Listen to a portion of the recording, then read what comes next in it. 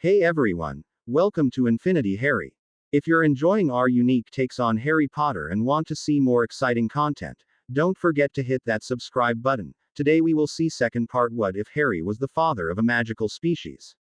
Here is short summary. After a forgotten bond is awakened, Harry discovers he's more than a wizard. He's the chosen guardian of a rare and powerful magical creature. As dark forces rise, the creature's loyalty could tip the balance between life and death, and Voldemort isn't ready for what's coming. But before we start, if you want more stuffs like this, then please support to subscribe this channel and share with your friends. Let's start the video. In the morning when Harry came down to the common room, Ginny saw him and gave a nodded and mumbled something about a quick breakfast and hurried out of the portrait hole. Harry waited for until Ron and Hermione came down to the common room. Is Ginny all right? He glanced at the back of the painting. She acted sort of strange this morning. Hermione and Ron exchanged glances. Then Hermione gave a snort of irritation. It's been hard for her. There have been so many rumors. And she had a fight with Dean and I think they broke up. Rumors. What of me attacking Ron? Why would that? Harry began to ask. Not about that. About you and Ginny spending a night in the wood. Ron's eyes flashed. Together. Alone. Harry didn't need to have Ron spell it out to figure out the rest. How could they think that? Harry fumed. If they only knew how it was to be targeted, to be hunted by Death Eaters. He forced himself to take a deep breath. Can't do much to stop the stories. People like that sort of rubbish. Ron growled. Oh, I'll miss Quidditch practice Wednesday. I have detention. I jinxed Malfoy, Crabbe and Goyle. Remember the slug thing I had? He grinned evilly. As Hagrid said, better out than in. Harry laughed at the thought of the three Slytherins eating slugs. Climbing down the staircases to the Great Hall, Harry grew angry over the gossip going around. As if Ginny didn't have enough to contend with, getting stunned and almost being kidnapped. The whispers and snickers in the Great Hall infuriated Harry as he ate breakfast, even more so because Gryffindors were among the loudest gossips. Ginny had left before he had sat down. When Lavender nudged Pavarti and giggled behind her hand for the fifth time, Harry banged his fist on the table and stood up glaring at the Gryffindors. He didn't shout, but everyone in the Great Hall heard him. You listen to me. Because I'm only going to say this once. Harry frowned down a smile from Lavender. I have never been so ashamed of Gryffindors. Ginny and I spent a horrible cold night hoping Voldemort's Death Eaters wouldn't find us. None of you have experienced anything like that. I hope it doesn't take the dark mark above your house for you to grasp the terror of these times. And to make you see how this petty gossip is beneath all of you. Harry grabbed his bag and left to a totally silent Great Hall. Throughout the day, Harry noticed students greeting him in the hall more than usual. Slytherins were still their snide selves, but from Ravenclaws and Hufflepuffs Harry didn't hear a single snicker. Every Gryffindor who felt guilty made a point of speaking to Harry and apologizing. Is Ginny avoiding me? Harry asked as they headed for dinner that evening. Every time I enter a room she's in, she leaves with barely a hi. Yeah, I think so. Ron said. Slytherins are still shooting off their mouths. I better talk to her. Harry said when he spotted her at the Gryffindor table. Harry, be gentle. Hermione cautioned. She's really upset. Harry stole up beside Ginny before she knew he was there. Ginny jumped when he sat down beside her with his back against the table so he could look her in the face. Are you mad at me? Harry asked, trying to catch her eyes. No. Ginny shook her head and continued to pick at her food. No. She repeated and swallowed. I'm sorry you have to put up with all the rubbish. Harry said sincerely. Ginny looked at him startled. You're sorry. What do you have to be sorry about? You save my life and all you get is people making up stories. Her eyes flashed in anger. I'm the one who's sorry. Harry leaned against the table on his elbow with his hand on his cheek. Well, compared to the other rumors that have flown around the school about me being a crazed lunatic, one with me spending the night in the arms of a beautiful redhead doesn't fuss me all that much. He gave her a sly smile. Ginny's cheeks went pink, then she burst out laughing. She grabbed him around the neck for a hug. You are something special, Harry Potter. Ginny, you're just going to add to those stories hugging me in public like this. Harry warned, returning her hug, glad she was happy again. Quit pawing my sister Potter. Ron nudged him, laughing. Shut it, Weasley. Harry and Ginny broke apart and he turned around in his seat to face the table. Or I'll see that you are never alone. He saw the horror on Ron's face and laughed. Hermione caught Harry's gaze and she beamed at him. She must have approved of his handling of the situation. 7 o'clock arrived and Harry found himself standing outside of the Transfiguration classroom. His mouth was dry and just thinking of opening that door and facing Dumbledore made him want to disappear. His head ached. He rubbed his forehead with his left hand and resignedly opened the door with his right. Good evening, Harry. Dumbledore sat against the desk wearing deep blue robes trimmed with gold. Headmaster. Harry nodded and sat down in front of him, then waited. It was Dumbledore's move. Harry. Dumbledore's face looked stern and almost angry when he had arrived for his occlumency lesson. After the events of the Sunday night, I'm sure you will agree with me about your need learning occlumency. Shall we begin? I told you, I won't try. Harry said without emotion. Up until now, I have been very tolerant of this, Dumbledore sighed in frustration. Of this disobedience of yours. However, you are jeopardizing other people's lives now. And I am headmaster of this school and you will obey me in this. The old man's eyes bore into Harry's. You can't force me to do anything. Harry's jaw was set and he glared at the old face. No, Dumbledore did not back down. I can't force you, but I can withhold privileges. The headmaster took a deep breath. I'm afraid, Harry, until you agree to participate in learning occlumency, I will have to ban you from Quidditch. It felt like Dumbledore had shouted stupefy at him. Harry sat staring at him, growing angrier. Then in a calm, smoldering voice, Harry managed. Fine, do what you have to do. He saw a startled look in the old face as Harry stared off in another direction. You would give up Quidditch to continue this war on me? Dumbledore asked, frowning. You would endanger your friends to punish me for something I still don't understand why or what for. He looked angrier than Harry now. I thought you were made of better stuff than selfishness, Harry. Why would you think that? Harry raged, turning on him. Growing up with the Dursleys, I learned all about selfishness. It seems to work for them quite well. He was breathing hard, but no harder than Dumbledore. I have told you why I had to live with them. Dumbledore's temper was still in his voice. You needed the protection of my mother's blood. Yeah, I heard that too. But who protected me from the Dursleys? Harry interrupted in a snarl. I know you had a difficult time of it. Dumbledore said, slightly calmer. A difficult time, shouted Harry. I have a difficult time with Snape. I had 15 years of abuse from the Dursleys. 15 years. He couldn't stop the tears from coming to his eyes. You don't have any idea what it was like, do you? Those little bits you saw are nothing compared to living those 15 years. Harry, I couldn't interfere. That was part of the agreement. Dumbledore said sadly, his face very gray. Ever since I took occlumency lessons from Snape, I have a choice of dreams at night consisting of Sirius or Cedric dying, Voldemort rising out of the graveyard, or any one of the many wonderful memories I have with the Dursleys. Harry swallowed hard and gritting his teeth. Memories I must have suppressed because I find myself watching in utter dismay at what I went through. Harry's voice dropped to a hoarse whisper. And I know now how wrong it was. But you survived, Harry. And that's what I had to arrange, your survival. Dumbledore insisted. Do you know what it's like to have no one?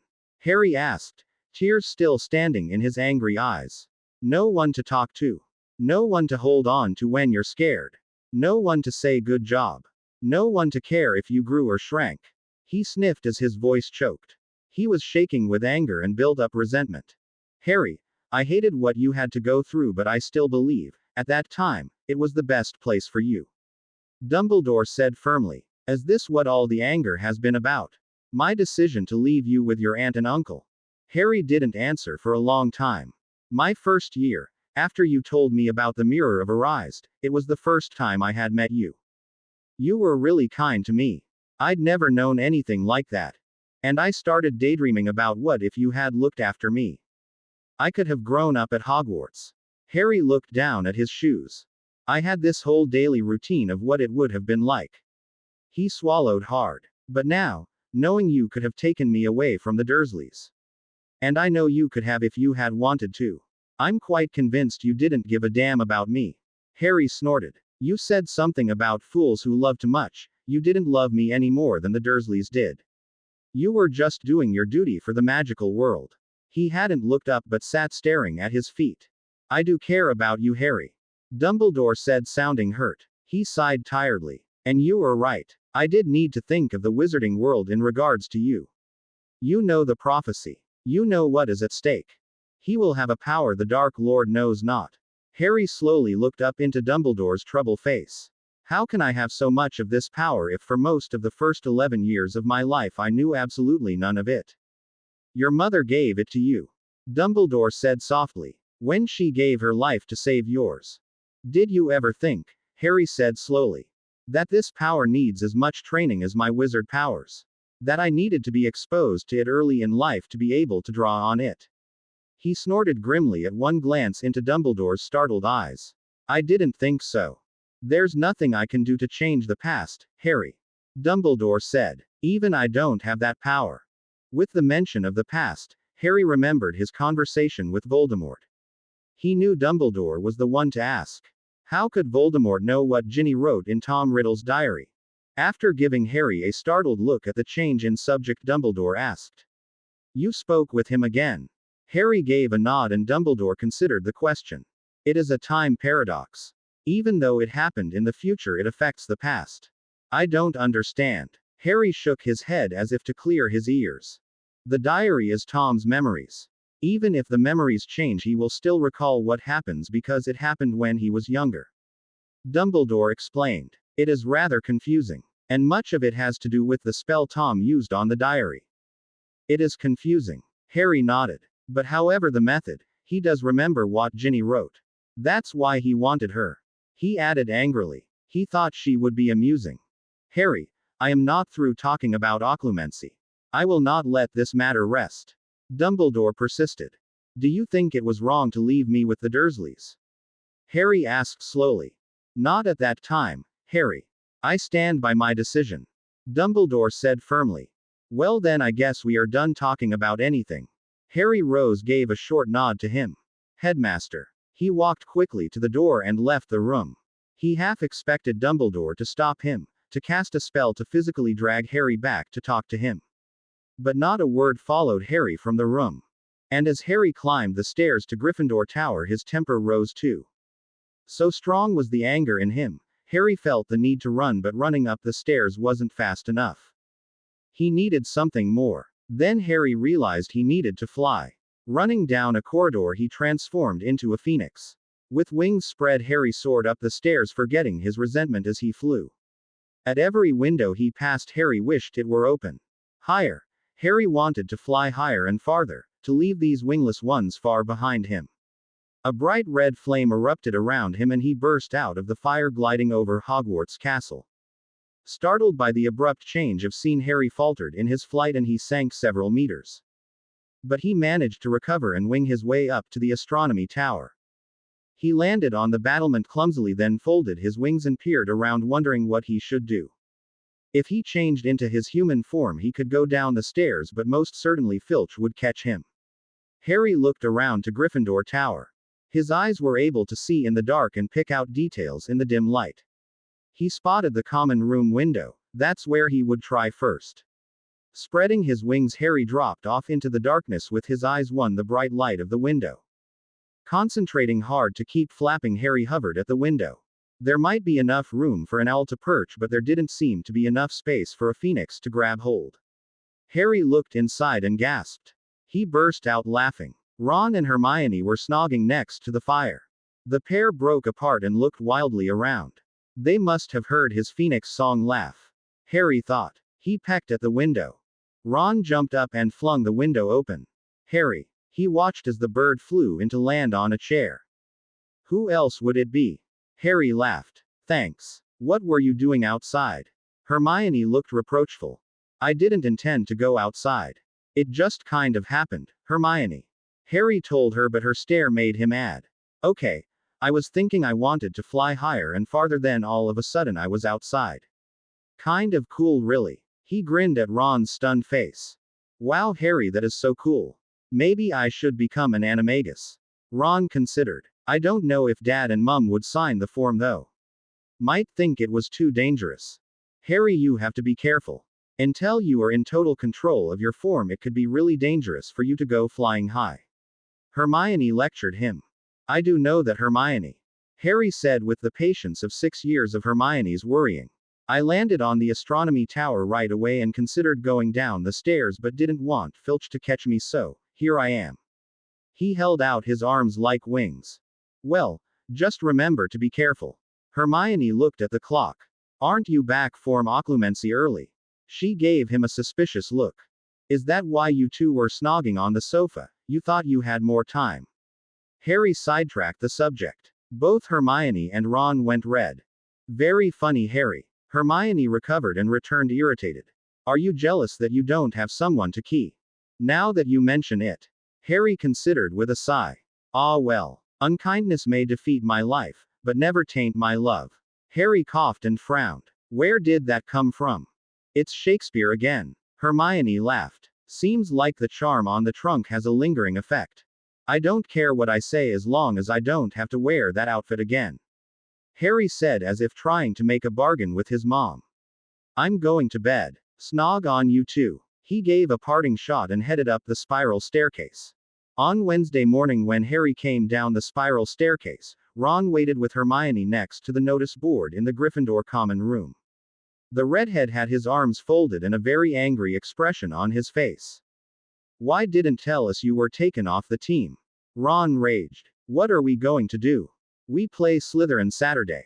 Harry sighed. He had expected this. I'm sorry, but it wasn't my idea. Ginny can use my firebolt, so she'll have an advantage over Malfoy. You did all right without me last year. He tried to sound like it wasn't a big issue, but Ron wasn't accepting it. We had 3 experienced chaser last year. Ron ranted. Why were you banned? It has something to do with your fight with Dumbledore, doesn't it? He glared at Harry. Why don't you give it up? He's never going to. Ron stopped and glanced at Hermione with guarded look. I don't want to talk about my problem with Dumbledore. Harry said calmly. Well, I do. Hermione said hotly. We're your friends, Harry. We have a right to know what's going on. Because this anger you have toward Dumbledore doesn't make sense to me. I mean, he's made mistakes not telling you about the prophecy sooner.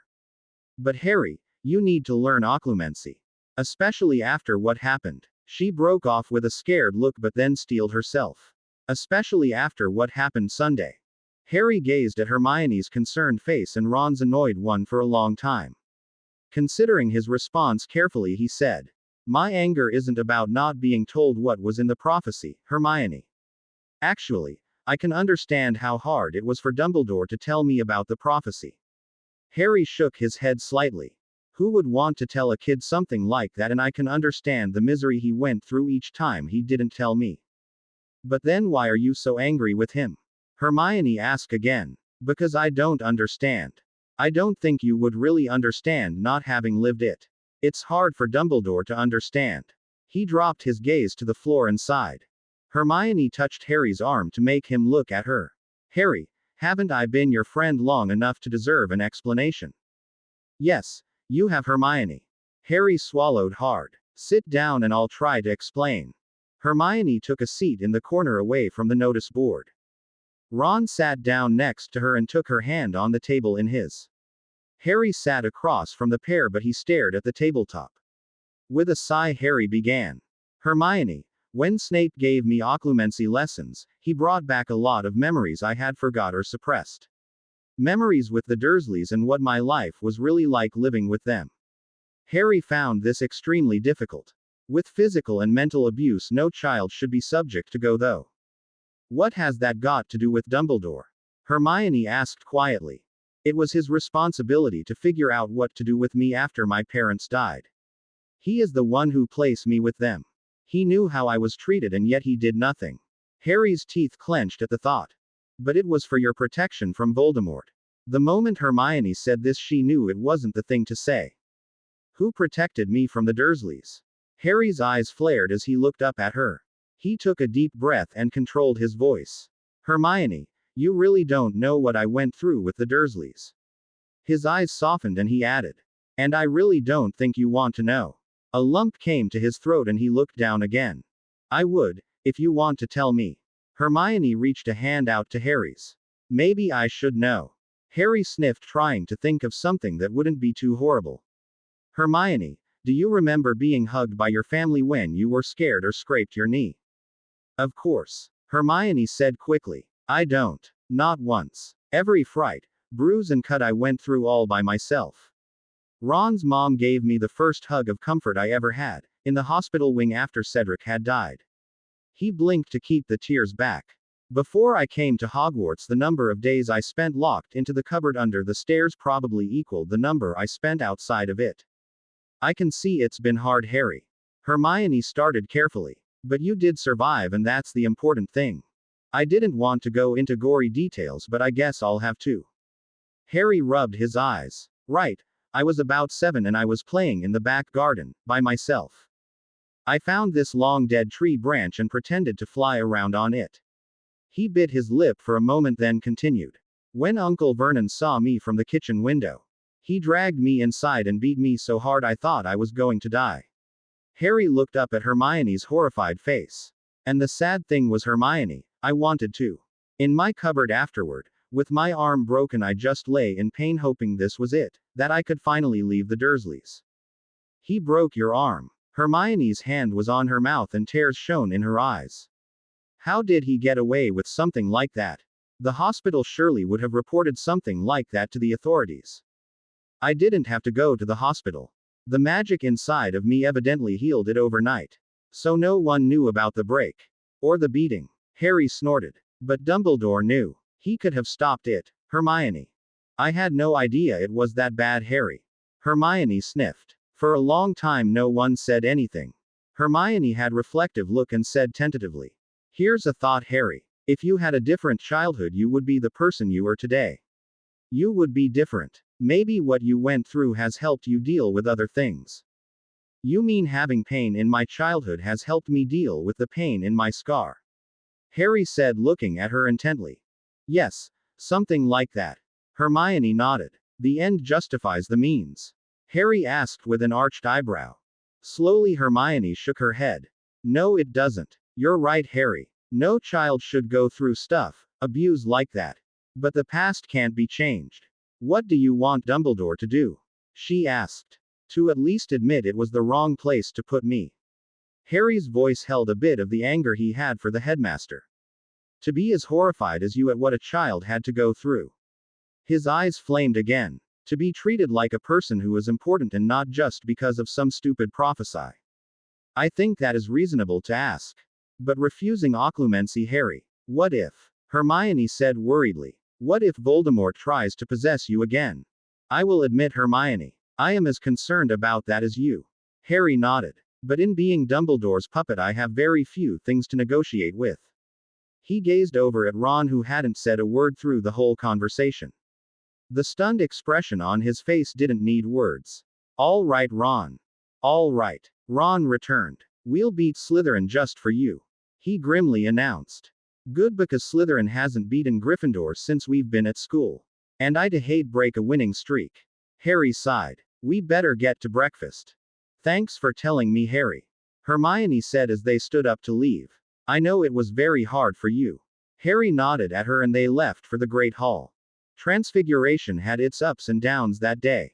Harry's first few attempts to conjure multiple buttons at once went awry, summoning a swarm of bees instead and sending the class into a slight panic, which gave Malfoy a chance to rag on Harry. But by the end of class, Harry eventually managed to produce 6 perfect buttons at one time, letting Harry smirk at Malfoy's try to conjure a single chair. As the class ended, Professor McGonagall called to Harry. Potter, a word if you please. Hermione and Ron gave Harry a glance and he shrugged and went over to the professor's desk. Sit down, Potter. McGonagall retreated behind her desk and folded her hands in front of her, looking very stern. I have informed from Professor Dumbledore you are banned from Quidditch because you refuse to learn occlumency. Harry sighed and nodded. I don't know why or what problem you have with Professor Dumbledore. McGonagall held out her hand to keep him from interrupting. And I really don't care, Potter. That is between the two of you as far as I am concerned. Everybody else thinks I'm being too hard on the headmaster, Professor. Harry snorted. Professor Dumbledore is quite capable of handling a disagreement on his own with no help from me. Personally, well, she cleared her throat. I won't take sides on this. It is, as I said, up to the two of you to work out. The professor adjusted her glasses. On the other hand, I am deputy headmistress and head of Gryffindor House and have the other students' well-being to ensure. McGonagall took a breath. I must really insist you take part in your occlumency lessons, Potter. It is imperative you learn how to block your mind from you know who, especially after what happened on Sunday. Surely you must see this. Yes, Professor, I understand the need to control. Harry said carefully. My life has been controlled since Voldemort put this scar on me. McGonagall winced slightly at the Dark Wizard's name but watched Harry closely as he considered her request. You have always been up front with me and I respect your opinion. He sighed and rubbed his chin thinking. I'll learn occlumency on 2 conditions. First, I want to learn legilimency along with occlumency. I see no problem with that request. McGonagall nodded. Makes perfect sense actually. Harry drew a deep breath. Secondly, I don't want the headmaster teaching me. Harry could barely keep eye contact with his teacher. Her gaze was so intense he felt like a hole was being burned into him. Professor Dumbledore and Professor Snape are the only 2 wizards in this school skilled enough to teach the occlumency you need. Which is beyond the basic understanding of occlumency that most of the teachers here at Hogwarts have accomplished. McGonagall told him, I do not know if Professor Snape would agree to teach you again, considering what happened last year. I'm not the wild about lessons with him either. Harry sighed in resignation. But if he will agree. It cost Harry every bit of effort to say the words. I will take lessons from him. I see. Professor McGonagall said surprised. Well, I can ask him. But I can promise you nothing until I speak with Professor Snape. Harry swallowed, trying not to think too much about Snape. Tell him I keep my nose out of the pensive. And Harry met McGonagall's eyes. You might tell him, I won't be the easy mark he had last year. Her eyes glittered in amusement. That just might pique his interest, Potter. Very well. I'll let you know what he says. You may go on to charms. McGonagall said, then added, thank you for listening to me, Potter. I do try to listen to reasonable people, Professor. Harry said as he left the classroom. In charms on every desk, Professor Flitwick had placed a long bone from some sort of creature. Repairing bones is more difficult than healing wounds. As he spoke, he waved a slender bone in the air. We cannot, of course, have volunteers break bones just to heal them. So we will try the repairing charm with the bit of skeleton I have placed before you. The little wizard then bent the bone and it broke. Professor placed the bone on his desk, took out his wand and said, Osus Sanitas. The bone seemed to melt back together. The class clapped. Thank you. You may now try. A horrible cracking noise resounded around the classroom as the students broke the bone in front of them. The class worked all period, but only Hermione managed to fuse any part of the bone together. Do not be discouraged. It is a very difficult spell. Flitwick told them as they brought the pieces of bones to his desk at the end of the class. Most wizards or witches will differ to let a trained medi-wizard or healer repair a broken bone even if they can do the spell themselves. But it is a good spell to know if a healer is not available. Harry, Ron and Hermione headed for lunch. As Hermione spooned stew into bowls for the 3 of them, Harry noticed she seemed distracted. What's up? He asked as she handed him a second bowl of stew. Oh, nothing. When Harry still stared at her, Hermione just shook her head and laughed. I am just wondering how is it you are so good at transfiguration all of a sudden. Hermione shrugged. You mean you don't like being second best at something you were once the best? Ron snorted, then froze when he realized it wasn't something you said to your girlfriend. Sorry, Hermione. I didn't mean it the way it sounded. He stuttered. I know what you mean, Ron. Hermione rolled her eyes and gazed at him sitting beside her. And you did mean it like that. But you needn't worry, I can take a joke. She looked back at Harry. But it is quite amazing. Don't you think? What's amazing? Neville had just sat down beside Harry. He filled a bowl with stew and grabbed some rolls from a basket. Hermione told Neville about Harry's sudden prowess in transfiguration. Neville smiled slyly. Well, it's not all that surprising, Hermione, considering his scrofungulus infection this summer. What do you mean? And how did you know about that? Harry asked, turning to look at Neville. I know because I went to St. Mungo's to visit my parents. The whole hospital was talking about how sick you were. I went down to try to see you, but of course they wouldn't let me. Neville told them between bites of stew and roll. But I did speak to Healer Davis about the types of treatments you were receiving. A few of the potions had ingredients that could have either damaged or enhanced your mental capacities. But wouldn't Professor McGonagall have known? She seems as shocked as anyone. Ron asked. Not with the potions the healer tried. Neville glanced at Harry. You were so ill Healer Davis didn't have much hope for your recovery. I was really afraid for you, Harry. He said sadly. I expected to go in any day to hear you had died. Neville shook himself out of his glumness to continue. Anyway, most of the medications were experimental because the regular treatments weren't working.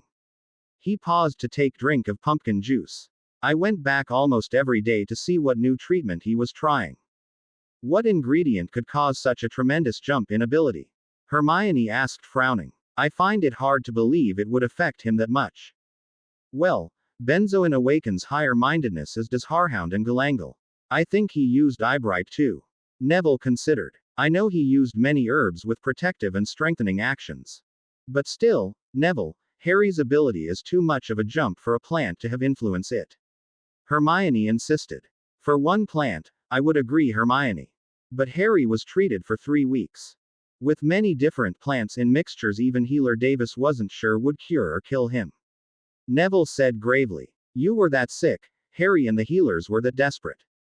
Hermione still looked skeptical, so he added. Combine that with a very rare strain of Scrofungulus, which by the way came from the most unlikely place of Burkina Faso. Neville shrugged, raising his eyebrows. Anything could happen. I'm glad it was for the good and not for the bad.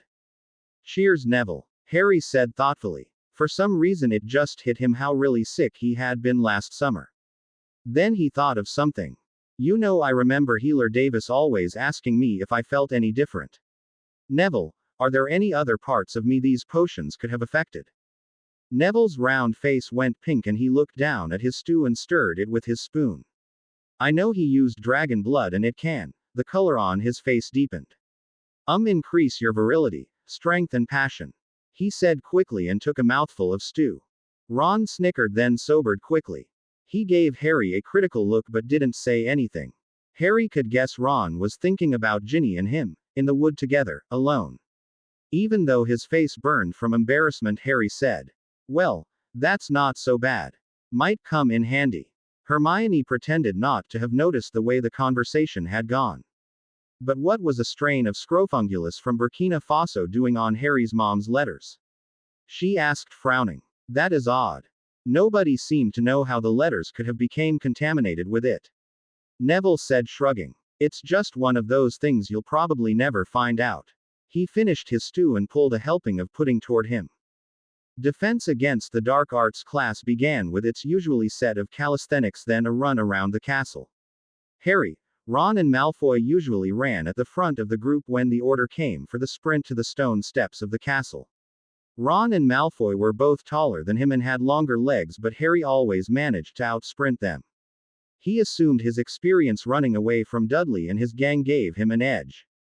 After the physical workout, Malahide introduced 2 new spells. Tutelaquidum protects a person you specify from minor and some major curses. Furfacio Abigo will cause a wave of heat to be sent from your wand. Done correctly, it can melt the flesh right off your enemy.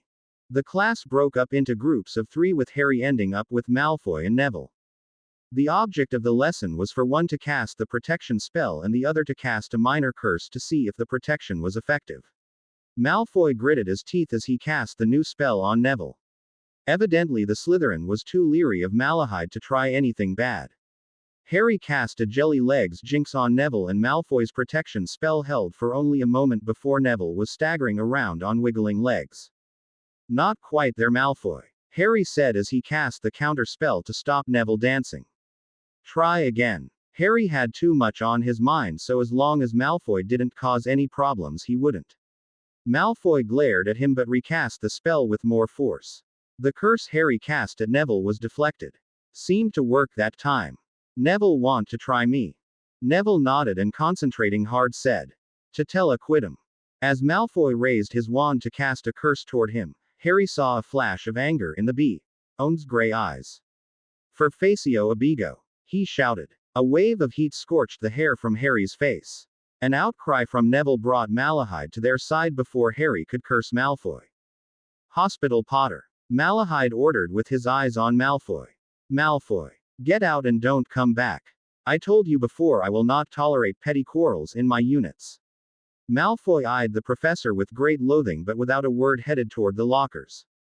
Feeling his face burning, Harry walked quickly to the infirmary. He looked around for Madame Pomfrey and found her in the office off the ward. You again. It seemed to have become her normal greeting for Harry. The nurse ushered him to sit on a bed. She examined his burned face. Not to worry, I'll be able to heal this straight away.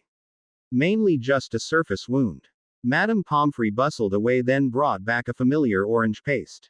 She slathered it over Harry's face. He found the paste soothing to the burn. Sit there a bit while the salve works. The nurse studied him for a moment. You've gotten taller. He nodded, wondering about her intent stare. I am glad you are completely recovered from your summer illness. Madame Pomfrey finally said. Oh, that. Harry thought it strange the illness had been brought up twice in the same day. He told her what Neville had said at lunch about his treatments. Could the potions have affected me that much? The nurse thought for a long time and slowly began to nod. I think I'll have to agree with Mr. Longbottom. The medication certainly could affect your abilities in many ways. Hopefully all to the good. Madame Pomfrey said. When Harry was healed, he headed to the Transfiguration classroom for his animagus training. As he arrived, the door opened and students began to emerge. A very pretty girl with long black hair exited, then stopped and stared at Harry. Cho Chang stood looking at him while her classmates bumped into her as they squeezed past to leave the room. She took another step closer. Hi, Harry. Cho said quietly. Hi. Harry nodded. He wasn't sure of his feeling toward Cho, but he would be happy just being on speaking terms. I heard about your illness this summer. Cho seemed very sad. I was really scared. That blasted sickness, how many times was he going to hear about it today? All right. I'm fine, really. Harry searched his mind to find something to say. How was your summer? Oh, fine. We went to France on holiday. Cho smiled. It was great. Sounds like it would be fun. Harry was beginning to feel this was way too much work, thinking up things to talk about to Cho. Well, I better go. See you around, Harry. Cho waved and headed off down the hall. See ya. Harry watched her go, trying to decide how he felt about Cho. He liked her but couldn't see the two of them getting together again. He sighed and went into the empty classroom. Potter. Good afternoon. Professor McGonagall said as he came over to her desk. She was piling scrolls into a large tartan canvas bag. Hi, Professor. Did you speak to him? Harry couldn't say his name. Yes, I spoke with Professor Snape. McGonagall sighed. And Professor Snape said he would consider it and get back with me. When? Harry asked, frowning. When do you think? Professor McGonagall's eyebrows arched and she sat down in her chair. He's going to wait until after Gryffindor plays Slytherin. Harry said angrily, slamming his book bag to the floor. That. Careful, Potter. He is a teacher here. Professor McGonagall's nostrils flared. What else would he do? She stared at Harry and suggested quietly. You could take one occlumency class with the headmaster, couldn't you? Closing his eyes, Harry sighed. Leave it to Snape to hold out for the Quidditch match. I suppose. I can't stand the thought of Slytherin winning against Gryffindor. No sense cutting off my nose to spite my face. When Harry opened his eyes to give McGonagall a wry smile, he saw a stunned expression. I don't know what to say, Potter. I thought you were bullheaded enough to refuse. McGonagall almost laughed. Well, good. I will inform Professor Dumbledore of your decision. Now for your animagus training.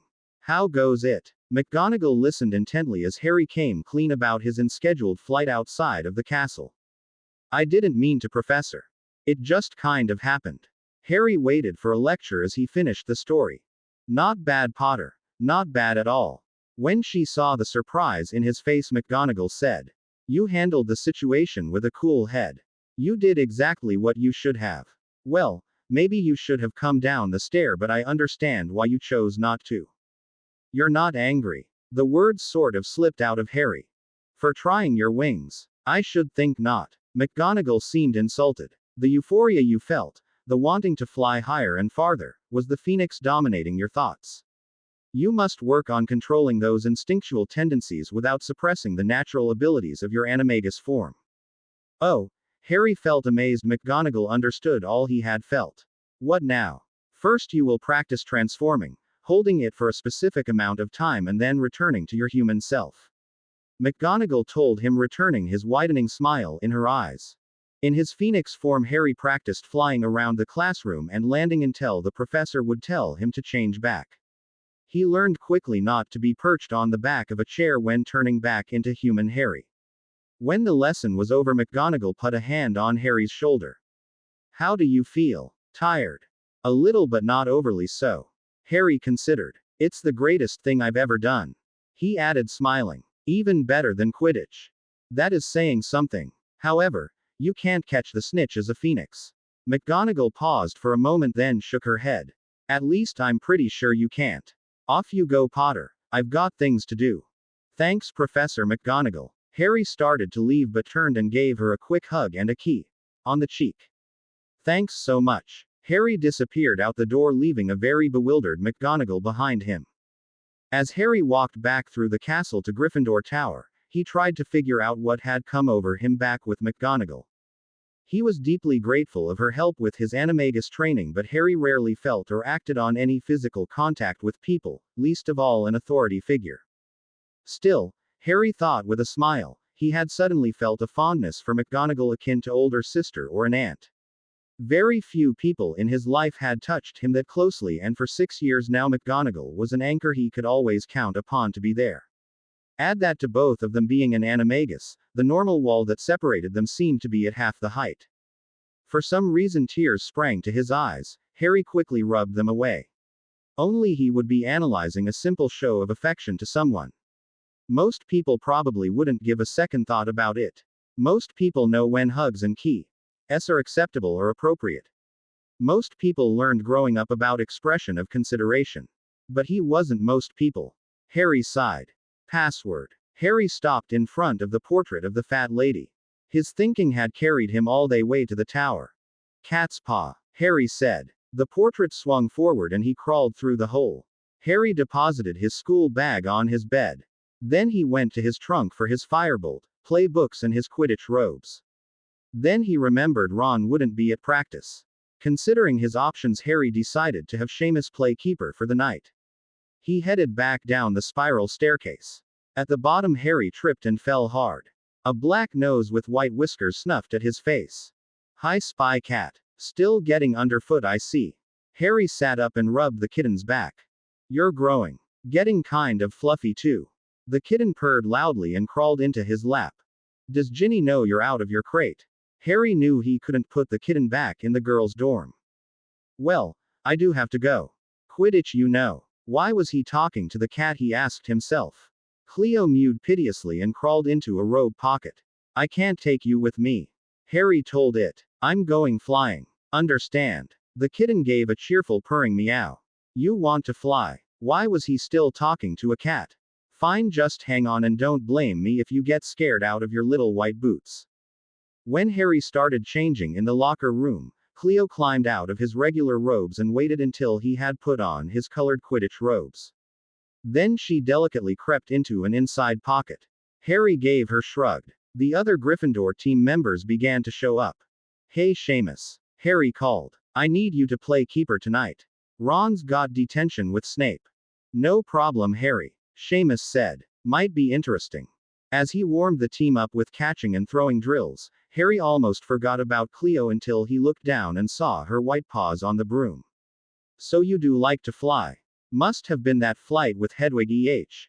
He barely had time to catch the quaffle sent his way by Colin, but he managed to grab it with the tips of his fingers, then flung it to Ginny.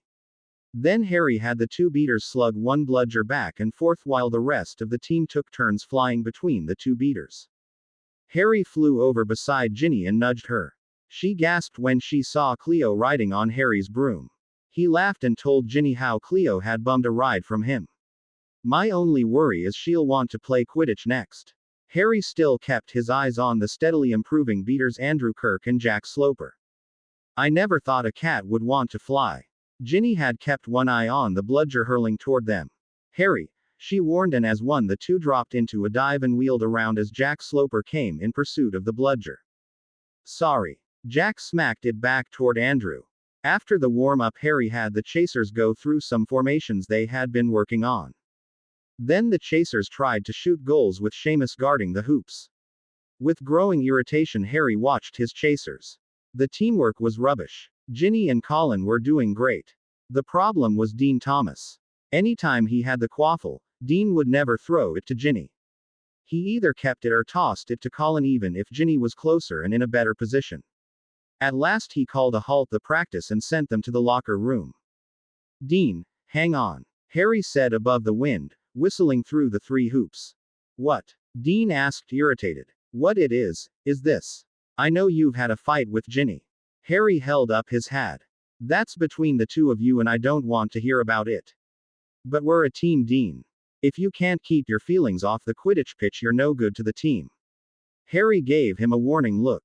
If I see any hint of this attitude on Friday's practice, I'll start Seamus as chaser Saturday. I just want you to know where things stand. Dean had the decency to be ashamed. I'm sorry, Harry. You're right. I promise I'll shape up on Friday. They both started walking to the changing room. Good. You're really getting good. I didn't want to change the lineup. Harry clapped him on the back. I'm starving, how about dinner? Inwardly, Harry sighed with relief over his first confrontation as Quidditch team captain. Halfway through dinner Wednesday evening, Professor Dumbledore rose to speak to the school and the Great Hall fell silent. I have some good news and some bad news. The bad news is, after the incident last weekend, all Hogsmeade weekend are hereby cancelled. A loud rumble of disappointment came from all tables. The headmaster smiled. However, the good news is, a dance for 3rd years and up will replace the scheduled Hogsmeade weekends. A loud cheer went up. He nodded, smiling. Yes, quite an enjoyable alternative. I realize not everyone will have packed the necessary attire for such galas, so I have sent invitations to Madame Malkin's robes for all occasions and Gladrag's wizardwear to come next week so any student needing new dress robes can be fitted. Another cheer went up, mainly from the girls around the hall. Well, I think that is all the news I have for the night. Dumbledore nodded and sat down. The babble in the hall broke out immediately.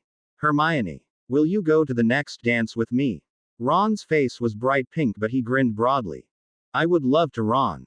Hermione flushed too, but smiled back at the redhead. Great. Ron sighed, still smiling. He looked at Harry, who felt strange listening to Ron and Hermione arrange a date. Who are you going to ask, Harry? I dunno. Harry cringed at the memory of his last dance. Then he saw Ron's eyes flick several times toward Ginny and he gave Ron a glare to make him stop. Dean Thomas sat down beside Ginny. Before Ron could make any remark, he asked her, Ginny, would you go with me to the dance? I don't think so, Dean. Ginny looked at Dean and sighed. I still like you. Let's just keep it at that, okay? Dean nodded and glanced at Harry before getting up and leaving the hall. Ginny sighed and got up too. I've got homework. See you later. Why didn't you ask her, Harry? Ron nudged his arm after Ginny had left. I don't appreciate being put on the spot like that, Weasley. Harry gritted his teeth as he turned on his friend. Remember, I still have a whole box of Weasley Wizarding Wheezes. And I have been wanting to try them on someone. Sorry, I won't do it again. Ron assured him. I was just wondering who you were interested in. Harry yawned. Right now I think I'm most interested in some sleep. He rose from the table. Good night. All during herbology and care of magical creatures, Harry was preoccupied about his upcoming occlumency lesson with Dumbledore. Although the session couldn't be as bad as with Snape, Harry still didn't like the prospect of struggle with Dumbledore mentally. In the afternoon, Harry hesitantly entered the Transfiguration classroom, wondering if McGonagall would say anything about his display on Tuesday. He dropped his school bag next to a seat and looked around. He saw a tabby cat with bespectacled markings sitting on the teacher's desk. Harry laughed. Good afternoon, Professor. The cat stretched and purred, so Harry moved closer to the desk. The cat then rubbed its whiskers on Harry's outstretched hand, purring loudly. Smiling, Harry automatically stroked the cat, almost forgetting it was his teacher. Rubbing his hand one last time, the cat turned and jumped onto the chair. Professor McGonagall appeared a moment later. "Good afternoon, Harry," McGonagall said. "I think for your animagus training today, we'll see if you can hold your form for the entire period." He noticed she used his first name instead of his last. "Great. Now." Harry received a nod from his teacher. Taking a deep breath, Harry concentrated on releasing his phoenix form. A warmth spread through his body and he felt his body change. After flying around the room a while, Harry wondered what else he could do as a phoenix in the classroom. Finding a steady perch on a coat stand, he peered around the room with his phoenix eyes. Details and shapes appeared sharper, colors more vibrant, Harry noticed. Tilting his head, he heard McGonagall's heart beating and the blood rushing in her veins. He lifted a talon and examined his long golden claws. The next moment, Harry found himself cleaning between his toes with his tongue. He heard a chuckle from McGonagall and turned to look at her. "Clean away, Potter. It's normal." She pulled out some papers to grade. "By the way, I was quite impressed with your thoughts on conjuring spells." McGonagall held up his 3 scrolls. "Full marks." Harry sang several clear tones. "You do make a good phoenix, Potter," she said approvingly. When McGonagall finally told him to change back at the end of their session, Harry did so reluctantly. "That was excellent." Harry grinned. "I can't wait until I can go outside and fly. Are you tired or feeling strained at all?" McGonagall was all business now.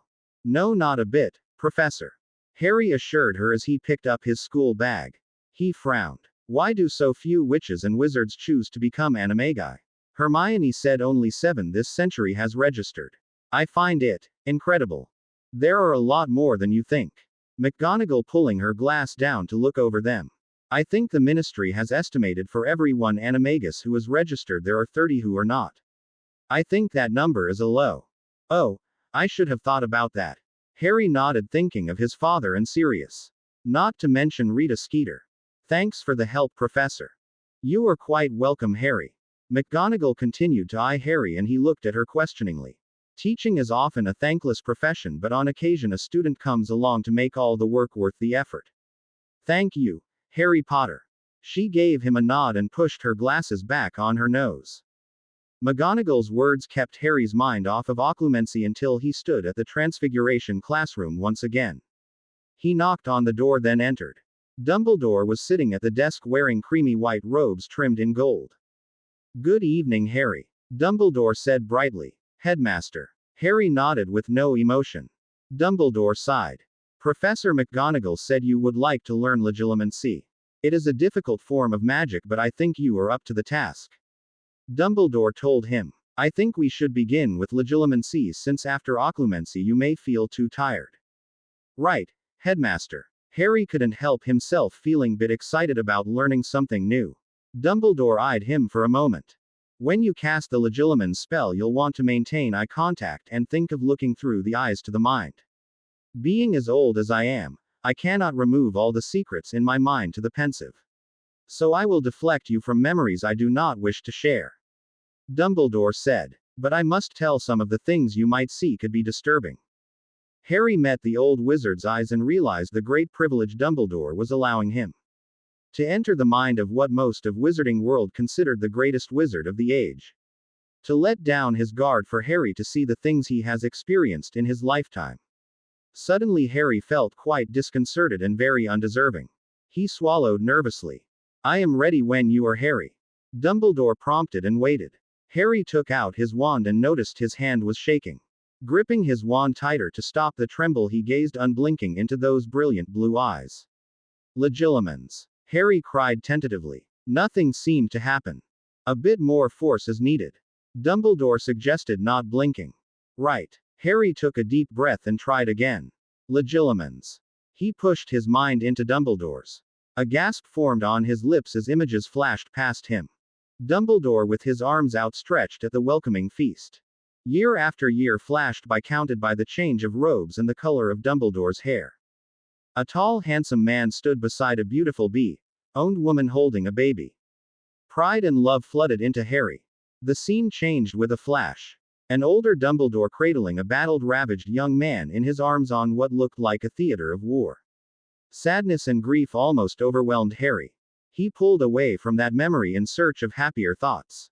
A bedroom filled his mind and a sensation of great sensuous pleasure. Suddenly Harry was back in the classroom. Ah, there are some things a man must keep discreetly to himself. Dumbledore smiled, his cheeks a little pink. Sorry. Harry was flushed as well. No need to be. Dumbledore said quietly. Who was the man with the woman and baby? Harry asked curiously. Myself and my wife and son. Dumbledore sighed sadly. And the man on the battlefield was my son as a man. He died protecting my back from Grindelwald's followers. I didn't know you had any children. Harry wondered why he hadn't thought about it. I have many. Dumbledore smiled and he held out his arms to indicate the school. Perhaps there will be a time we can sit and I will tell you about my children. But now you must practice occlumency. Harry nodded, not knowing what to say. He occupied himself clearing his mind and trying to calm the feelings Harry had gleaned from Dumbledore. I'm ready, Harry finally said. Dumbledore took out his wand and cast the spell. Legilimens. The force the professor used was almost as tentative as Harry's first try. Harry found blocking Dumbledore's intrusion quite easy, but like lessons with Snape, the scar on his forehead prickled with pain. Ah, I see, I'll need to use a bit more force also. Legilimens, he cried again. Dumbledore didn't get very far, only recent memories flashed by Harry before he succeeded in closing his thoughts. Still his forehead seemed to sizzle with added pain. How were you flying? Dumbledore asked, puzzled. I saw no broom. It took a moment for Harry to focus on the question. He looked at Dumbledore in surprise. Didn't Professor McGonagall tell you my animagus form? Professor McGonagall said it was up to you to tell me of your animagus appearance. Dumbledore said, half smiling. I assume it is a kind of bird. Harry snorted and grinned. Yes, a bird. I'm surprised she didn't tell you. He rubbed his forehead thinking of his phoenix self.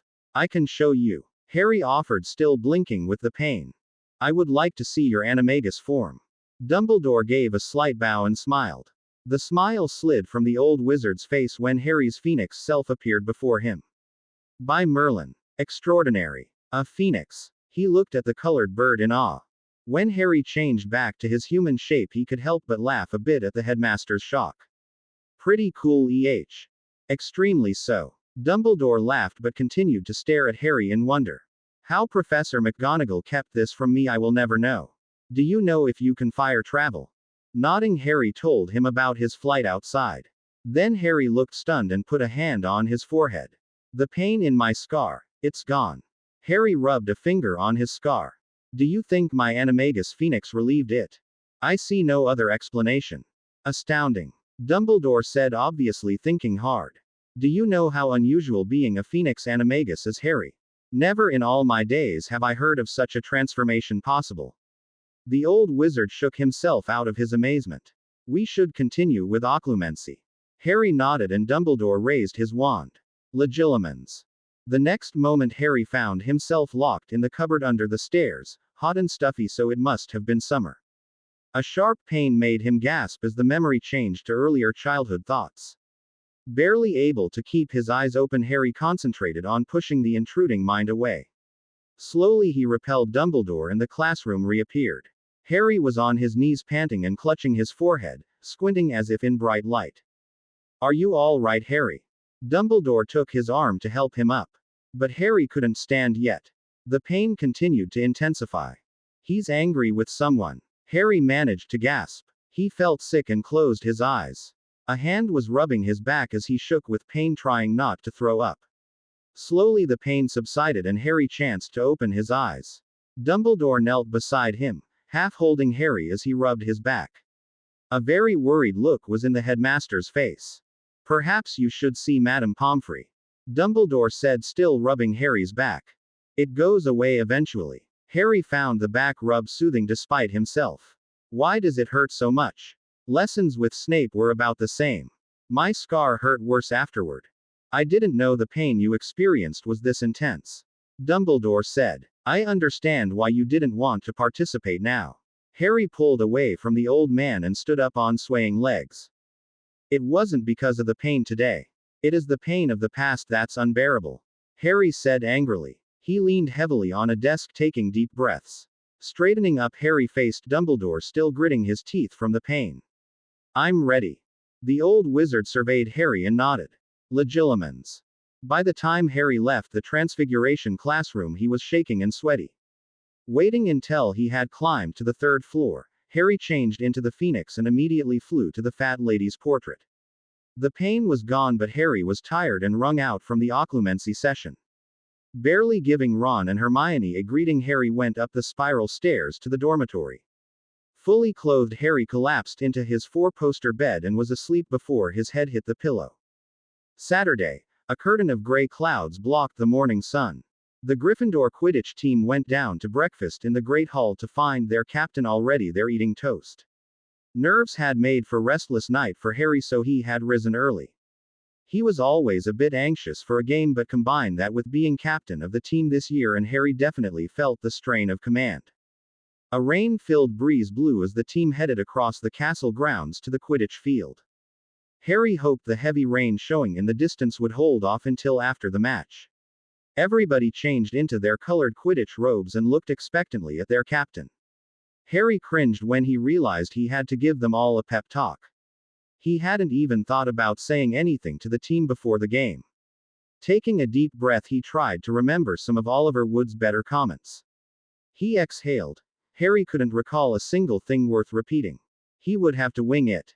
You all know what the Slytherins are like. So I want you to watch yourselves out there. Harry started nervously. Use your brains, not your brawn. He gave them a grim smile. And even when we win, watch your back and teammates' back. Don't start celebrating until you have both feet on the ground. Keep focused and keep it together. Ron started clapping and the rest of the team followed suit. Harry blushed and said, "It's time. Let's go." The team turned and followed him out of the changing room onto the Quidditch field. Cheers went up from the Gryffindor stands and dozens of colored pennants waved. Madam Hooch stood in the middle of the pitch as they lined up opposite the Slytherin team dressed in their green Quidditch robes. To Harry's surprise, Draco Malfoy was standing across from him. Malfoy was the Slytherin's captain. Madam Hooch called the two captains forward to shake hands. Harry didn't flinch as Malfoy tried to break his fingers. He merely returned the pressure in kind. The B.O.'n didn't wince, but when they let go, Malfoy made a point of showing his broom to Harry, giving him a wordless smirk. A sleek black-handled broom had a silvery brand on the end, Sirwood P15. The same broom had appeared on the cover of Which Broomstick last month. Mount your brooms, Madam Hooch called. And then with her shrill whistle she kicked open the box, letting loose the two bludgers and the golden snitch. She tossed out the quaffle and they were off. His heart sank as Malfoy streaked past Harry. Then to add to the insult, Malfoy made a circuit around the pitch and overtook him again. Trying to ignore the Slytherin's antics, Harry kept one eye out for the snitch and one on his team near the Slytherin's goal posts. Ginny had the quaffle, then passed it to Dean. Dean feinted to pass it on to Colin but dropped it instead to Ginny's waiting hands below him. She gave a quick throw and scored. The Gryffindors cheered. Malfoy took the moment as everybody focused on the goal to slam into Harry. "Sorry, Potter, didn't see you there. Going so slow." Harry glared back as he sped away from Malfoy. But Malfoy overtook him, laughing. Harry turned and went the other way but found Malfoy zooming by him. Anytime Harry changed directions, Malfoy made a point of speeding past him. If Madam Hooch's attention was focused elsewhere, Malfoy would thud into Harry as he passed. This new game of Malfoy's was getting old quickly, not to mention dangerous, as with each contact Malfoy seemed determined to knock Harry off his broom. As Harry flew at full speed around the field and Malfoy zipped past once again, Harry noticed that while the Sirwood P15 was much faster than his Firebolt, Malfoy appeared to have trouble controlling the broom at full speed turns. No wonder the International Association of Quidditch had not approved the Sirwood P15 broom for Quidditch matches. Harry didn't think Malfoy would be stupid enough to fall for the Ronksy feint, but something similar might work. With all the speed he could eke out of his Firebolt, Harry quickly turned as if seeing the snitch. Harry weaved around the other players, listening to see if Malfoy was catching up.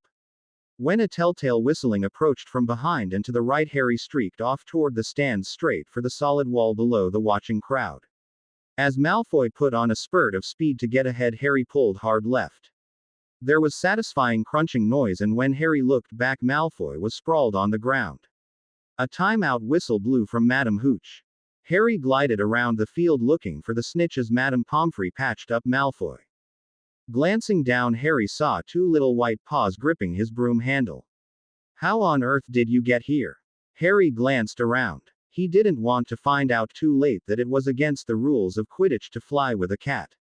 So, spotting Hermione in the stands, he flew over and gently deposited Cleo into her lap. "I didn't know I had a stowaway," he told her. Then Harry flew off, still looking for the snitch. Soon Malfoy was back in the air, looking furious. Taking full advantage of his firebolt's maneuverability, Harry often turned on his broom tail and took off in the other direction. Finally, this tactic paid off, when Malfoy couldn't get his broom turned until he was well past the Slytherin hoops and Harry was halfway back down the field. Ginny flew by with the quaffle, the other chasers trying to catch up to her. Then Harry saw the snitch, flying up toward him from the ground. Harry laughed as he closed his hands around the fluttering golden ball. This had to be the easiest catch he had ever made. A roar went up from the stands when Harry held the snitch up. "Gryffindor wins." Madame Hooch blew her whistle. Harry landed near the Gryffindor goals and watched closely as his team flew to the ground beside him. With the crowd of Gryffindors around them cheering and shouting, Harry couldn't see if all the team had landed. He looked up to check the sky for colored robes and he gasped. "Ginny! Ron!" Harry grabbed Ron's shoulder and pointed. They tried to pull away from the well-wishers to get back into the air. At least 300 feet above the Slytherin goals, Malfoy struggled with Ginny, pulling her broom higher and higher.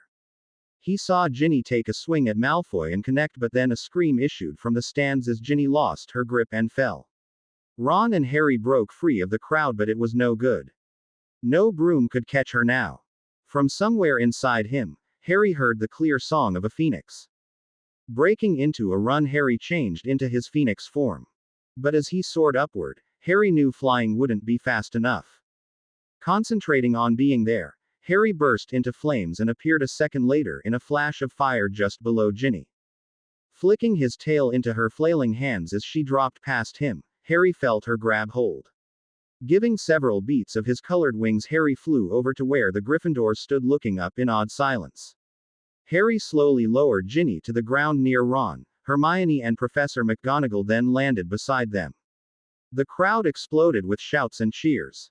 When Harry had changed back into his human form, he looked at his teacher. "So much for anonymity." Harry gave her a wry smile. Shaking from fright, Ginny and Hermione engulfed Harry in a hug while Ron patted his back. The Gryffindor common room rocked with noise as the house celebrated winning over Slytherins yet again. Harry and Ron had disappeared for an hour and returned with bottles of butterbeer and many sweets to toss around. The pair felt they needed to keep alive the Fred and George tradition of grand a party after a winning match. If he hadn't been captain of the team, Harry would have gone to bed early, but he felt an obligation to remain to keep things under control. It was all he could do to keep from snapping at the people asking him to see his animagus form. They didn't seem to understand it wasn't some sort of circus act. But after repeated refusals, the disappointed Gryffindors gave up trying to get Harry to change into a phoenix once more. Many had missed seeing the whole incident and didn't really believe the story. Although Malfoy hadn't been expelled for his act, he had been banned from Quidditch for the rest of the year and given detention. Plus 50 points had been taken from Slytherin House. Ron was enraged that Malfoy hadn't been chucked out of the school for good. Ginny had been very quiet, and when she thought no one was looking, slipped over to the stairs to the girls' dorms. Her departure had not gone unnoticed by Harry, who had wondered why she seemed so troubled all evening. Finally, at midnight, Hermione called a halt to the party over Ron's protest, but Harry gave her a grateful smile. Harry woke early again on Sunday. The sun was just breaking over the windowsill.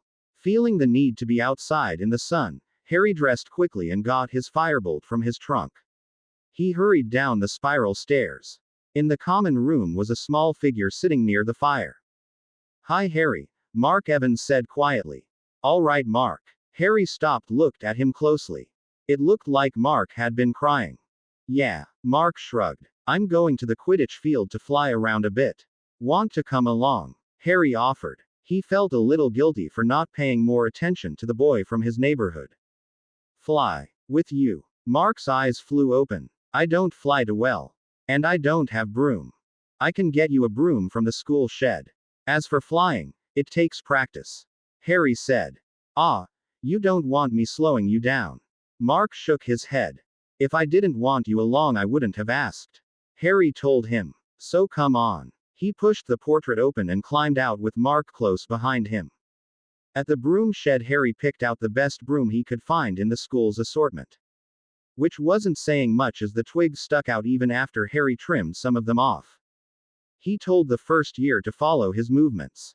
Not to think too much about how to do fly but just feel the motions he made. Harry started off slowly, letting Mark fly beside him. When the boy seemed more confident, Harry picked up the pace. The school's broom could not compare to the Firebolt's speed, but by the time they two were ready for breakfast, Mark could zip in and out of all the Quidditch hoops as fast as his broom could go. As they walked back across the castle's grounds, Mark chatted happily with Harry. Surprisingly, Harry didn't mind Mark.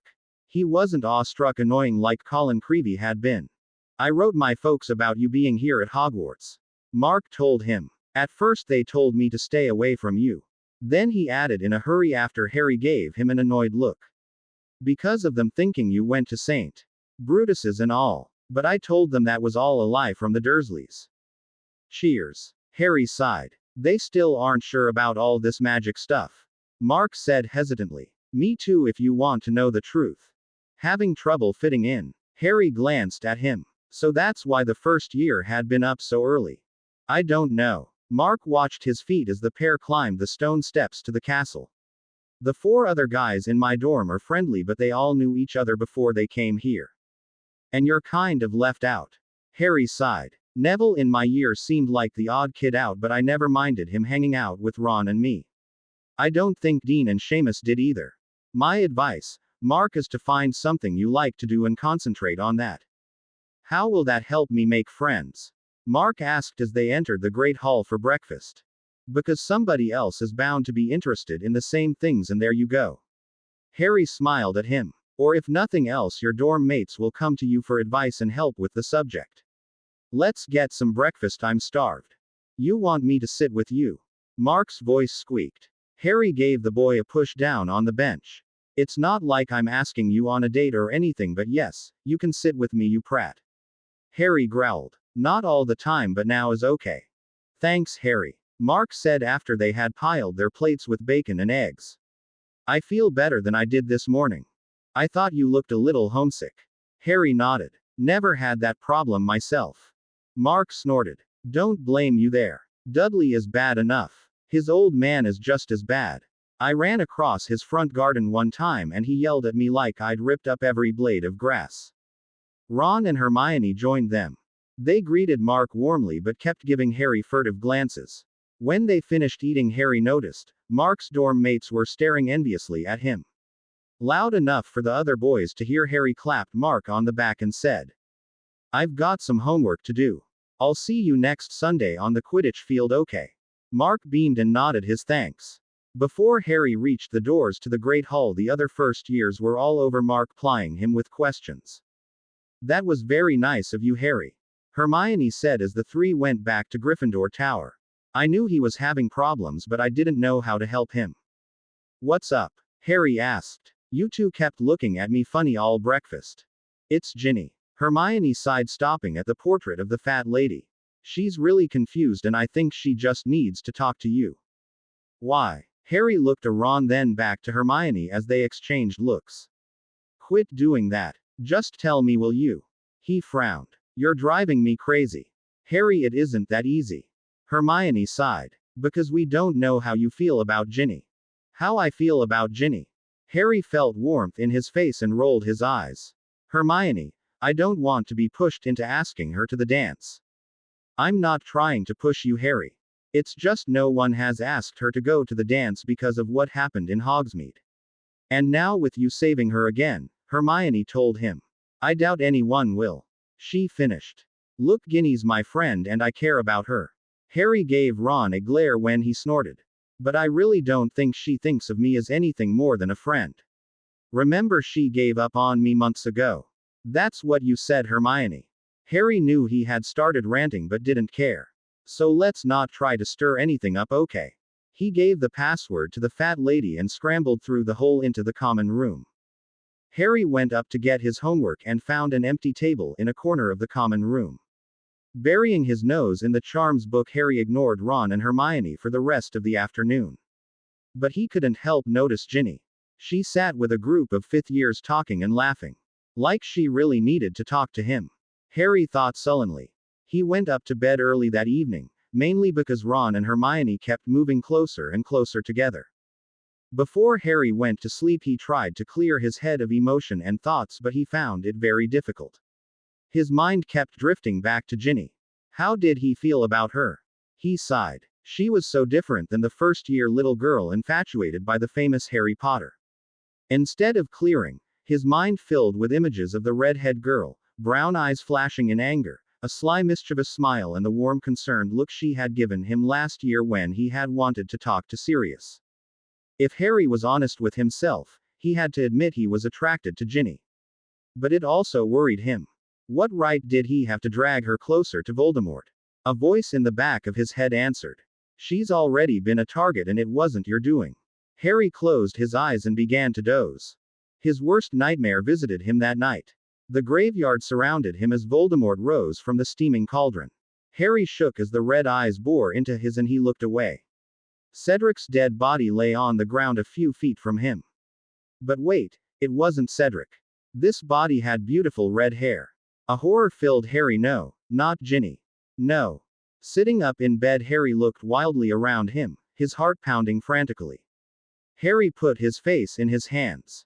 How many times had he woken up like this? Shaking and scared for someone he cared about.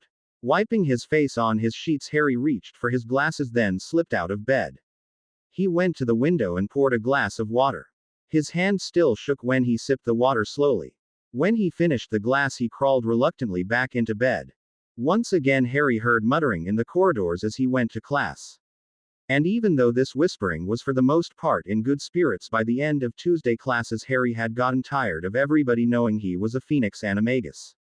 To top it off, McGonagall had told him Snape would give him occlumency that evening. So Harry arrived at the potion master's office not feeling as calm as he would have liked. He knocked on the door and entered. There Snape was, standing behind his desk, dragging memories out of his greasy head and putting them into Dumbledore's pensive. "Are you ready, Potter?" Snape sneered with no preamble. "Yes, Professor." Harry had forgotten how much he hated Snape. But he forced the feelings from his mind and braced his mind. "Legilimens," Snape murmured, then he yelped in pain and dropped his wand. Rubbing his arm where a welt appeared, he bent to pick up his wand. "You have practiced, Potter." He eyed Harry and raised his wand again. "Legilimens." Harry ignored the professor's mind pushing into his even though his scar started prickling again. He deflected the intrusion as easily as he had done the first. The difference between Snape's method and Dumbledore's was like night and day. Harry wasn't sure which one presented a more intense incursion on his mind.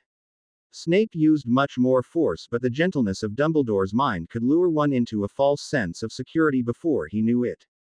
But both approaches made his scar burn. By the end of the hour, Harry was on his knees before managing to push Snape away. "I am impressed, Potter," Snape said silkily, leaning against the desk. He didn't offer to help Harry up but left him panting on the floor from the pain, his hands holding his head. "But don't you wonder?" Snape paused for affect. "If you had put this much effort into occlumency last year, your dear godfather would still be alive."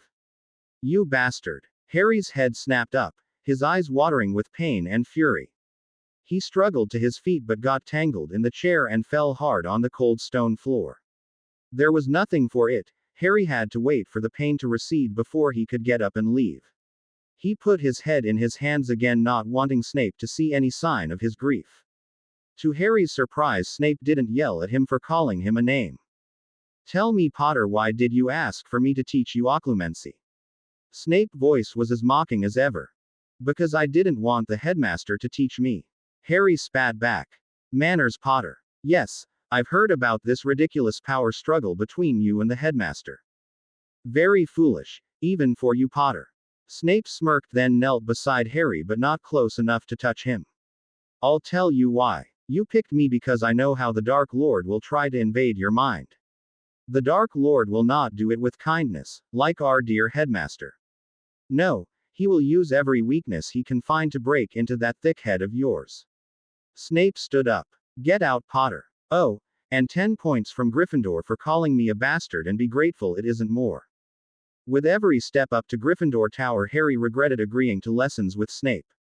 Trying to calm his mind, Harry changed into a phoenix and flew slowly up the staircases. The pain had vanished when he returned to his human form. He gave the fat lady the password and the painting swung forward. In the common room, Ron and Hermione sat close together again. Harry sighed wistfully. Except for classes and Quidditch, he hadn't spent much time with either of them, alone or together. Harry. Hermione turned when she heard him trying to make his way quietly to the boys' stairway. Oh dear, you don't have to tell me how occlumency was. I can see it on your face. Took you through the ringer again, Ron growled and moved over closer to Hermione so Harry could sit down. Yeah, something like that. Harry sank into the seat beside Ron. I know this is supposed to help me block Voldemort, but it sure feels to me like it makes me weaker instead of stronger against him. I wish there was something we could do for you. Hermione said sadly. Thanks, Hermione. I was going to try to finish the Transfiguration essay, but I think I'll go to bed. Harry stood up and swayed a little. Come on, mate, I'll tuck you in. Ron grabbed Harry's arm and helped him up the spiral staircase. Without his help, Harry doubted if he could have made it up to the dorm. Thanks, Ron. Harry pulled off his robes and pulled on his pajamas. He noticed Ron shifting back and forth on his feet. What's up? He pulled back the covers on his bed and slipped under the sheets. Harry, I'm in big trouble. Ron sank onto the end of Harry's bed, looking like the end of the world had been announced. Why? What's wrong? Harry leaned forward a little alarmed. Everything. Ron whispered. Hermione. Harry's eyes popped open. You haven't, she isn't, he sputtered but couldn't say the words. Ron stared at him for a moment confused, then his ears went red. No, really, Harry, how could you think? Then what? Harry sat back, waiting. Hermione wants me to go to her house for the Christmas holiday. Ron Ned. So, Harry couldn't understand Ron's problem. Harry, I've never stayed in a Muggle house. Ron whispered as if it was a secret. Laughing, Harry shoved Ron off his bed. You're as bad as Malfoy, you pureblood. What do you mean by that? Ron got up angrily. I don't hate Muggle-borns. No, but you act like being a Muggle is the worst thing in the world sometimes. Harry wagged his finger at him. I know your contact with Muggles have been limited to my relatives, but not all Muggles are like the Dursleys. But what will I do? What will we talk about? Ron seemed to be hyperventilating. What if they don't like me? He threw himself across the foot of Harry's bed and buried his head in the bedspread. What if I do or say something really stupid and her folks end up hating me? His muffled voice came through the covering. Fighting hard to keep from laughing, Harry patted Ron on the back. They won't hate you. And Hermione will help you fit in. Actually, I think you'll end liking a Muggle house. Harry couldn't keep a snort from escaping. Maybe you'll end up like your dad, collecting Muggle stuff. Ron looked up from the bed with a revolted expression. You have a mean streak in you, Harry. A real nasty streak, I'm telling you. He sat up, still looking depressed. I'm thinking of making some sort of excuse not to go. Big mistake. I'm telling you that. Harry warned, realizing this wasn't funny to Ron. Look, Ron, if you really care about Hermione, you'll go see her world. He told him without a trace of a smile. I know. Ron sighed. I'm really scared though. I think I'd rather face a blast-ended Scroot. I've got an idea, Harry said brightly. From the television shows I've seen. Never mind what television is, you'll see that at Hermione's. But what I learned is the way to a girl is through her parents. So if you offer to help a lot, say with cooking, it will impress them. But I've never even cooked magically. How am I supposed to help the Muggle way? Ron said, skeptical. Well, you are in luck, I've done a lot of Muggle cooking. Harry said. Saturday, We'll go down to the kitchens and I'll show you some simple things. He was rewarded with a hopeful look from Ron. That would be great, Harry. I'd really appreciate any edge. Ron said, relieved. I'll let you get some sleep. Thanks again, Harry. He slid off Harry's bed. Sorry I laughed at you, Harry said, yawning. That's okay. I suppose I am acting a bit pathetic. Good night, Harry. I'll be up in a bit. Ron left the dorm. When he came up later, Harry was fast asleep, dreaming of the graveyard again. Voldemort's wand connected with his and the golden web formed around them. People started emerging from the dark wizard's wand. But this time it wasn't Cedric asking Harry to return his body to his parents nor Harry's parents but Hermione, Ron and Ginny. Once more Harry awoke in a cold sweat. As much as he hated reliving Voldemort's return, Harry would rather have it the way it really happened, having his friends show up there made it 100 times worse. After his mind calmed and his breathing returned to normal, Harry got out of bed and grabbed his school bag. If he wasn't going to sleep, he might as well get some work done. Ginny. Harry was surprised to see her sitting by the dying fire working on some paper. Cleo lay across her lap. Oh, Harry, you scared me. Ginny had jumped when he had spoken her name. What are you doing up? Couldn't sleep. Harry shrugged, taking the seat opposite her. Thought I'd get some work done. Me too. She held up her potions book. Ah, owl year. Harry sympathized. He took out his transfiguration essay, quill and ink bottle. Thinking about the topic, Harry began to write. After completing a scroll, Harry glanced at Ginny when he reached in his bag for another roll of parchment. Just from the hunch of her shoulders and half-glazed eyes, Harry knew she wasn't really reading. There was something familiar about that look. Did you still have nightmares? Harry asked gently. Ginny shook herself and sighed. Not very often. The first summer I had horrible dreams. She shuddered. I never knew. Harry said softly. I should have guessed though. I don't know how I had gotten through it without my family. Fred and George would come in when they heard me and wake me up. They'd always end up making me laugh. Ginny smiled, then met Harry's eyes. You never had anyone to wake you. I don't know how you stood it. When I'm here, Ron wakes me when he hears me. Harry assured her. Yeah, you could light one of Dr. Filibuster's fabulous wet start, no heat fireworks under Ron when he's sleeping and still not wake him. Ginny snorted. Harry laughed. Did you Hermione tell you she invited Ron to her house for the holidays? Oh, she did, asked him then. I knew she was planning to. Did he freak? Ginny grinned. The way Ron went on before he told me, I thought Hermione was, well. Harry blushed a little. You know. Ginny giggled. Oh God. That's so funny. How he loved to see her laugh, Harry thought. Then Harry smiled at her and took a deep breath. Ginny, would you go to the dance with me? Now that wasn't so hard, Harry thought. But the smile had vanished from Ginny's face. I don't know, Harry. She sighed. Don't feel obligated to ask me. I don't feel obligated to ask you. Harry frowned. I made a point of waiting until Ron and Hermione stopped pushing to say anything. Didn't Parvati ask you? I saw her talking to you yesterday.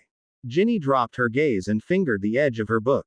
I heard she was going to ask you if you didn't ask her. No, she didn't ask me. Harry shuddered. Now I'm begging you. Please go with me to the dance. You don't want to go with her. Ginny looked up unconvinced.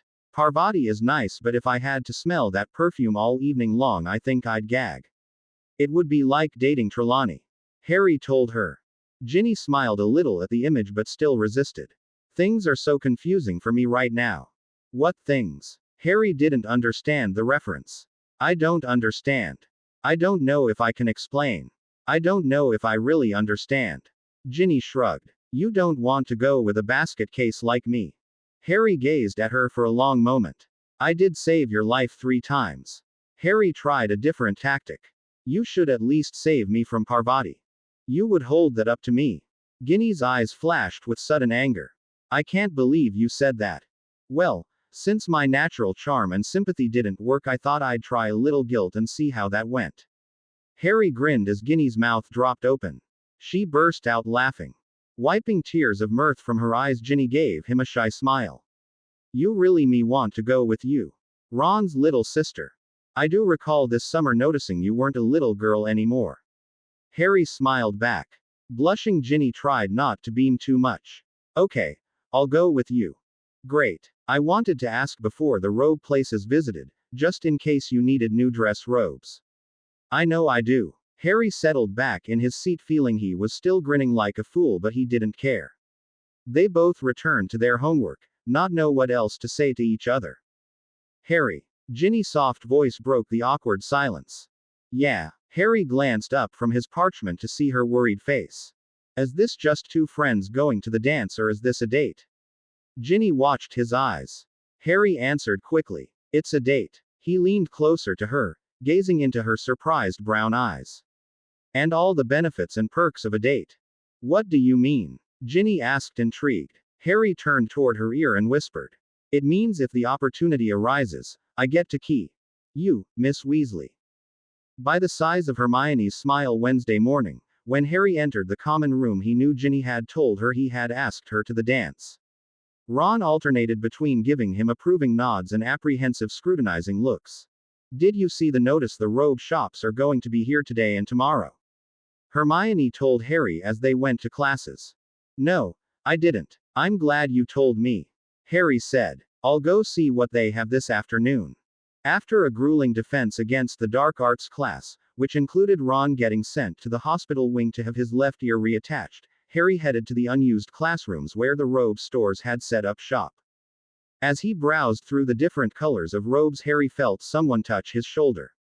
Parvati Patil stood smiling at him when he turned around. Hi, Harry. Parvati said breathlessly. Hi. Harry said, stepping back away from her heavy perfume. Have you asked anyone to the dance yet? Parvati looked hopeful. Yes, I asked Ginny. Harry was glad looks couldn't kill because Parvati gave him daggers. Oh. Parvati pouted, then looked off across the room. Oh, there's Lavender. She wanted me to help her pick out new dress robes. See you. Bye. Harry tried not to laugh but was doubly glad Ginny had agreed to go with him to the dance. May I help you, dear? Madame Malkin asked at his elbow. Yes, please. I'm not sure what color to get. My green dress robes need replaced. Harry told her. Let me see. Madame Malkin studied Harry and eyed him up and down. Gryffindor, she stated rather than asked, and Harry nodded. You know, I think I have the perfect dress robe for you. Come with me. She headed for the back of the room, which Harry noticed as he followed had been magically enhanced with all the necessary racks and fitting cubicles. Madame Malkin entered a storage area and closed the door. She flipped through several robes hanging on a rack. Where is it? A few students have tried it on, but it just wasn't right for them. Ah, here it is. She pulled a robe of gleaming colored out. I don't know. That looks a bit too grand for me. Harry hesitated. He did like the color though. Why don't you try it on and see? Madame Malkin pushed it into his hands. It won't hurt to try it on. I guess not. Harry went into the cubicle in the small room and took off his Hogwarts robes. The colored robe shimmered as he did up the embroidered gold-trimmed front. Harry stepped out of the changing room and looked around for a mirror. Madame Malkin clapped her hands. You look magnificent. That's perfect for you. She guided him over to a mirror. Just look. When Harry peered into the mirror, he was surprised to see he did look good.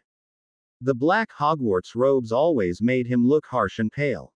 But the rich colored brought out color in his face and gave his complexion a softer and warmer glow. The robe fit his thin frame, giving him a sleek, polished appearance. Turning a bit to the left, he lifted his arms. The material hung like wings. Harry smiled as he thought of his phoenix form. Then Harry turned so he could see the back and saw the pleat in the back had gold material, like a phoenix's tail. Are you sure this isn't too much for just a dance? Harry asked, still examining his image. Oh no, dear. Now if it was next term I'd say yes, but since it is coming Christmas and all, you'll need something a bit more festive. Madame Malkin smoothed his shoulder and tugged at the sleeve. I don't think it need much altering either. It looks as if it was made just for you. Okay, I'll take it. But maybe I should find something toned down a bit, just in case I don't have the nerve to wear this. Harry grinned. In a short time he settled on a metallic maroon robe that was so dark it was almost black. As Madame Malkin boxed his new robes, Harry asked, Has Ginny Weasley been in yet? Ah yes, Miss Weasley. Fine family. She was in and did a little browsing. The seamstress smiled. When Ginny comes back, if she finds something she likes but isn't in her price range, could you make it affordable for her? I'll make up the difference. Harry requested. Of course I can. How nice of you. Madame Malkin beamed at him. A real gentleman, so few exists these days. She thanked him and Harry left carrying his purchases up to Gryffindor Tower. For the next few days all the talk in the castle consisted of new robes and the dance. Ginny and Harry agreed not to show each other their new robes until the day of the dance. Harry had even refused to show Ron and Hermione.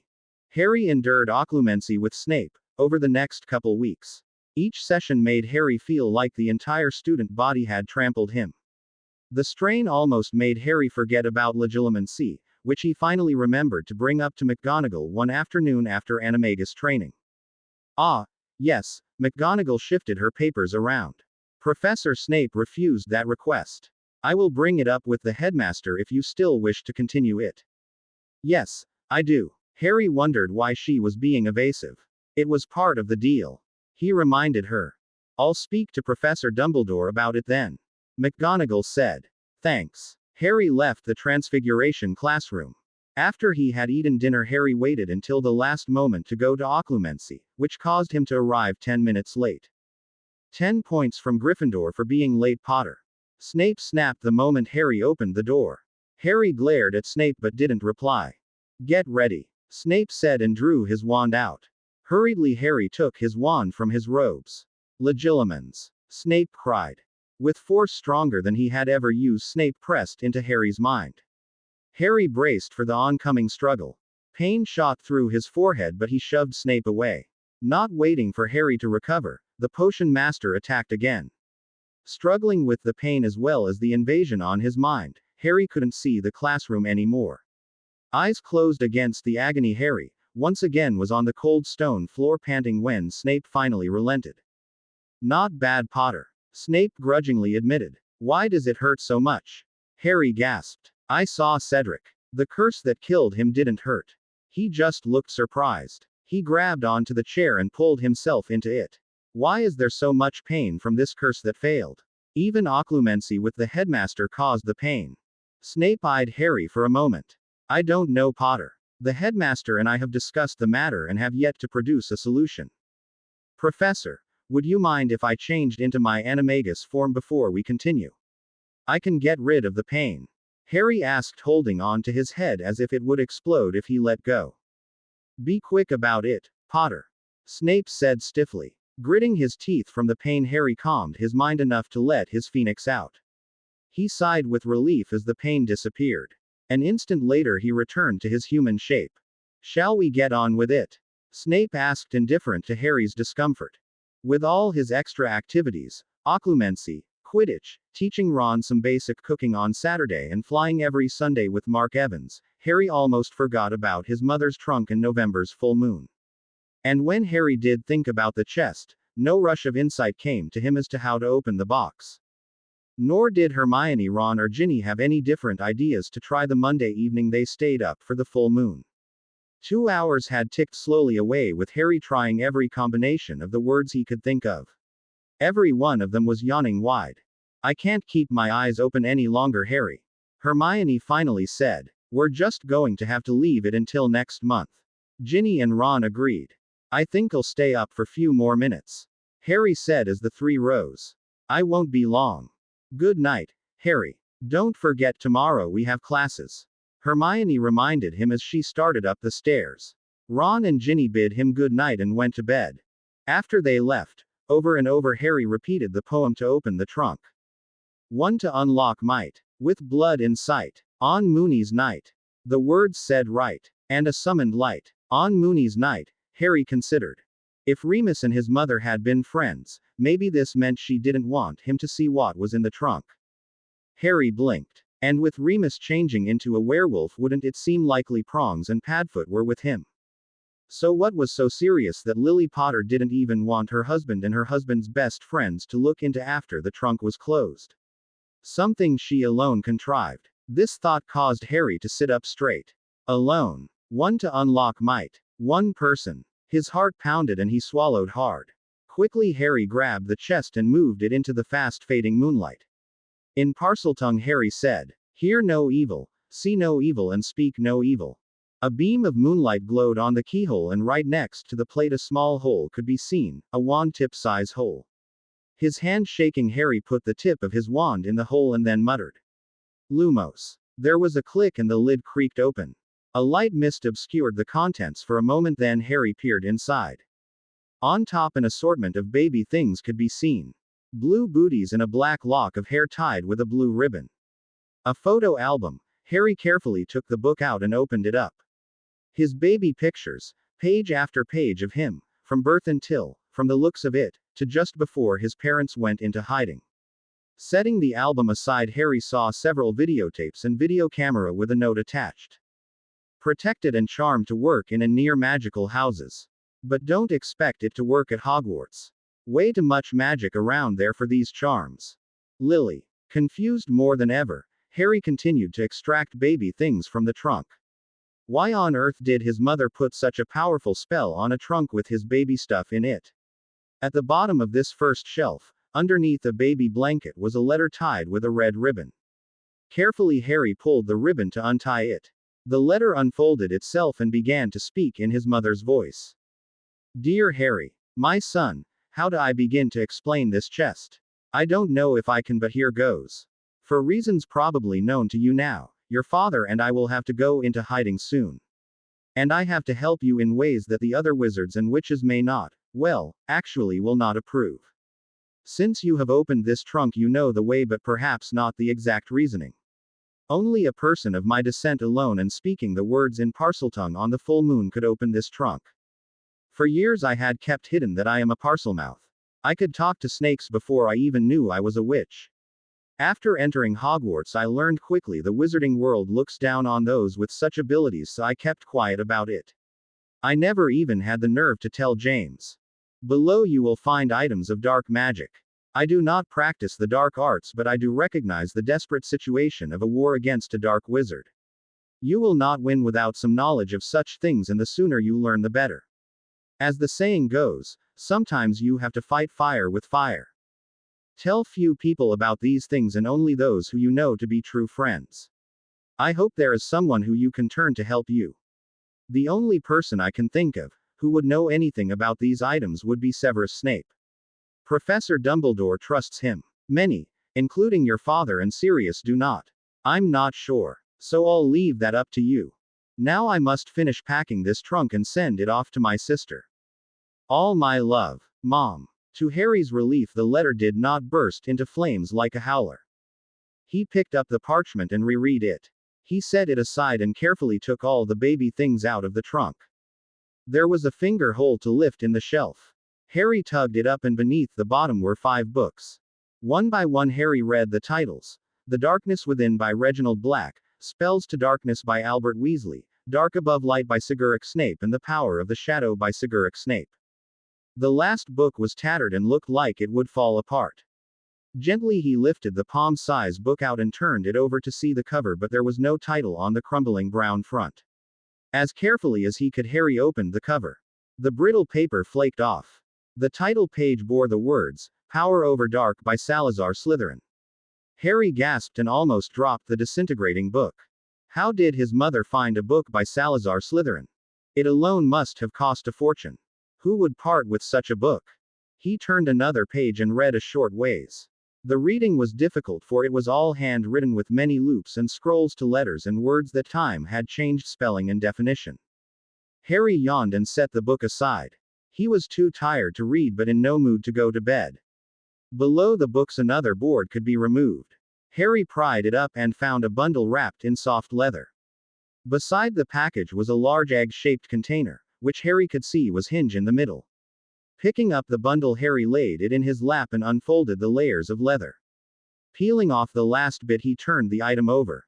A small, intricately detailed wooden shield made of several different woods softly reflected the moonlight. Very lifelike. On the 3 crests at the top were snakeheads, each facing a different direction. Curving gracefully, the snake necks joined at one point into one body, tightly coiled at the center of the shield. Hesitantly Harry touched the detailed scales and felt the smooth finish. It almost felt like a snakeskin. Just from his tentative touch, Harry knew this shield held very powerful magic. It made his skin prickle when he slipped his arm into the two leather straps in the back. He stood up to see his reflection in the night window. What Harry saw almost made him throw the shield to the ground. The snakeheads turned, flicking their forked tongues, and stared at him with fiery red eyes. Harry pulled the shield off and set it by the trunk. The snakeheads were quite still now. Feeling very unsettled by the shield, Harry reached in the trunk to pick up the large egg. This was what made the trunk heavy. With difficulty he wrestled it out of the chest and set it on the floor beside the chest. Taking his wand, Harry tapped the egg. Alohomora. With a loud hiss the egg sprang open. From deep within a voice whispered. Who awakens the shield of the Runaspore? Me, Harry Potter. Harry answered unknowingly in Parseltongue. He speaks. A second voice hissed dreamily. He speaks to us. Does he bring milk and honey to us? A third voice spitted. We are hungry. Very much so. A slithering could be heard from the egg and a large orange snakehead appeared over the side, followed by two more. One hissed and bared its fangs at Harry. Calm down. Harry told it. I'll get you something to eat. You said milk and honey. He circled his wand and a bowl full of milk appeared. Then he conjured a bottle of honey. The milk and honey are to be as one, thou art dim-witted manling. The snake on the right hissed, flicking its tongue. HSSSSs. He is the master of the shield now, thou must obey him. The second voice said. I can't conjure things together like that yet. Harry added the honey to the milk. Tell me when to stop. The snake slithered out farther to watch and he almost dropped the honey container into the milk. The three snakeheads, which were followed by three long slender necks, were attached to a single body like the image on the shield. The thickness of his thigh, the snake slowly withdrew its great length from the egg. The head on the right flicked its tongue into the milk. Morris, said the vividly orange head. Contrasting black stripes down the scaly back gave the creature a striking appearance. SS's stop SSS. It finally said after Harry had emptied the entire contents of honey into the milk. Racking his brain, Harry remembered something of such a creature in his textbook, Fantastic Beasts and Where to Find Them. You are a Runaspore? He asked. The head on the left turned from sipping the milk and honey. Yes, O Master of the Shield. What is this shield? Harry glanced at it but kept a close eye on the Runaspore. Young Master, doest thou not know? The head in the middle seemed to pause in mid-thought, so the head on the left took over. The Runaspore shield is an ancient device of great power, O Master. The snake paused to drink more of the honey milk. Older than anything thou can imagine. The center head added. But not as old as us. Oh, no. The left snakehead assured him. Do you have names? What do I call you? Harry wondering as the snake talked what gender he should call them. There was a definite feminine quality in their speech. I am Hoppa the Planner. I choose where to go. The snakehead to the left said. I am Kesho the Dreamer. I think of wonderful, magnificent things to do. The middle head said. Hiss. I am Giza the Critic. I tell the others what they are doing wrong. The snakehead to the right had lifted from drinking. A tireless and thankless occupation. Hiss. Pleased to meet you. Harry said politely. Ah, a courteous tongue is a great weapon, young master. Hoppa told him. Meat. Thou has meat and thou wouldst feed us this swill. Giza hissed, snapping her fangs. No, I don't have any meat. But I suppose I can get you some. What do you eat? Harry leaned back away from the angry head. Rats. Big fat rats. Not those stringy cold things the Crimson She-Man gave us before she sealed the egg. Giza flicked her tongue in disgust. Crimson She-Man. Harry puzzled. Oh, you must mean my mother. Yes, she was our mistress for a short time. Hoppa said. Most unique witch, extraordinarily so. Kesho said dreamily. Short-sighted she was, hissed Giza. Never said how long we were to be imprisoned. With naught but cold rats to eat. Don't worry, I'll get you some rats. Harry assured them, then thought. You said you have to obey me? He asked. Yes, Master of the Runaspore Shield. The three heads chorused. Good. This is an order. No biting. I don't know if any of you are venomous, but I don't want anyone to get hurt. Harry said sternly. Hiss. My fangs carry death. Giza said proudly. But we need to eat. How do we hunt if we cannot bite? I'll see you get fed. But remember no biting. Understood. Harry repeated firmly. We will obey the master. The three said in unison. Right. Harry said. So what about this shield? The shield of Runaspor was created many centuries ago, long before the days men and wizards mixed their blood. When more sons of men spoke with all creatures. Hoppa said. Those were the days. Kesho said lazily. We were greatly honored by man and wizards. But since man has become ignorant, the fear is greater than the wisdom. Lidless eyes are fearless. Giza interjected. Harry could see this was going to be hard to sort out with the three snakeheads interrupting each other. Why don't you tell me the story, Hoppa?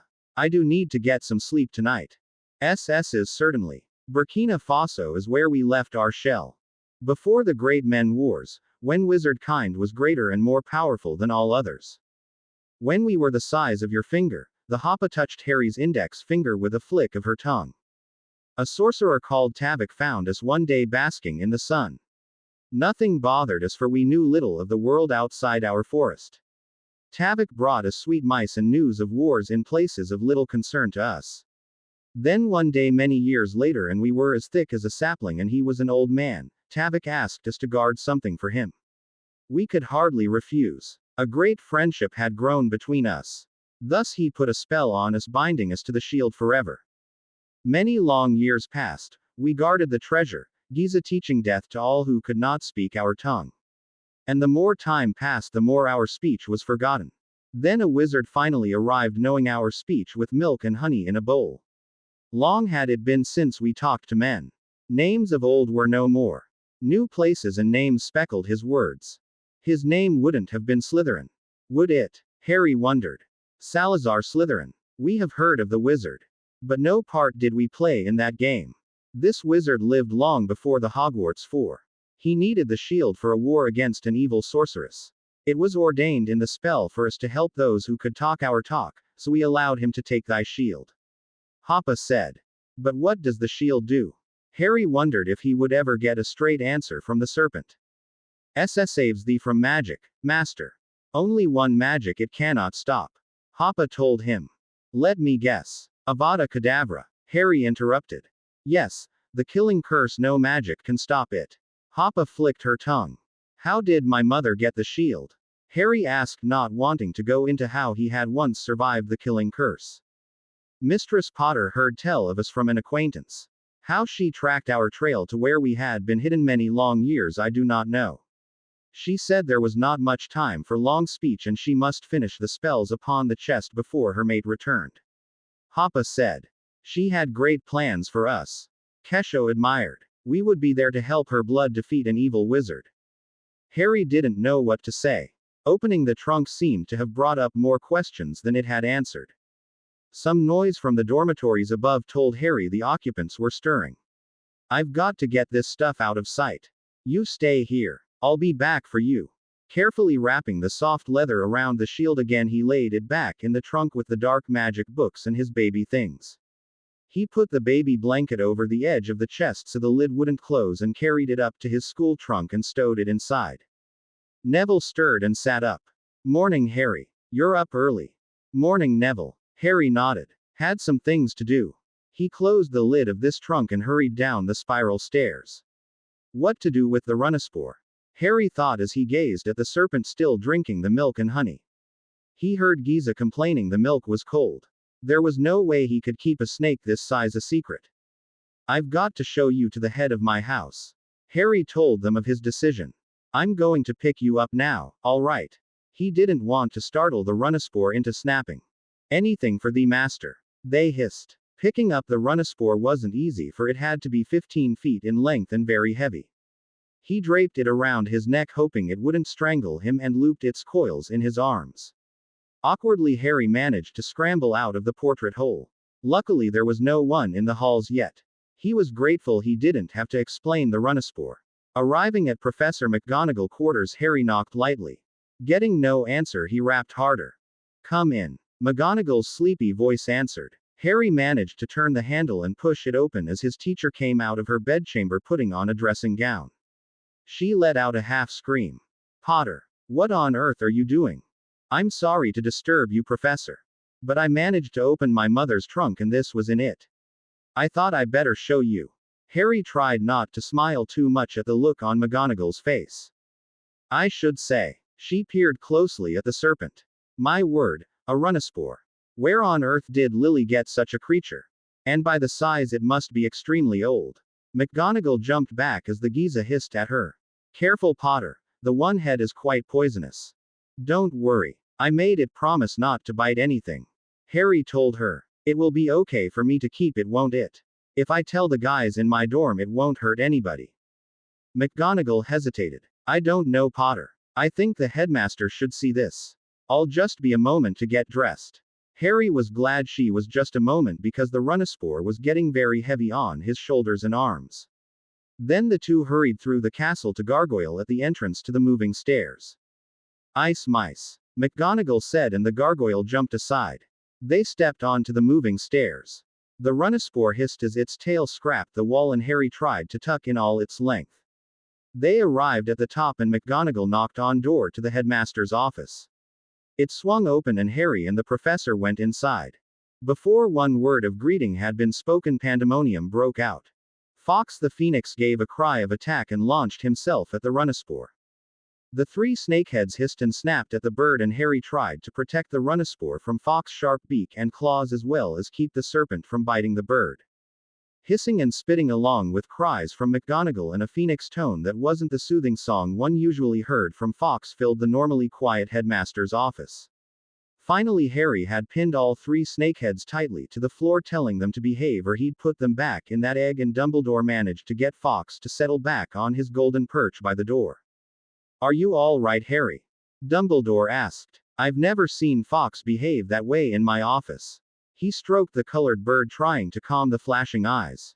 I'm fine. Just some scratches. Harry heaved himself off the floor, still holding Giza's head. Oh, that explains much. Dumbledore sobered. Where did you get a Runaspore? My mother's trunk. Harry said then to the serpent. Stop struggling or I'll let the phoenix peck your eyes out. I've seen him do a basilisk, so you'll be nothing to him. But master, the phoenix is such an evil beast. Only dark wizards associate with such creatures. Hoppa hissed in Harry's ear. Funny, that's what they say about Runaspore and snakes now. Harry answered back. Things change, so get over it. He looked over to McGonagall and Dumbledore. His Transfiguration teacher had her hand on her mouth in shock. The headmaster regarded him solemnly. Sorry, I was just telling it to behave. It seems to think phoenixes are dark wizards' pets. Really, Potter? I don't know what to say. It is quite alarming to hear you speak to it. McGonagall said. Sit down, Harry. He must be heavy. Dumbledore pointed to the chair in front of the desk. Headmaster. Harry sank gratefully into the chair. The Runaspore kept all three heads turned toward the phoenix, glaring and flicking their tongues out. I have only once seen a Runaspore anywhere near this large. Dumbledore sat down behind his desk studying the creature. A thoughtful expression crossed the old man's face. Does she remember me? Harry looked sharply at the headmaster, then asked the Runaspore. Slowly the three heads turned to consider the old wizard. The Hoppa swelled, hissing. I remember a small barefooted boy slowly following his father. The head swayed as the Runaspore spoke. The sire was angry with the child for using his wand again without permission and sought to punish him by way of a thrashing. He searched the bush for a stick to use. The shield lay hidden in the thicket, so Giza spoke to him of death. Harry's face went pale and he looked up at Dumbledore. She killed your father. The headmaster nodded. It seems she remembers. It was long ago, Harry, do not worry yourself over it. Dumbledore waved his hand dismissively. Harry stared at him in disbelief. I am sorry, sir. He held the headmaster's eyes and knew instantly the death of his father bothered Dumbledore more than he was letting on. Was she guarding something? Dumbledore asked as if he knew. Harry still stared at him. Yes, headmaster. Harry finally answered. But I'm not ready to share that information. The Runaspore I knew I couldn't keep secret. It would have been difficult.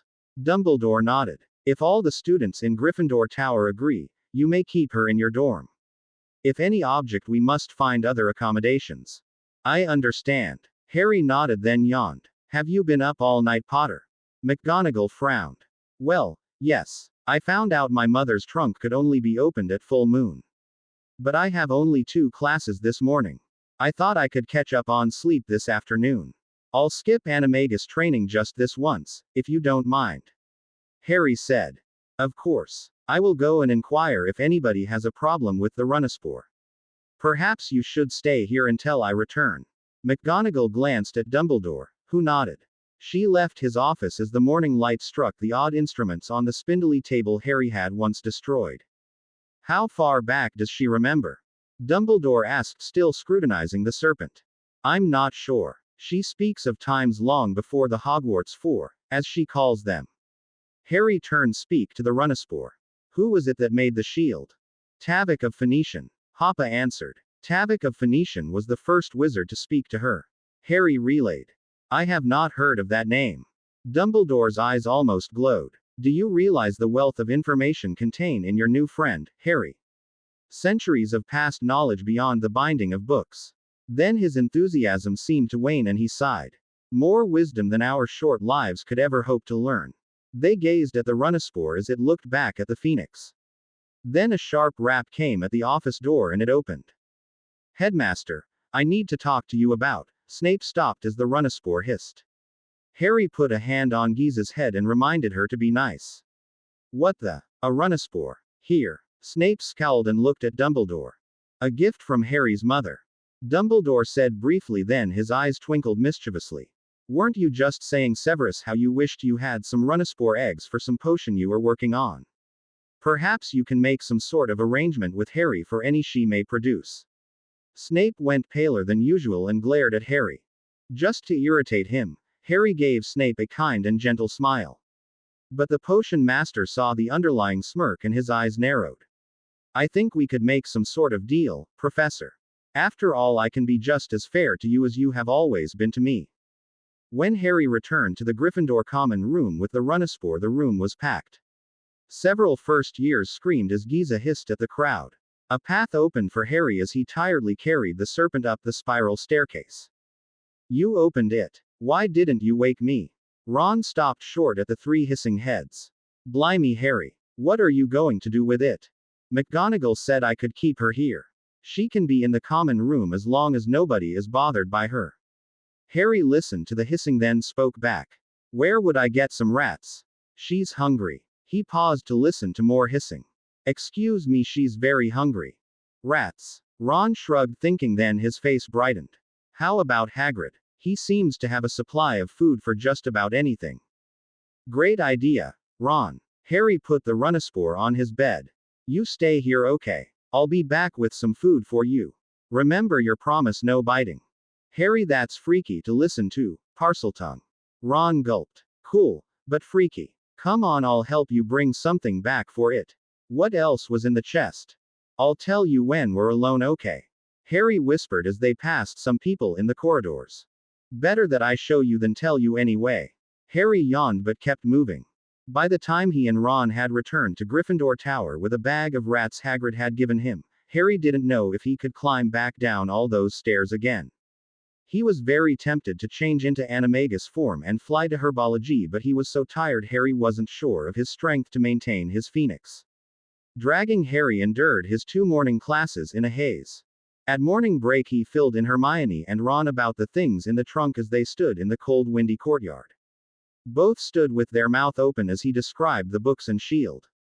Where on earth would your mother get such books? Let alone the shield? Hermione asked. I don't know. And how she managed to do it without my dad knowing, pretty strange. Harry replied. Not so strange. All she'd have to do is wait for the full moon. Ron said, turning his back to the wind. But she didn't know she was going into hiding, at least I don't think they timed to make a lot of plans. Harry shook his head. I'd say she had 1 or 2 months at the most to plan this trunk. And to find and buy what she put in it. Where did she get the money? If Salazar Slytherin really did write that old book, it would be absolutely priceless. It should be in the Hogwarts archives. Hermione's hands twitched like she wanted to get her hands on the book. I'll let you slog through it, Hermione. It's not light reading by any means. Harry yawned loudly. I'm sorry, I've got to get some sleep. Wake me for dinner. And I still have occlumency with Snape this evening. Harry trudged back up to Gryffindor Tower like his legs were made of lead. Trying to convince the Runaspore to give him room to get into bed was another trial. This isn't your bed. It's my bed. I just put you to keep you out of the way. Harry tugged at the covers and managed to pull them down far enough to slip between them. You can sleep at the foot as long as you keep quiet. Sleep at thy foot. Giza hissed angrily. We are not thy lap dog to sit at thy feet. Sorry. I didn't mean it like that. Harry assured her, yawning. I'll find you something to sleep on this weekend. But right now I just have to get some sleep. So be quiet. He heard some unintelligible hissing, but then silence filled the room. Harry sighed and his eyes closed on their own accord. Strange dreams filled his head as Harry slept the afternoon away. Many filled with snakes and dark magical books that spoke to him in a language he didn't understand. Voldemort had been oddly silent and only a vague tinges of feeling seeped through to Harry. For once Harry was actually looking forward to occlumency as he paused outside of Snape's office door. He knocked, then entered. A cold gaze from Snape greeted him from behind the desk and Harry stared back benignly. The scowl on Snape's face deepened. Okay, Potter. Let's get this over with. Snape said in what he obviously thought was a civil voice. What do you want for the Runaspore's eggs? I haven't really thought about it, Professor. I only just got the Runaspore. Harry continued to keep any smirk or contempt out of his face. Oh, come Potter. You must have some idea of what you want. Name it or we'll forget the whole thing. Snape countered. Okay. Let's just forget it, Professor. Harry shrugged. I'm sure Mundungus Fletcher can find a use for them. Or Fred and George Weasley maybe could use them in one of their products. You wouldn't. Snape lost all control and bolted to his feet. If Harry had been younger he would have felt threatened, but it took all he had not to laugh in Snape's face at his feeble attempt of intimidation. Evidently Snape saw his ploy hadn't worked and sat back down. You would, wouldn't you? In a heartbeat, Professor. Harry nodded, still without contempt. I can let you know by next week what an egg is worth to me. An egg. Snape grimaced as he realized the price wouldn't be for all the eggs the Runaspore produced. Taking a deep breath, the potion master spat. Fine. Let me know. Now we have occlumency. Get ready. There had been a fleeting moment when Harry thought the professor would go easier on him to get the coveted eggs, but he should have known better. Harry quickly pulled his wand out and braced himself. Snape's attack on his mind was relentless. Mind-battered Harry finally left the office an hour later, quickly changing into his phoenix form to fly the staircases instead of climb them. Later that evening Harry introduced the Runaspore to Hermione and Ginny. Then Harry showed them all the things in the trunk while the other dorm occupants were in the common room studying. What's this? Ginny asked, picking up videotape. It looks like a book but I can't open it. I'm hoping I can show you in Grimmauld Place. It's a recording. I'm assuming of my parents. Harry said eagerly. I don't know what that means but I hope it works too. Ginny gave him a confused grin. Hermione was reverently looking over the books. You're right, Harry. I can't understand half of what is written in Slytherin's book. She shook her head. I don't know how you'll be able to translate it. Which brings up the question. Why did your mom include this book when it's so hard to read? Maybe she meant for Harry to get help from someone who could read it. Ginny suggested, looking up from the photo album. But who? Hermione and Harry said together. They laughed and all of them shrugged. Reluctantly, Ron had picked up the Spells to Darkness by Albert Weasley book. I wonder if this guy is related to us. He said to Ginny and opened the book and browsed through it. I sure hope if he is, he's a very distant relation. Ron said softly, giving a slight shudder. There's little doubt the book by that Black is related to Sirius and the two authored by Snape. We all know what side he started on. Harry glanced through The Darkness Within by Reginald Black and rubbed his forehead, then ran his hand through his hair. I'm sort of torn. I want to read them but I feel weird, almost tainted just touching these books. I hear you, mate. Ron nodded. It's not like just breaking some school rule. It's so much beyond that line. What did Harry's mom want him to learn from these books? That's the big question. Hermione considered. She never really said she expected you to use the dark arts. Just that you need the knowledge of dark magic. What's the difference? Ron's brow wrinkled. The difference could be slight or incalculable. Hermione said almost to herself, then seeing the confused looks of the others she elaborated. It could be as simple as knowing counter curses to the spells in these books. Or it could be having enough knowledge of the magic involved to be able to change the spells to work for you but not as dark magic. To put your own power into the spells. Once again Hermione's explanation seemed to make things more complicated rather than clarify them. Harry thought as he put the items back in his school trunk. Hermione had taken Slytherin's book to study after she had put a charm on it to preserve its crumbling pages. Over the weekend Harry made a place for the Runespore to sleep, replacing the nightstand on the left side of his four-poster bed. The Runespore ate a lot more than Harry thought a snake would eat, but then Hagrid reminded him the serpent had been in hibernation for over 16 years and eventually her appetite would level off. She's beautiful. Hagrid marveled on Sunday when Harry and Ron had brought the Runespore to see him at his request. Which had been tricky because they had to continually cast a warming spell around them and the serpent to carrying her across the snowy school grounds to his warm cabin. Do you think she'd mind if I patted her? I'll ask. Harry stepped on Ron's foot to keep him from laughing too much and relayed the question. Hoppa and Kesho don't mind. Harry pointed to them in turn. But Giza says to keep thy giant hands to thyself. Hagrid put out a massive hand and stroked the two heads with reverence.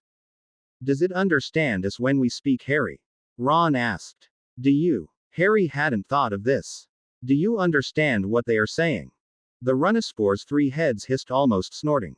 I have heard countless years of tongues and I know many languages, though I cannot speak them. Hoppa said. I'll take that as a yes. Harry felt a little irritated about not knowing. Why didn't you tell me? Thou speaks our speech. No other words are needed for the master of the shield. Hoppa nodded to him. Right. Harry watched as Giza changed her mind and wanted stroked by Hagrid too and started nudging his hand to get her share. Hagrid felt properly honored by the invitation. Hagrid, how much are Runespore eggs worth? Ah, lots. Not many on the black market. Devil hard to come by. Professor Snape's been having me look. Hagrid suddenly realized the why of Harry's interest. Ah, he's wanting her eggs already. I said I'd tell him how much I needed for an egg. But I don't know how much they're worth. Harry nodded. I need to know how far I can expect to barter. You need to know so you know how far you can push him. Hagrid corrected, looking at Harry keenly. You be careful with Professor Snape, Harry. It's not good to poke a sleeping dragon in the eye. I'm not going to ask for any more than what he can afford. Harry assured him with a sly smile. Right. Hagrid snorted, causing Giza to hiss at him. Sorry, love, he crooned to her. Such a sweetie ya are. Halfway through his animagus training on Tuesday, Professor McGonagall stopped him. Where is your mind, Potter? You seem miles away. Oh, I'm sorry. I've had a lot on my mind lately. Harry blushed because of the real problem on his mind. Out with it, Potter. You're no good if you can't concentrate on your form. McGonagall looked at him sternly over her glasses. Harry slumped back against a desk in the front row. Right. It's the dance next month. What about it? McGonagall asked. I don't really know how to dance, that is. Harry blurted out and flushed again. McGonagall continued to stare at him, then closed her eyes for a moment. I know I'm going to regret this. She sighed and opened her eyes. Do you want me to teach you how to dance? Just the basics, if it wouldn't be too much trouble. Harry grinned hopefully. Why is Professor McGonagall limping? Hermione asked as she watched the Transfiguration teach hobble up to the staff table in the Great Hall at dinner that evening. She wasn't limping this morning. Harry didn't say anything but kept eating without looking up at the teachers. I don't know. She's old, isn't she? Ron shrugged. I've got occlumency. See you later. Harry drank down the last bit of pumpkin juice. He tried not to run out of the hall but walked very fast. He knew he was early for Snape, but Harry didn't know if he could keep a straight face in front of Hermione much longer. The last thing he wanted going around the school is him having dancing lessons with McGonagall. Well, Potter. Snape had his arms folded across his chest and leaned back in his chair as Harry stood across from him. What is a Runespore egg going to cost me? I've thought about his a lot, Professor. All I want from you is one day.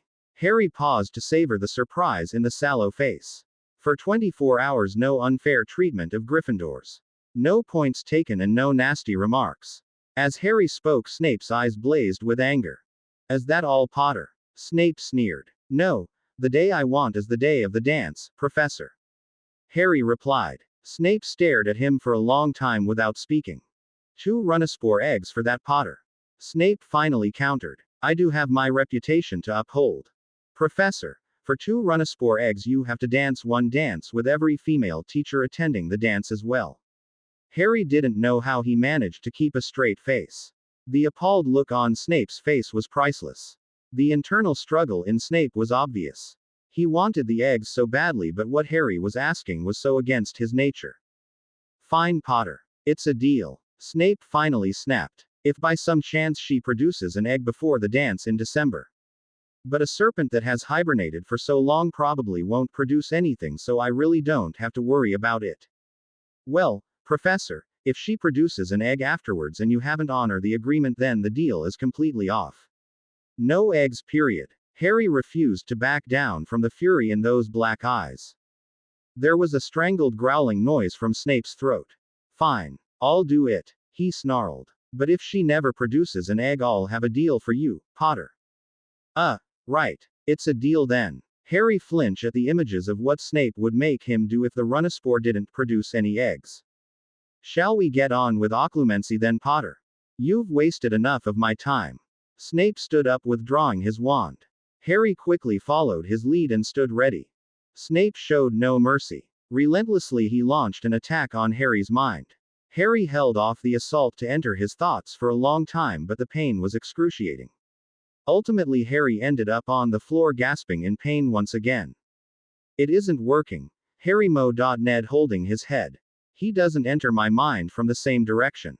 Explain, Potter. Snape sat in his desk chair, frowning down at the teen on the floor. You're at me from the outside. He's already inside. Harry hadn't meant to say it that way, but he knew it was true.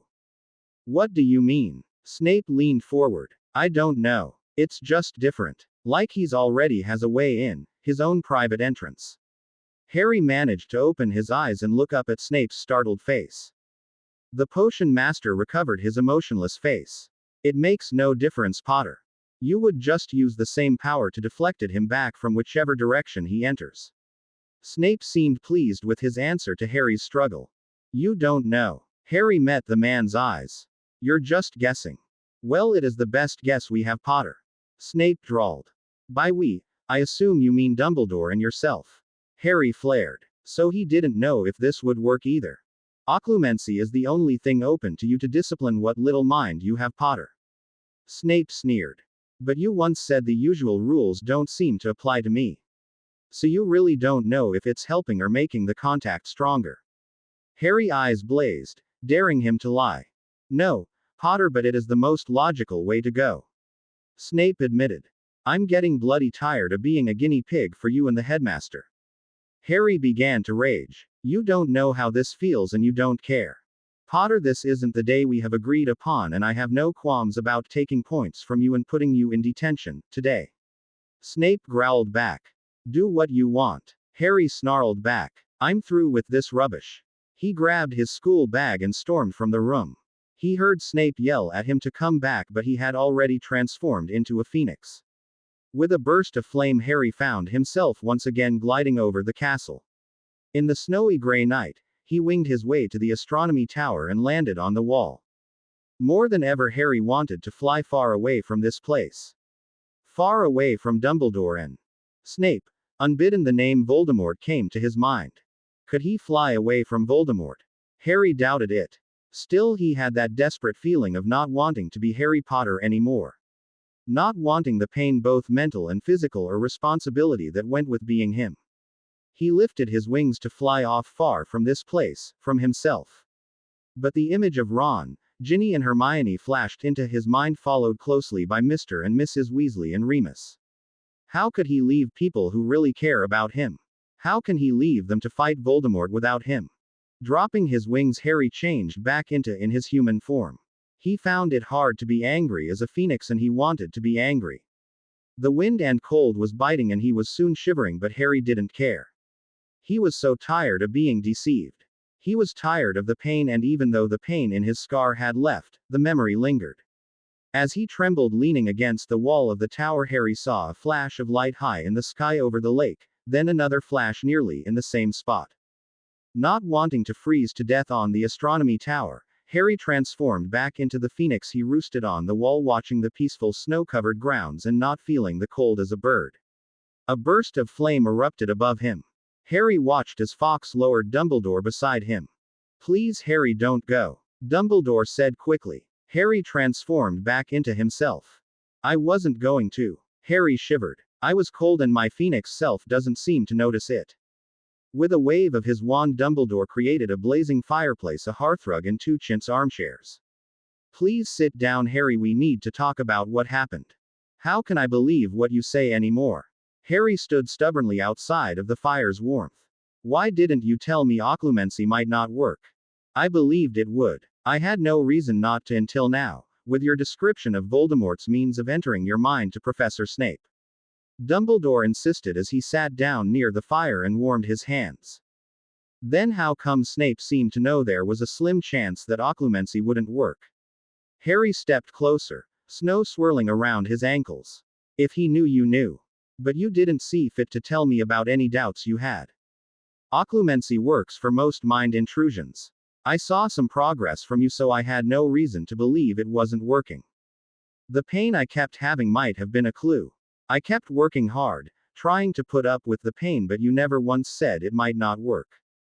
Or are you going to tell me everybody that does occlumency goes through that?"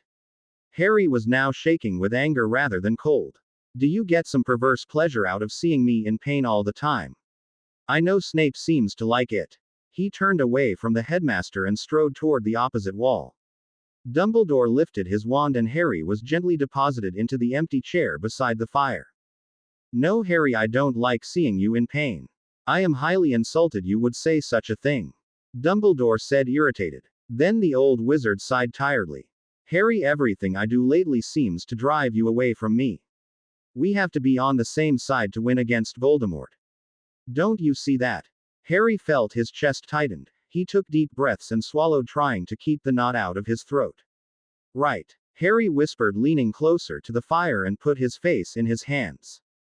Tears came to his eyes. That's all Dumbledore cared about when it came down to it, Harry surviving to defeat Voldemort. Harry was tired of living for a future that may or may not come. Didn't Dumbledore understand? A person needed to live more for today than for tomorrow. "Harry." Dumbledore's voice was puzzled. "Now what have I said?" "Nothing. You didn't say anything that you haven't told me before, Headmaster." Harry said hoarsely and rubbed his eyes. "I keep forgetting why I'm so important to you. Thanks again for reminding me." He swallowed hard, trying to keep the tears back. "Can I go now?" Harry stood up, wanting desperately to leave. "No, Harry, we need to talk this out. It has gone way too far as it is." Dumbledore objected, taking hold of Harry's arm and forcing him back into the chair. "I do care about how you feel, Harry. More than you'll ever know. It hurts me to see us at odds like this, and I know it hurts you." The old wizard didn't let go of Harry's arm and gave it a squeeze. Harry stared at Dumbledore's hand on his arm. There was so much he wanted to say to Dumbledore, but Harry didn't know how to put it into words. The overwhelming pressure he felt since learning about the prophecy, the confusion in his mind from just being a teenager, and the things he needed to hear from the old man sitting next to him, yet the only thing he seemed able to articulate was his anger. "You have a strange way of showing you care," Harry finally said, jerking his arm from Dumbledore's hand, his voice full of rage.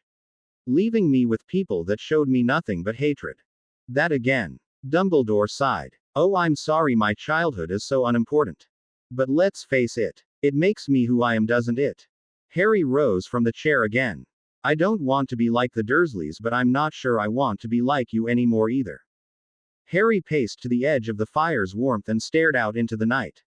"I really did want to fly away from Hogwarts, from you and everything that was me. But I couldn't leave the people who really care about me, Ron, Hermione and Ginny, the Weasleys. Hogwarts used to feel like a home to me, but right now I hate it here. I feel trapped." His words kept rushing out. "I used to feel safe here." He turned to glance at Dumbledore. "I used to feel safe with you, but not anymore. Dumbledore sat blinking hard, face filled with grief. I'm sorry, Harry. I never meant for this to happen. For you to feel trapped so much you want to run. The old wizard looked tired and confused. I truly am at a loss of what to do, Harry.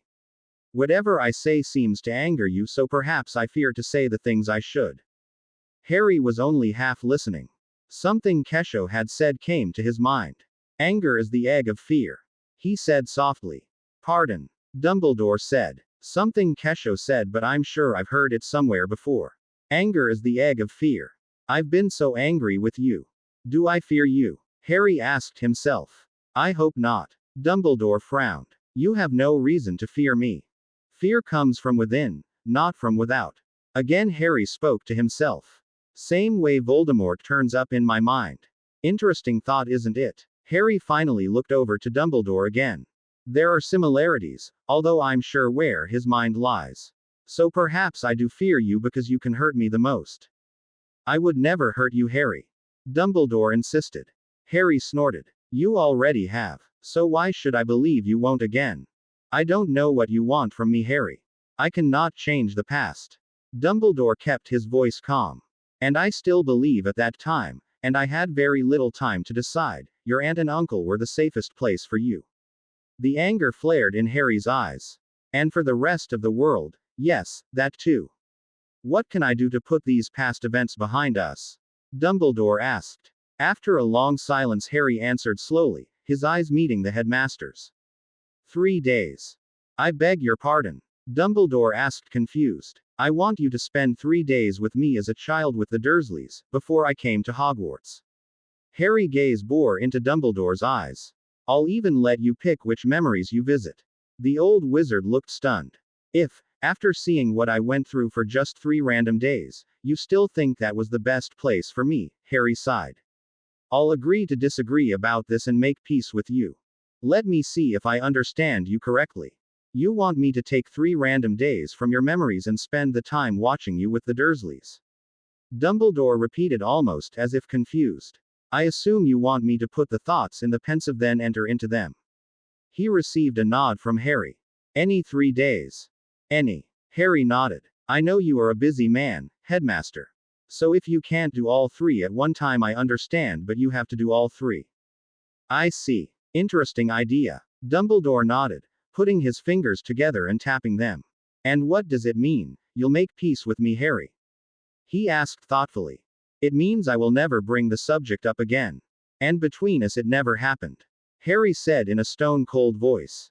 You would be able to turn off your anger so easily? Dumbledore questioned. It has been difficult for you. If after you see my life with the Dursleys and you still think that was the right place, then the way I see it, I must be making too big of deal over it. Harry shrugged. You seem fairly confident I'll agree with you. Dumbledore noted. You realize that days do not fall all in one memory. The mind sorts them as it sees fit, not by the way of a calendar. Harry nodded. Very well, Harry. I accept your offer. He paused, thinking. I think I'll be able to do the first Thursday. Instead of occlumency, I'll extract a memory from you and spend a day with you as a child. I'm sorry, Professor. Are you all right? Harry looked guilty as McGonagall rubbed her foot. It was Thursday, and instead of his afternoon animagus training, Professor McGonagall was giving Harry another dance lesson. I'm fine, Potter. Then she frowned at him. As graceful as you are on a broom, I thought this would be easy for you. But I suppose you aren't using your feet then, are you? Not really. Harry still felt bad. If you don't want to continue, I understand. Heavens no, Potter. You are now a challenge. Although I do think I'll bring up at the next staff meeting the need to teach first years to dance. McGonagall snorted. They are much smaller and it probably would be much less painful. Shall we try again? And listen to the music, Potter. Having a memory taken from your mind was a strange sensation, Harry observed. It didn't hurt at all, but when the silvery strand had broken contact with his temple he felt a definite snap in his mind, like the click of a latch. The headmaster had deposited the memory into the pensive, looking quite optimistic about his choice. Harry had felt him search for a happy feelings, and it had taken Dumbledore some time to choose. Did you wish to join me? Dumbledore asked as he prodded the silvery substance in the pensive. No. Harry snorted. I lived it once and that's enough. I have homework anyway. Well, I hope you enjoy my childhood as much as I did. He gave the headmaster a wave and left his office. Dumbledore plunged into the pensive. After tumbling for a moment, Dumbledore found he was in a crowded department store. He looked around for Harry, reminding himself to look for a little boy. There on the clerk's counter sat a black-haired boy about 3, smiling and contentedly beeping on a lollipop while the clerk fussed over him. "What's your name, dear?" the woman asked. Harry just smiled and shrugged. "Oh dear. Millicent. Could you get the manager? We have little lost boy here. Such pretty green eyes." Dumbledore smiled. Harry looked happy enough. He watched as the manager came and an announcement was made over the loudspeaker about a little lost boy. "Harry." Aunt Petunia's shrill voice made the smile vanish from little Harry. The little boy cringed as she fixed a false smile on her face and patted his head in front of the store personnel. She clamped her claw-like hand on his wrist and practically dragged him out of the store. Dumbledore followed them to an awaiting car. "How many times have I told you to stay with us?" Petunia shouted as soon as the doors were shut and they were out of earshot of anybody. Dumbledore sat between little Harry and the big owned boy he knew to be Dudley. "You better watch yourself, boy," Uncle Vernon roared. "We should have just left you for the police to cart off. Then we would have been done with you." Harry looked petrified but said nothing. Dudley grabbed the beeper and pinched Harry hard, leaving a red mark. Little Harry started crying. "Be quiet, boy," Uncle Vernon bellowed. Aunt Petunia turned around in the front seat of the car and grabbed little Harry's arm and shook it. "Hush. Any little boy who get lost doesn't deserve a lollipop." She smiled indulgently at Dudley, who had Harry's candy in his mouth. "Little boys who stay with their mothers deserve a treat." The car pulled into number 4 Privet Drive. Vernon Dursley hoisted Dudley from the car and carried him into the house. Aunt Petunia set Harry roughly on the ground and he followed her inside. Dumbledore trailed after them. At dinner, Dudley sat on a booster seat and little Harry's nose barely reached the table as he sat on a regular chair. While Aunt Petunia made sure her son's meat and vegetables were cut up in small, easy-to-chew bits, Harry had to struggle biting off pieces of whatever he could reach on his plate. When pudding was served, Dudley put up such a fuss he was given Harry's share. When bedtime came, Harry was dumped unceremoniously onto the bed in the cupboard under the stairs. Dumbledore could hear Vernon Dursley reading a story to his son. Then he saw little Harry creep out of the cupboard under the stairs and silently climb the stairs. Harry crawled and laid his little dark tousled head on the floor at the door of the bedroom, listening to the fairy tale. The second the tale ended, Harry ran back down the hall and plopped on his bottom to go quickly down the stairs. The scene in front of him dissolved. Dumbledore now looked at a terrified little boy. A storm crackled the night and the boy huddled in his thin blanket, jumping with each flash of lightning and crash of thunder. Upstairs, Dudley screamed for his mother and Aunt Petunia was soon carrying Dudley off to sleep in their bed. Little Harry once again crept out of his cupboard and crawled up the stairs, shivering with the sounds of the storm. Timidly he tapped on Uncle Vernon and Aunt Petunia's bedroom door. The door swung open and Uncle Vernon looked down on the small boy. "What are you doing out of bed?" Trembling Harry squeaked, scared, and held out his arms to be picked up.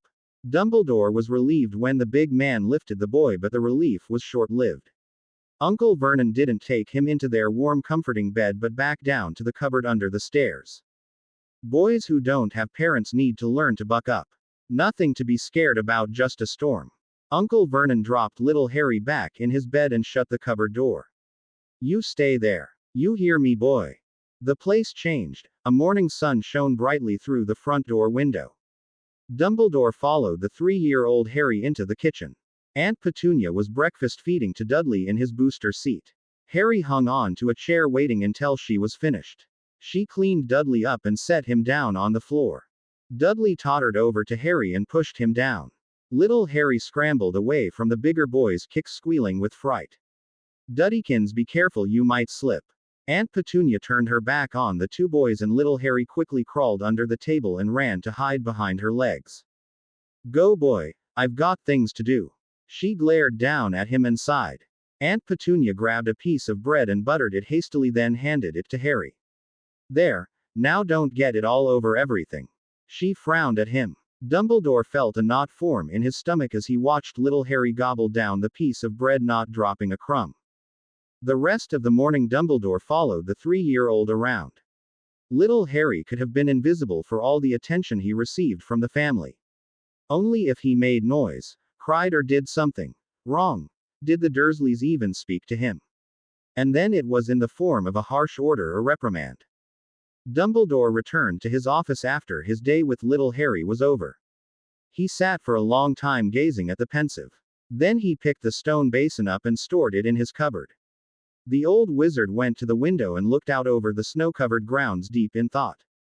"What's your hurry?" Harry asked as he watched Ron rush to change out of his Quidditch robes after practice. "Hermione said she would help me with my potions homework." Ron started stuffing his robes into his school bag. "Right. You seem to have a lot of potions homework these days." Harry smirked a little. Ron's ears turned red, but he just gave Harry a grin. "It's been a nightmare. I'm just lucky to have Hermione help me through it. She must be pretty good holding your hand." Harry laughed as Ron realized what Harry was talking about. "Yeah, she's good at many things if you know what I mean." Ron stared him down this time and laughed when Harry flushed. "Touché." Harry laughed. "Well, better go study." He waved his hands to shoo Ron off. Ron gave him a shove and left the changing room. Harry returned to the common room. He went to the dorm and put his firebolt in his trunk. He carried his school bag down to the common room to finish his charms essay. "Mind if I sit with you?" Harry asked Ginny. "No." Ginny pulled some books out of the way and Harry sat down looking around. "Where are Ron and Hermione?" Harry asked. "Off snogging somewhere," Ginny said without looking up, as if she was discussing the weather.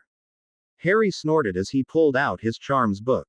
"I haven't really seen much of those two." Harry thought aloud. "Except for class, but we haven't really talked. Not like we used to." "Hermione has noticed too." Ginny looked up. "I think Ron has, but with him it's hard to tell. I've been busy, but not any busier than other years." Harry frowned. "I guess I get a bit caught up in myself to think about it," he admitted. "It takes a big person to admit something like that." Ginny gazed at him. "Most people just say they're too busy and leave it at that." "Well, a person needs to take stock of their shortcomings. Especially since I don't have Snape telling me what they are." Harry shrugged. Ginny leaned on her hand and smiled at him. "And what are your shortcomings?" "What? You want a list?" Harry felt this conversation was getting strange. "Just a couple." Ginny grinned. "Well, I can be kind of moody," Harry said thoughtfully. "And stubborn. Is that enough?" "One more," Ginny insisted. Harry thought about it for a moment. "I'm not sure what else." "You could check with Snape. He'd give you a long list." "Want me to tell you one?" Ginny's eyes sparkled. Harry noticed. "I was afraid it would come to this." "Okay, what have you noticed about me that irritates you?" Harry gave her a lopsided smile. "You can be as tightly shut as that trunk of your mum's, or you spill your guts in a burst of anger." Ginny snickered. "Too much information or not enough, Harry laughed, then countered. "All right, Ms. Weasley, what are your shortcomings?" "I don't have any," Ginny said as if it was common knowledge, and went back to her homework.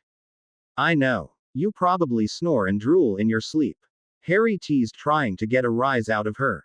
"Oh, Harry, you'll have to do better than that. I do have 6 older brothers, you know." Ginny turned a page. "I'm way out of my league with them. So I'll concede defeat." Harry threw up his hands. "You sure gave up easily." Ginny chuckled. "Loose the battle, win the war." Harry muttered, then a little louder. "I'm saving my strength for bigger disputes." Ginny frowned at her homework. "I hope Hermione gets back soon. She said she'd look over my potions work. I don't know how she does it all. I would offer to look at it, but you probably want the right answers," Harry said, writing his way down a roll of parchment. Ginny laughed and set aside her potions work. She rummaged through her books and found ancient runes. She gave a deep sigh and opened the book. Harry glanced at her now and then, occasionally catching her eye, and they would both smile at each other. It felt strange to sit with Ginny, knowing he would be going to the dance with her in 2 weeks' time, and their relationship would change whether they wanted it or not. Strange but nice at the same time. Out of the corner of his eye, Harry saw Crookshanks carrying something toward the boys' staircase. "Hey, hold on." Harry bolted from his seat and chased the ginger cat up to his dorm. What does he have? Ginny had followed him up the stairs. Yuck. A rat. She wrinkled her nose. Why did he bring it up here? Harry stalked over to the dead rat Hermione's cat had put near the Runaspor's bed. Hiss. He gots it for us. Giza's head slithered up, flicking her tongue. A light snack. Did you ask Crookshanks to catch you a rat? Harry asked. Yes. Nice beast. Likes to kill rats. Hoppa watched Giza clamp her jaws on the dead rodent. You speak cat. Harry glanced at Crookshanks cleaning his paw on Harry's bed. Speak. Cat language is much more than sounds. Humans are blind to the body's talk. Hoppa said. Right. I guess if Crookshanks doesn't mind, I don't. Enjoy. Harry turned away from the feeding serpent. Ginny stared at him, waiting for an explanation. He smiled and started to tell her when a sharp pain went through his scar. He clutched his forehead. Your scar? Ginny asked, concerned. Yeah, I haven't felt anything for a while now. Nothing this strong. Harry leaned against his bed, trying to block the pain with little success. Harry closed his eyes and rubbed his cool hand across the scar, resigned to wait for the pain to ease. Another, softer hand stroked the length of his scar. Like magic, the pain vanished. Harry's eyes snapped open to see Ginny in front of him. How did you do that? Harry said softly. What? Ginny dropped her hand as if she had done something wrong. The pain came back like a stabbing knife. Harry winced and gritted his teeth. What did I do? Ginny now sounded worried. The pain. You stopped the pain. Harry squinted at her. How did you do that? He repeated. I don't know. Ginny shook her head, then hesitantly she gently placed her fingers on his scar again. The relief in Harry's face showed her the pain had vanished again. For a long moment they stared into each other's eyes. Harry gazed in wonder at her, then a smile crept onto his face. Do you think I can convince Ron you need to stay by my bed in case my scar hurts in the night? Harry asked. Ginny blushed and then giggled. I think he'd have to put a full body bind curse on you before he would allow that. Then her face sobered. I wonder why the pain stops when I touch your scar. Harry didn't really hear her. He was too busy noticing the intense brown of her eyes, flecked with highlights of gold. His gaze dropped to her lips and he bent closer. Harry looked back into her eyes as if to ask permission. Ginny seemed frozen, but her eyes brightened with surprise. As he lowered his head, Harry felt her breath stop. His lips just brushed hers when Ron's voice and footsteps thundered up the stairs. Hastily they broke apart. Ginny moved away and the pain in Harry's scar returned. Grasping his forehead, Harry leaned against the bed again. What are you doing up here, Ginny? You're not supposed to be in the boys' dorms. Ron glanced back and forth at the two of them. Harry. He had noticed his friend's pain. Ginny told him about Crookshanks bring the rat to the Runaspore. Hesitantly she told him about Harry's scar hurting, but nothing more. Taking her lead, Harry didn't say anything about her touch affecting his scar. I want to catch Hermione before she goes to bed. Ginny said. Good night, Harry. Ron. She blushed for almost forgetting to say good night to her own brother. Are you all right, Harry? Ron asked. Need any help? I'll be all right. Could you get my stuff from the common room? I left my homework and bag down there. Harry went to his wardrobe, still holding his forehead, and pulled out pajamas. Sure, no problem. Ron gazed at his friend for a moment, then hurried down the stairs. In bed, Harry tried to block out the still burning scar with little success. Harry let his mind open, since closing it didn't seem to help. A dark, moldy wall filled his vision for a moment, then he turned away, pacing with anger. It is all set. He suspects nothing. Voldemort seethed. No, my lord. All will go as ordered. Malfoy assured him. If you let Harry Potter ruin my plan this time, you will receive the full power of my displeasure. Understand, Lucius? Harry could feel the absolute fury in Voldemort's words as the agony intensified. Yes, my lord. I will not fail you. Lucius dropped to his knees before him. See that you don't. Go. Voldemort waved his spidery hand at the figure before him. Quickly Harry pulled away from the dark wizard's mind. He didn't want Voldemort to know he had heard anything. Gasping and sweating, Harry lay frozen as the pain ebbed little by little. Finally he managed to sit up in bed. He had to tell someone. Still shaking, Harry pulled on his dressing gown and staggered down the spiral stairs. He pushed open the portrait and climbed out. His mind confused with pain, Harry headed down the hall, not really having a goal in mind. His feet led the way toward the Transfiguration classroom, but halfway there, Harry stopped. McGonagall wouldn't be there now. It was the middle of the night. He stood as if stunned and blinked at the brightness of a torch in its bracket. Harry turned to go back to McGonagall quarters. Potter. A cold, sneering voice drifted up the hall. Snape's smirking face came into view. What are you doing out of bed at this time of night, Potter? 50 points from Gryffindor and a week of detention. I've got to tell someone. Harry winced as two spoke too loud. Voldemort is planning something. He leaned on the wall, rubbing his forehead, then repeated. I have to tell someone. What are you blathering about, Potter? Snape tried to sound unconcerned but failed. Come with me. A harsh grip took a hold of Harry's arm. Snape led him down to the stone gargoyle and spoke the password. He shoved Harry onto the moving steps and then followed. Snape knocked on the headmaster's door and then entered. No light shone from any of the torches and the embers in the fireplace glowed softly. Snape pushed Harry into the chair in front of Dumbledore's desk. Wait here. He snapped and turned to the fireplace. He groped on the mantel for a handful of flow powder and threw it in the dying fire. It blazed green and Snape stepped into the emerald flames. Dumbledore's room. Snape began to spin and then disappeared. The darkness of the office felt soothing to Harry's eyes. Despite his irritation with Dumbledore, the presence of the great wizard still lingered and calmed Harry as he waited. A moment later, Dumbledore appeared in the flames and stepped out of the fireplace, followed closely by Snape. The headmaster raised his wand and the light level in the room increased. Harry put up a hand to shield his eyes from the glare. It was better the other way. Harry blinked through watering eyes. Dumbledore dimmed the torches. Thanks. He sighed. What have you heard, Harry? Dumbledore asked, watching him closely. Harry told him about Voldemort's conversation he overheard. Voldemort did not feel you were there. The old wizard questioned. Thinking, Harry glanced at Snape, who stood off to the side near the door. His face showed no reaction to what Harry had heard. No, he didn't. Voldemort was in a rage. I think it sort of shielded me from him. Harry saw Dumbledore's gaze flick to Snape. Who is Voldemort after? Harry asked, looking back to Snape, who flinched at the name. We can only guess, Harry. Dumbledore said thoughtfully. Karkaroff comes to mind. Perhaps the Death Eaters have caught up to him. He sighed. Are you? Harry gazed pointedly at Snape. The swallow face showed no emotion to his suggestion, but Harry saw a convulsive swallow.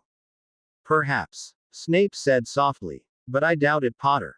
My allegiance has not been challenged. I am his spy on the headmaster. He needs me here. Now Harry stared almost in shock at the potion master. Never had Snape said so many words to him without a sneer in his voice. I hope you're right, Professor. As much as he hated Snape, Harry didn't want him to fall into Voldemort's trap. Professor Snape, would you see Harry back to Gryffindor Tower? Dumbledore asked, still studying Harry closely. I'm okay. I can manage, Headmaster. Harry stood up, but Dumbledore's stare had met Snape's. Certainly, Headmaster. Snape nodded. Come on, Potter. He opened the office door and gestured for Harry to precede him. Harry had no choice, so he nodded to Dumbledore and left the office. It was the strangest walk through the castle that Harry could remember. Neither one of them spoke, but oddly Harry felt protected by Snape's escort. At the portrait of the fat lady, Harry bid the potion's master good night. The man merely nodded and left without a word. Harry watched the lean back disappear, wondering if Snape was bothered by his vision of Voldemort. With the holiday fast approaching, Harry began to feel nervous with the upcoming dance on Saturday. True, he hadn't stepped on McGonagall's feet at the last dance lesson, but he felt a bit awkward. McGonagall tried to assure him all teenage boys feel that way. Still, Harry wished he had learned to dance sooner. Since it was Christmas, the dance would start with a feast at 7 o'clock. By Saturday afternoon, the Great Hall had been closed off to be decorated, and many of the girls went off to get ready for the dance. At 6 o'clock, Harry and Ron went up to the dormitory to change into their dress robes. While Harry hesitated over which dress robes to wear, Ron, Seamus, Dean and Neville pulled on their dress robes. Glancing nervously up to see what the other guys were wearing, Harry grinned at Ron's new robes. The royal blue material suited Ron's complexion and red hair. What's taking you so long? Ron asked, tugging at his collar. I'm trying to decide which robes to wear. Harry opened the box with his colored robes. What do you mean? Ron came over to see. Whoa, outstanding. Harry. You like it? Harry pulled the robes out and held them up. You don't think it's a bit flashy? No way, Ron assured him. Put them on. We'll be the judges. Ron indicated the rest of the 6-year boys. Slowly Harry slipped into the shimmering robes. Low murmurs of approval filled the room before he looked up from fastening the front. Well. Excellent, Harry. Seamus whistled. Never seen anything like it. Dean marveled. You look great, Harry. Neville reached out and felt the sleeve. Brilliant, Harry. Ron agreed. 4 out of 4. You can't beat that. You could. Seamus started, then changed his mind. What? Harry glanced down to see if something was wrong, then back at the other teens. Ron and the others gave each other an agreeing glance. I think it would look better if you shaved, Harry. Ron braved. You really don't have enough to be called a beard. It just makes your face look, well, dirty. Shave. Harry reached up and felt his chin and jaw, then hurried to the mirror. Sure enough, what Ron said was true. A gray shadow covered his lower face in a haphazard way. I don't have a razor. What? Ron looked puzzled. Just use the shaving charm. The what? Harry turned to see the other boy's nods, telling him once again his lack of Wizarding World general information was showing. Didn't anyone ever? Ron's face dropped in realization. Harry had no one to tell him anything. I'll show you. It can be a little trick. Fred slipped once and shaved off his left eyebrow. Although I think he kind of liked the look. What do I do? Harry felt a surge of panic. What would he look like if he appeared at the dance with one eyebrow? Don't worry. Why don't I do it for you? Ron suggested. Conjure a chair and sit down. Harry quickly conjured a barber's chair and took a seat. Didn't your uncle ever teach you how to shave? Dean asked. My dad taught me 2 years ago. Harry snorted. Last summer my uncle brought home this cheap plastic razor for me to use. I tried it once and cut myself so many times I thought I'd need a blood rejuvenation potion. So I decided just to annoy him I'd just leave any stubble. Okay. Harry leaned back and hold still. Ron said. He shook his wand a little and said. Excoriae. A blue glow came from the tip of Ron's wand. As Ron carefully laid the tip on Harry's cheek and drew the wand over his skin, a warm fuzzy feeling followed the wand tip. After 5 minutes Ron said. That's it. You're done. Take a look. Harry went to the mirror and felt the smooth chin and cheeks. Thanks, Ron. I owe you. Nah, Harry, he doesn't want his sister getting stubble burn. Seamus laughed. There was a general snicker from the other boys, even Dean Thomas. Harry felt a warmth creep into his cheeks now. See you at the dance. I've got to meet up with Susan Bones from Hufflepuff. Dean and Neville followed Seamus down the stairs. I thought it would be cool you dating my sister, Ron started sheepishly. Having mixed feelings. Harry grinned. More like scrambled. Ron snorted. I really don't know what I'll do if I catch you two key. Dotting. Harry snorted back. If you would have come up to the dorm a couple seconds later the other day we'd both know. Ron's eyes grew big. The mixture of emotions flashed across his freckled face. Humor won out and he laughed. All right.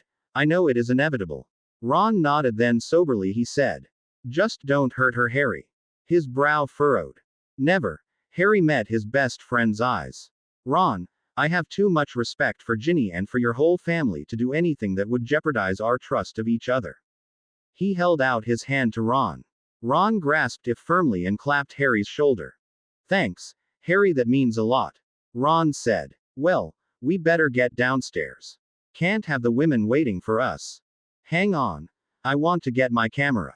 Harry went to his trunk and took out the magical camera Lupin had given him for his birthday. Okay.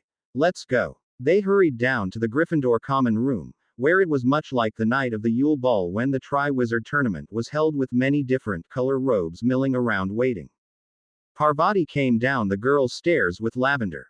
Both paused at the bottom to gaze in Harry's direction. Their stare began to make Harry feel uncomfortable, so he messed with the camera's setting, but ignoring them didn't seem to work. Wow, Harry. Lavender said. You look wonderful. I'll say. Parvati sighed. Save me at least one dance. She looked at him pathetically. Well, Harry's attention drew back to the girls' staircase. Hermione and Ginny descended gracefully. The pair took Harry's breath away. Wearing gold-beaded silk robes, Hermione looked like a queen striding toward Ron. But his jaw dropped open as Harry gazed at Ginny smiling shyly as she walked toward him. Harry stepped forward past Parvati and Lavender. Her emerald velvet robes swirled around her as she came to a stop in front of him. You look beautiful, Ginny. Harry felt the word was horribly lacking but couldn't come up with anything better. Ginny flushed and grinned. Thanks. So do you. I love your robes, Harry. Thanks. Harry laughed. Oh, before we go, let's get some pictures. He looked around and spotted Mark Evans. Hey Mark, would you take some pictures for us? Sure, Harry. Mark grinned. Harry showed him how to work the camera and the two couples posed for the first year. Thanks, Mark. Could you run the camera back up to my dorm and just set it on one of the trunks? Harry asked and the boy nodded. Thanks. Have fun. Mark waved as the four left the common room. After helping Ginny from the portrait hole, Harry offered her his arm. My lady. He gave her a slight bow. Ginny giggled and slipped her hand around his arm. Ron offered his arm to Hermione and the four went down to the Great Hall. Crystal clear icicles dangled in the air above round tables in the Great Hall when two couples entered, following the crowd. The 12 Christmas trees stood along the walls twinkling with fairy lights and sparkling ornaments. Each table had a centerpiece of holly and ivy with a candle in the center. Hermione spotted Neville with Luna Lovegood sitting at a table. Let's sit with them, she suggested. Everybody agreed and they make their way over to the table. Hi, Luna. Hi, Neville. Can we sit with you too? Hermione asked. Sure. Neville grinned and glanced at Luna. Please do. Luna said, smiling dreamily. She wore shocking neon green robes of some lacy material. But somehow Harry thought that color looked good on her as he held the chair out for Ginny to sit down. Once seated, they watched the rest of the students file into the Great Hall. Draco Malfoy entered with Pansy Parkinson on his arm. Then Cho Chang walked through the door in periwinkle blue robes with Michael Corner. Harry turned to Ginny and saw her watching the couple proceed into the hall. Any regrets? Harry asked, smiling. None. You? Ginny returned the grin. Not a one. Harry answered truthfully. Cho Chang didn't interest him in the least anymore. Harry didn't even bother looking back to see where Cho had sat down. I can't believe the holidays are here already. Hermione said. Yeah, Ron sighed. Oh, Ron, stop. You'll have fun at my house. I promise you. Hermione rolled her eyes. It is going to seem strange without you two around for Christmas. Harry said, then seeing Neville and Luna's questioning looks he added. Ron is staying with Hermione this year, a muggle house. I don't think I'd have the nerve. Neville whispered. I've always have wanted to. Luna admitted. Muggles are fascinating. I bet they are. Ron said in a forced pleasant voice. When the Great Hall finally filled, the teacher filed in to take their seats at two large round tables at the end of the hall. Dumbledore stood up, wearing magnificent metallic silver robes and said, Welcome. I hope you all find this an agreeable substitute for Hogsmeade visits. You'll discover many of the cuisines you would find there are here tonight. So enjoy. Dumbledore sat down and food appeared on all the tables. Harry passed a platter of steak to Ginny, who took a small piece and passed it on. As tempting as it was to stuff himself on all the delicious food in front of him, Harry knew he wouldn't feel like dancing much on a full stomach. So Harry refused seconds when the platter came around again. After the main course came pudding. The elaborately decorated cakes were accented with many of Honeyduke's best sweets. Ginny pulled a large cracker with Harry, and matching solid gold bracelets popped out. Giving her grinning glances, Harry fastened the bracelet onto her wrist and she returned the favor. After the meal was finished, Dumbledore stood and indicated the rest of the hall should do the same. Like had done for the Yule Ball, the headmaster with one sweep of his wand moved the tables to the edge of the room, then raised a platform for the band. In trooped the Weird Sisters and soon music filled the Great Hall. May I have this dance? Harry bowed to Ginny and held out his hand. She giggled and put her hand in his. He led her out onto the dance floor and, swallowing nervously, Harry took her in his arms. In his head, McGonagall voice rose. Listen to the music, Potter. Harry tried, but the moment he looked down at Ginny, everything else seemed to fade into the background like fog. His heart swelled with a tightness strange to him. She was so beautiful, Harry thought as he started dancing around the hall with her. To his surprise, he didn't feel awkward in Ginny's arms. Their moments never seemed to get in the way of each other. "You're a good dancer." Ginny smiled at him. "I had a very patient teacher. But you're pretty good yourself." Harry told her. "Did Fred and George teach you?" "Oh no. My mum and dad. They love to dance. When I was little, I'd stand on Dad's feet while he and Mom dance." Ginny reminisced. "I stood on my teacher's feet quite a bit too. But I don't think she cared for it much." Harry chuckled. "Who?" Ginny asked. "I'm not telling." Harry shook his head. "Oh, come on. Tell me." Ginny insisted. "You can guess, but I'm not telling you." Harry finally found something he could tease Ginny with.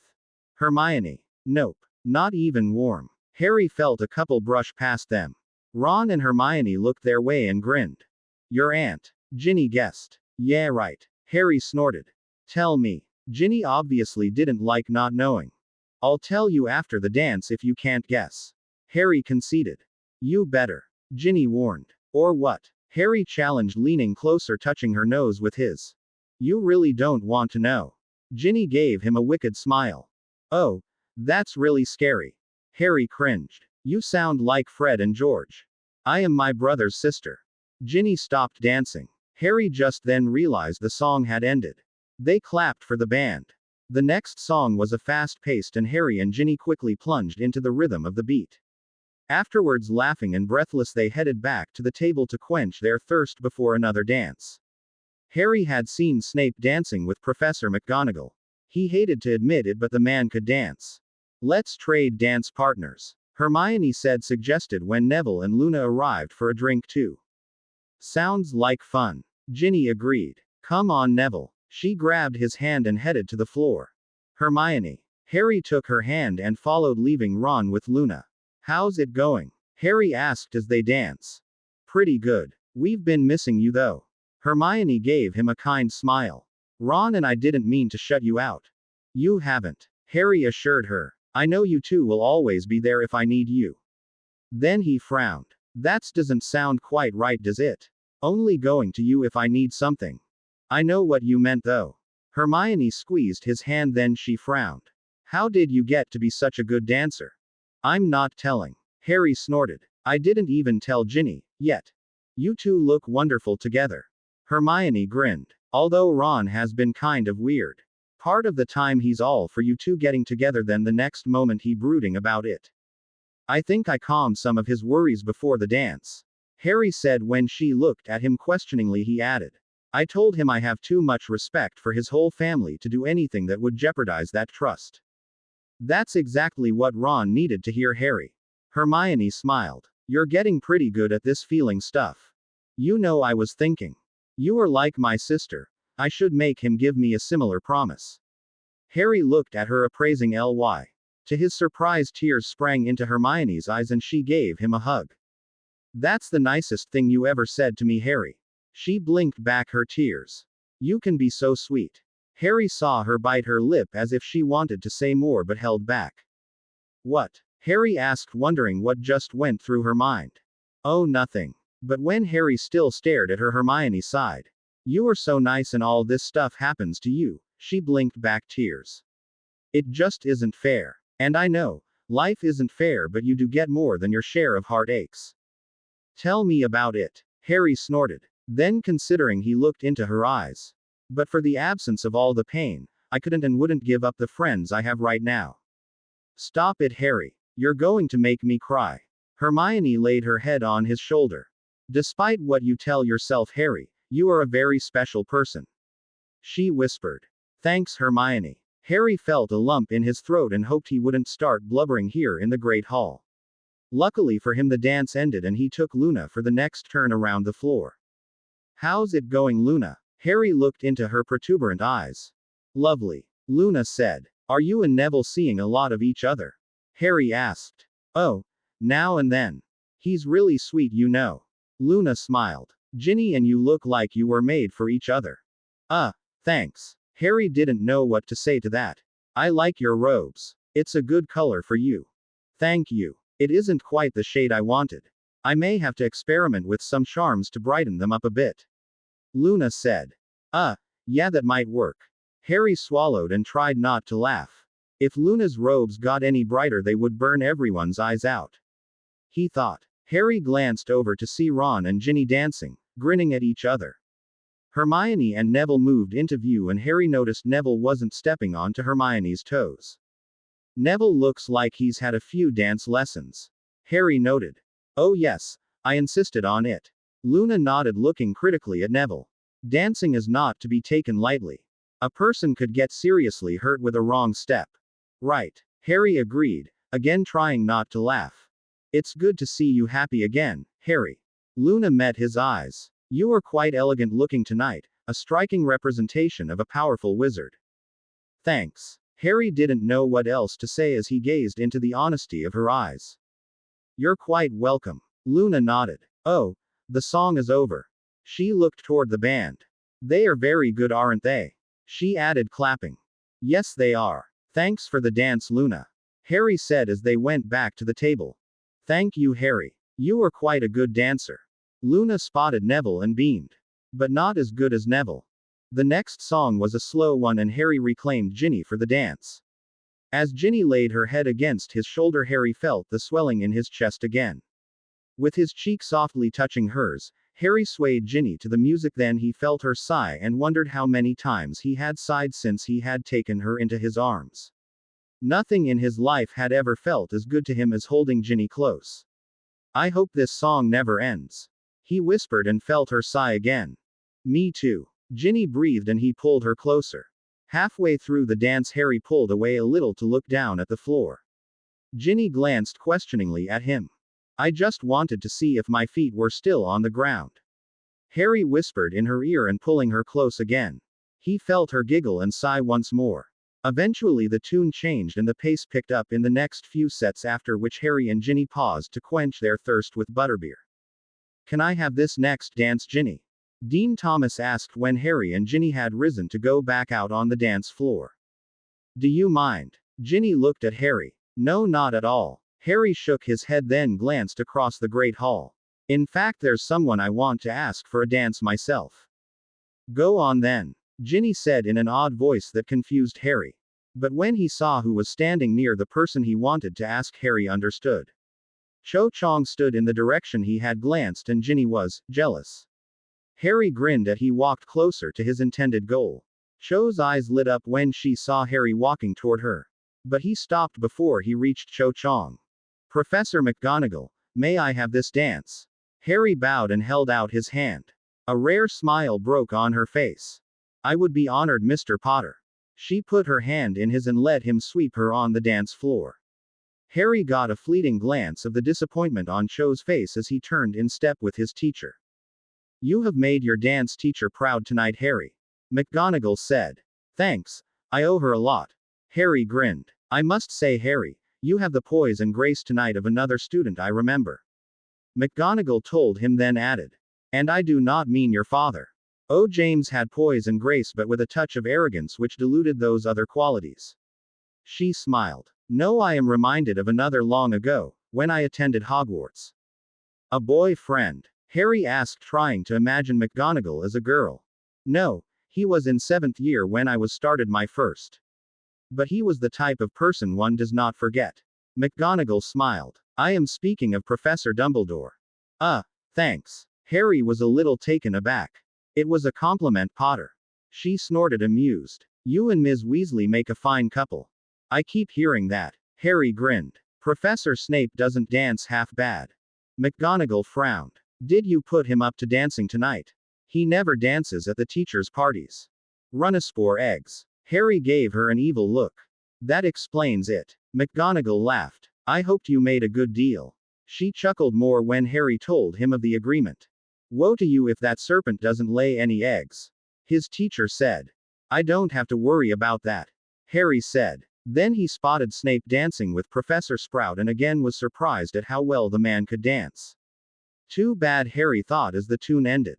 He bowed to McGonagall and she thanked him for the dance.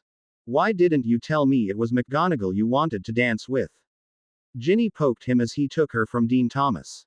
Ouch. Harry laughed. Who did you think I was going to ask? Don't play innocent with me. You knew I saw Cho standing there. Ginny poked him again. Would it bother you if I had asked her?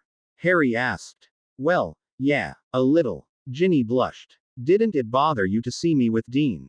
I didn't watch. Harry put bluntly. I didn't want to see if you two looked good together. Oh, Ginny melted. Everybody keeps saying we look good together. Really? I haven't heard anything about it. Harry said innocently.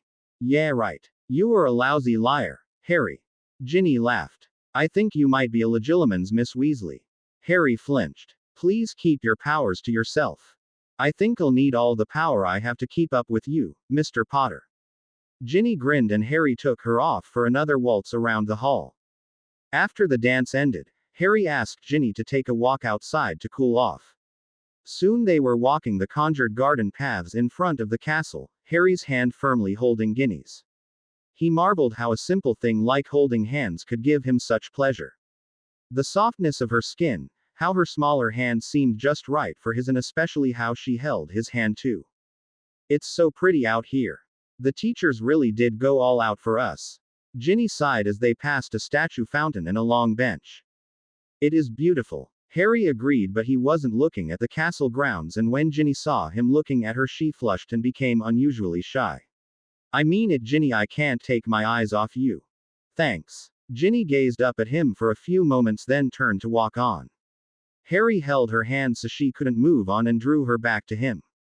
He saw her swallow nervously as he cupped her chin with his free hand. Ginny, this has been the best night I can remember. Harry leaned in slowly, watching her eyes grow larger. Gently Harry touched her lips with his and felt her intake of breath, then he slowly deepened the key. A warm sensation started in his toes and crept up his entire body. Harry felt there was no more need for the sun.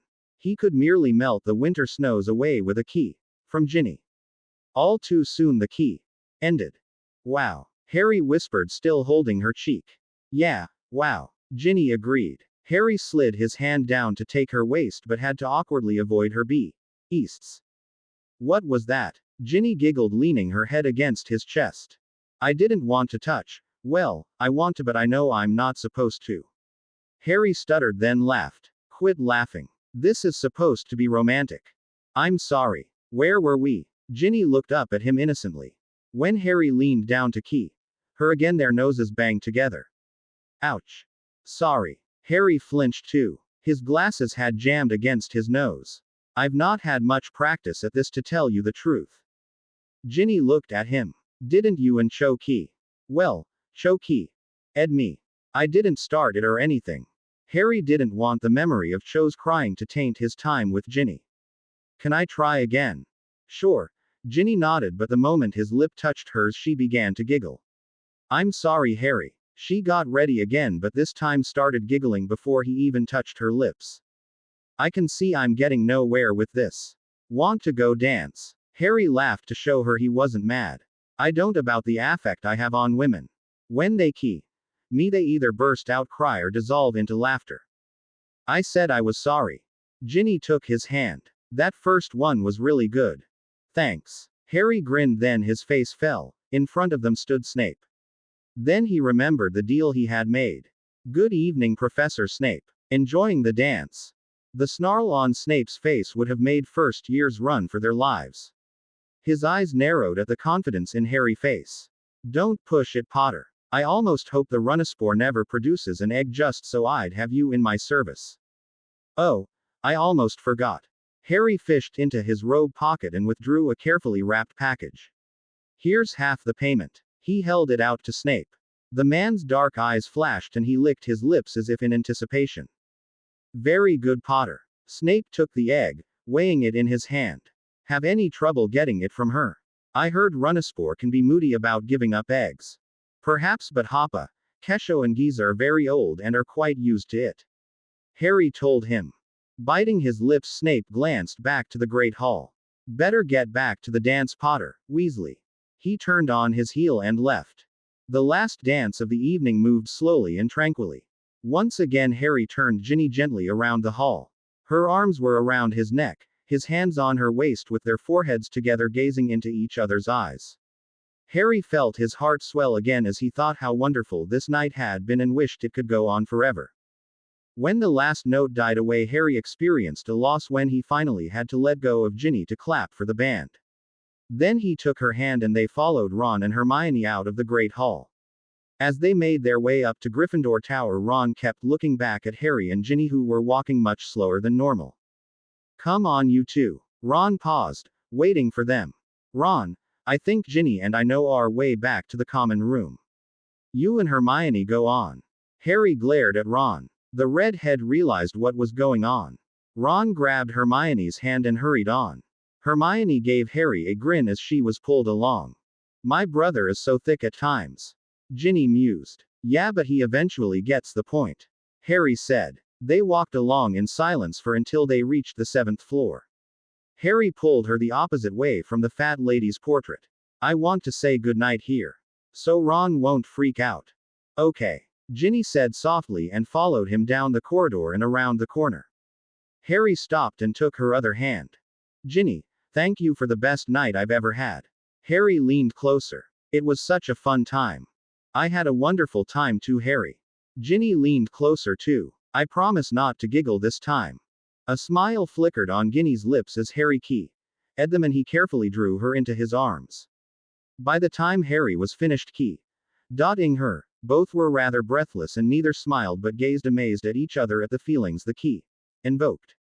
Reluctantly, Harry and Ginny released their embrace and walked slowly toward Gryffindor Tower. In the morning, Harry awoke wondering why he felt so happy. Then he remembered the dance and, even more important, the kiss. He sighed, then shook himself for feeling like a sentimental sap. It was only a kiss, after all. But his mind couldn't help adding, "But what a kiss." Harry packed his trunk and charmed the Runaspore carrier to keep the serpent warm for the trip to Grimmauld Place. Ron roused, grumbling about the noise Harry was making. "You better get moving too. The train leaves at 11 and it's 9 now." Harry pulled the covers off Ron. "Why are you so cheerful this morning?" Ron rolled out of bed and went to his trunk. When Harry didn't answer, Ron looked at him closely. "Why are you blushing, Harry?" Ron smirked. "No reason. I've just been running around gathering everything up for the train ride." Harry recovered and made a project of checking the lock on his trunk. "I suppose when we go down for breakfast, Ginny is going to be in the same silly mood." Ron muttered, throwing things into his trunk. "Why don't you go on and get the worst of it over with?" He shooed Harry away. "That way it won't be too sickening sweet when Hermione and I get down there." "Please." Harry snorted, heading for the stairs. "I can't be as bad as you were when you and Hermione first got together." He hurried down the steps thinking of Ginny. The common room was noisy with students saying Happy Christmas to those they wouldn't see over the holiday. But Harry heard a frantic voice, frantic but familiar. "Cleo, come here." Ginny was on her knees looking under a sideboard. "Here, kitty kitty." "Not again." Harry knelt beside her. "Yes, she right there, can you reach her?" Ginny pointed. "You want me to stick my hand under there and just pull her out?" Harry didn't like the sound of that. Cleo had proven many times her claws swipes were quick and sharp. Ginny gazed at him without speaking. "Ah, right." Harry steeled himself and started to reach under the dresser. For a small cat, the noise coming from the corner sounded like it could have been made by several large lions fighting. "Cleo, want to go for a fly?" Harry coaxed as he felt fur. Immediately the kitten scampered into his hands, purring. Harry sighed with relief. "I owe you one, spy cat." He handed her to Ginny. "Thanks." Ginny grinned. "I better go put her in her carrier." "Wait for me." "Sure." Harry smiled back as he watched her hurry up the girls' stairs. Hermione came down and grinned at him. The smile on Harry's face faded when he began to wonder how much Ginny had told Hermione. Probably everything. That's what girls do, isn't it? He thought. "Morning, Harry." Hermione said too innocently. "Good morning, Hermione." Harry stared back at her. "Wonderful dance last night," Hermione said. "Yes, quite enjoyable." Harry agreed, wondering what Hermione was fishing for. "Ginny had a good time," Hermione commented. "I'm glad." Harry sighed. "Hermione, is there something you wanted to ask me, or are you really just making small talk?" "Whatever would I ask you, Harry?" Hermione's eyes opened with mock surprise. Ron will be down shortly. Harry decided to ignore the whole thing. He's really worried about visiting at your house. He can be so pathetic. Hermione looked toward the boy's stairs. But I'm sure once he gets to my house he'll calm down and have a good time. I'm sure. Harry agreed. Thankfully Ginny came back and then Ron came thumping down into the common room. Come on, let's get something to eat. I'm starved, Ron said without preamble. When the four crossed the entryway to the Great Hall, Professor McGonagall called to them. Potter, Miss Granger, the four of you, a word if you please. She gestured toward the room off the entry. Harry followed without misgivings but noticed the worried look on Ron's face. What is it, Professor? Harry asked when she had closed the door behind them. The headmaster feels the train is too risky for you four, after the attack in September. So he has arranged portkeys to take you to Grimmauld Place. McGonagall told them. I was planning to spend the holiday with Hermione's family. Ron said quickly. But if it's too much trouble to change the plans, I understand.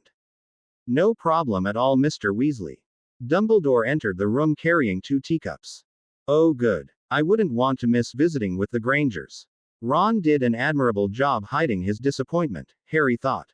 Professor, what about our luggage? Ginny asked. It will be sent on the train. Alistair Moody will collect it and bring it to where you are staying. Dumbledore told them. Ginny nodded. What about my Runaspore? Harry just remembered. I cast a warming charm on her carrier but it's going to need replenished during the trip. She can't stand the cold. I did not consider you would be taking her with you. But no matter, she can take the portkey with you. Dumbledore said. When are we going? Ron's stomach rumbled and he glanced at the door. Certainly your departure can be made after breakfast, Mr. Weasley. Dumbledore chuckled. He waved his hand toward the door. Go eat then come back here when you are finished. Harry, a moment in my office, if you please. Harry knew the purpose of his visit to the headmaster's office. Dumbledore wanted another memory from him. It took Harry all the self-control he had not to ask the old wizard what he had thought about his first day with the Dursley. But Harry had made a promise to himself not to ask or give an opinion about the days until Dumbledore had finished all 3. Explaining a portkey to a Runaspore proved to be difficult.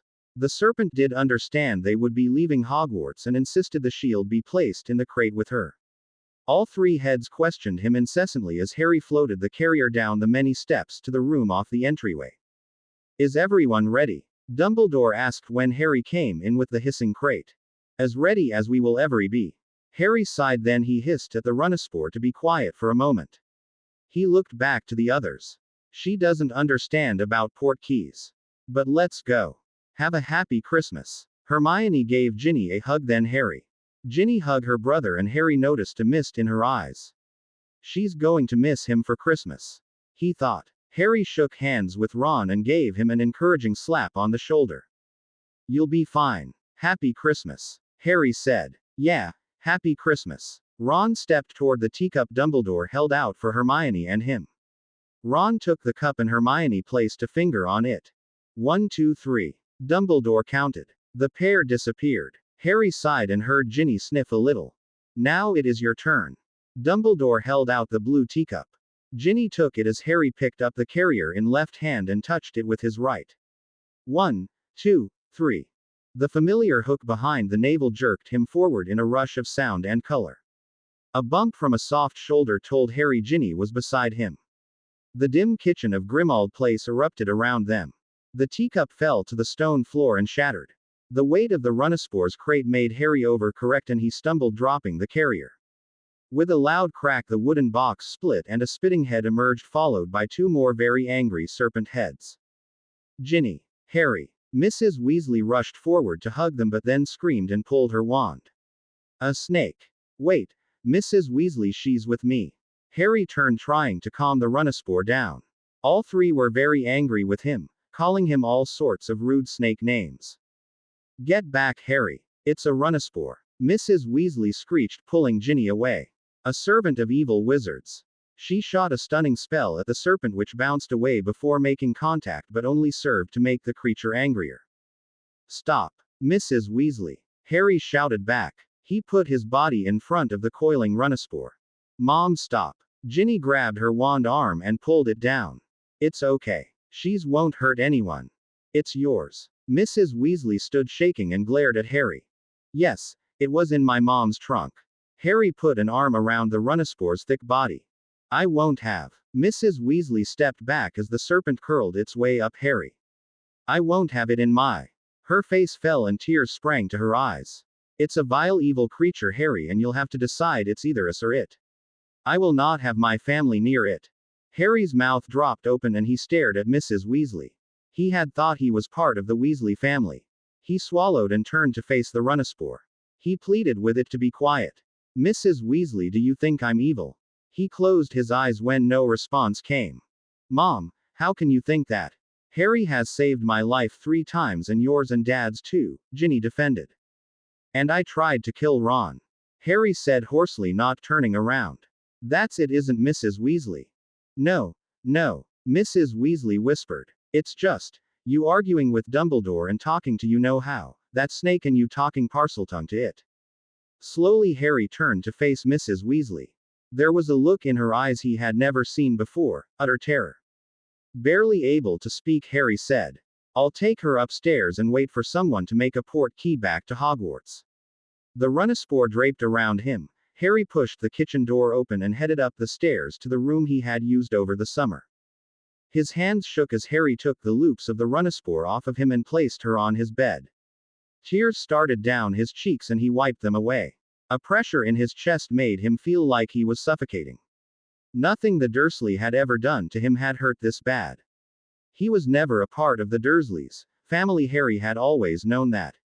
But Mrs. Weasley had made him a part of hers. Or was it all a lie? Harry. Remus opened the door. Are you all right? Ginny told me what happened. I need a port key back to Hogwarts.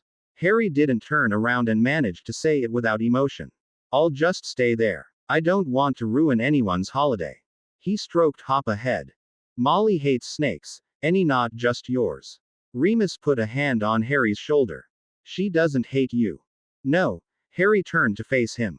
It's worse than that. She's afraid of me. His voice choked and he turned away, gripping onto the bedpost. I have never seen that look before. Not from her. Harry, she was scared before you came. Remus put an arm around Harry. Percy is missing. What? Harry turned, wiping his face. What do you mean? When Percy left his job at the ministry, we were keeping an eye on him. Remus shook his head. No, he hasn't gone over to Voldemort's side. I think he was ashamed to face people. So we gave him the space and time he needed to come back to his family. He sighed. Last Monday, we lost all trace of him. What do you think has happened? Harry asked. We just don't know. His place in London still has some of his things in it. But some personal things are missing. Like he might have packed and left. Remus sighed. Harry, give Molly some time. She'll come around. When we first met, Molly treated me very coolly. I never expected something like this. Not from Mrs. Weasley. Harry blinked and swallowed. Molly's under a lot of strain. Not being able to go back to the burrow. Lupin nodded at the look on Harry's face. Yes, the Death Eaters are still watching the house. With Percy missing and now a snake, she just hit her limit, Harry. Let me go talk to her. Remus patted him on the back.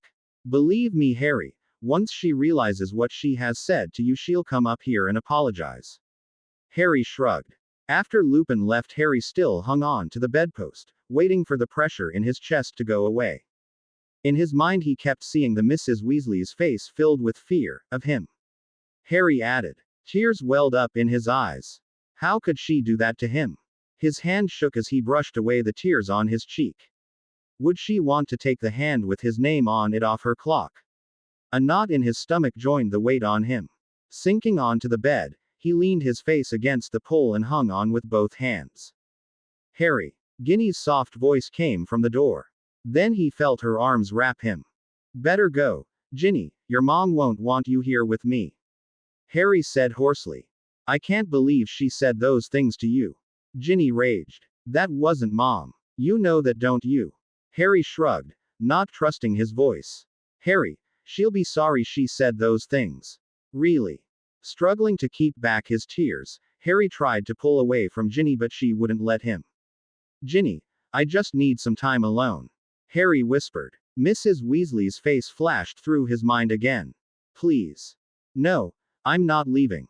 You spend too much time alone when you're hurting, Ginny said, just holding him tighter. Harry put his head on her shoulder and his arms went around her waist. I can't believe how much it hurts, what she said. Harry whispered. She never treated me any different before. He choked as his voice tightened. Ginny gripped him tighter and rubbed his back. For a long time they sat like a statue. Harry tried hard to get control of his emotions. The arms around him just reminded him, the first comforting hug he had received was from Mrs. Weasley. The Runespore slid over to the pair and entwined its coils around them, laying its heads on their shoulders. Mr. Weasley found Harry and Ginny liked that when he entered the room. My word. He stopped short. They tried to release each other but the serpent held them fast. What are you doing? Harry asked the Runespore. Protecting thee master and thy mate, Kesho answered, flicking her tongue in his ear. A warm flush crept up Harry's face. Ah, well, talk about that later. Please let us go. The Runespore slithered back onto the bed and Harry let go of Ginny. It's okay, Mr. Weasley. I didn't hurt her. I can see that, Mr. Weasley said in a strange voice. Lunch is ready. I'm not hungry, thanks. Harry couldn't look up at the man. If he saw the same look in Mr. Weasley's face, Harry knew he would lose it. He couldn't risk seeing the fear again. Go on, Ginny. I just need time to think. Harry glanced at her and she nodded, giving his hand a last squeeze. The weak winter sun barely made it through the dirty windows of Harry's room, so when it finally set, the difference in light was negligible.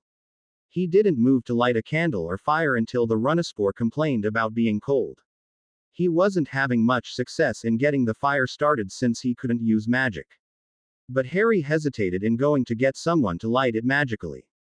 Need some help? Remus asked after knocking. Please. Harry nodded. She's cold. In a second Lupin had the fire blazing and the Runespore curled up nearby.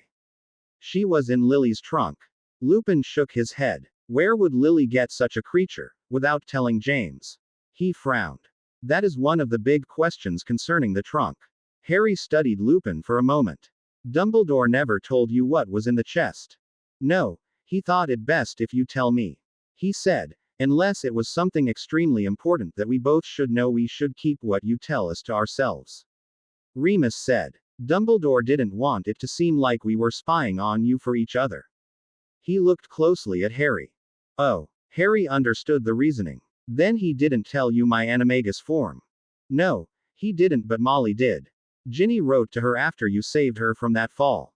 Remus's eyes opened wide. A phoenix. Unbelievable. He marveled. A phoenix. You turn into an evil phoenix. Giza hissed at Harry, rising to look into his eyes. You know about animagi wizards? Harry asked. Calm down. Yes, a phoenix is my other form. Yes, I know of shapeshifters. Giza continued to glare at Harry as if looking for the phoenix. Why did you not tell us? I guess the opportunity to bring up the subject never arrived. Harry shrugged. Phoenix or not, I still command you, right? He thought the serpent might need reminding. Yes, master. The three heads said in unison. Then Giza relented. Phoenix or not, I still like you. Thanks. Harry grinned as he turned to Lupin to tell him what the Runespore's problem was about. Remus's jaw hung open and his eyes were as wide as Harry had ever seen them. When Lupin realized he was staring, he closed his mouth with a snap and shook himself, chuckling. I must say, Harry, I agree with Molly. Listening to Parseltongue is unsettling. Remus laughed again. I guess I better get used to it. The mention of Mrs. Weasley made the smile disappear from Harry's face. She's still afraid, isn't she? Yes, a bit. Arthur is talking to her. Don't worry, Harry, she'll come around. Remus assured him.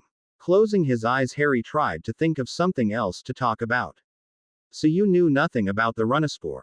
No. And not in my wildest dreams did I consider something like the Runespore might be in Lily's trunk. Remus shook his head. Harry turned to study Lupin again. Did you know my mom was a Parseltongue? What? Remus looked taken aback. No, Harry, she couldn't have been. We would have known. James. She wrote in her letter she was afraid to tell my dad. Harry looked around for his school trunk, then remembered it wouldn't arrive until later. She talked to snakes before she ever went to Hogwarts. A stunned look crossed Remus's face. I never heard of. He seemed a bit upset and paced across Harry's room, then turned back to him. Harry, when I first heard you were a Parselmouth, I did research on the subject, because I was coming to teach at Hogwarts. It is a rare talent among wizards, as you know.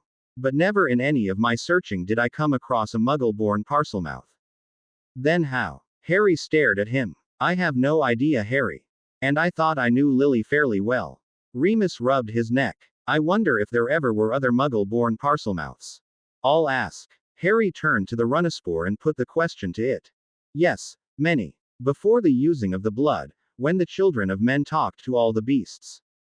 Hoppa told him. Harry relayed it to Lupin. What does she mean, the using of blood? Remus asked thoughtfully. When wizard kind was most powerful, they were jealous. The children of men could talk to the creatures. It was something wizards could not do. Hoppa started answering before Harry could ask. Wizards used the children of men's blood to bring these powers to them. Harry told Remus. When was this time? Lupin asked. After I left my egg, and I heard many of these tales from the great serpent of Manitar, who was at that time as thick as I am now. If he still lives, he would be of great girth now. Hoppa said admiringly.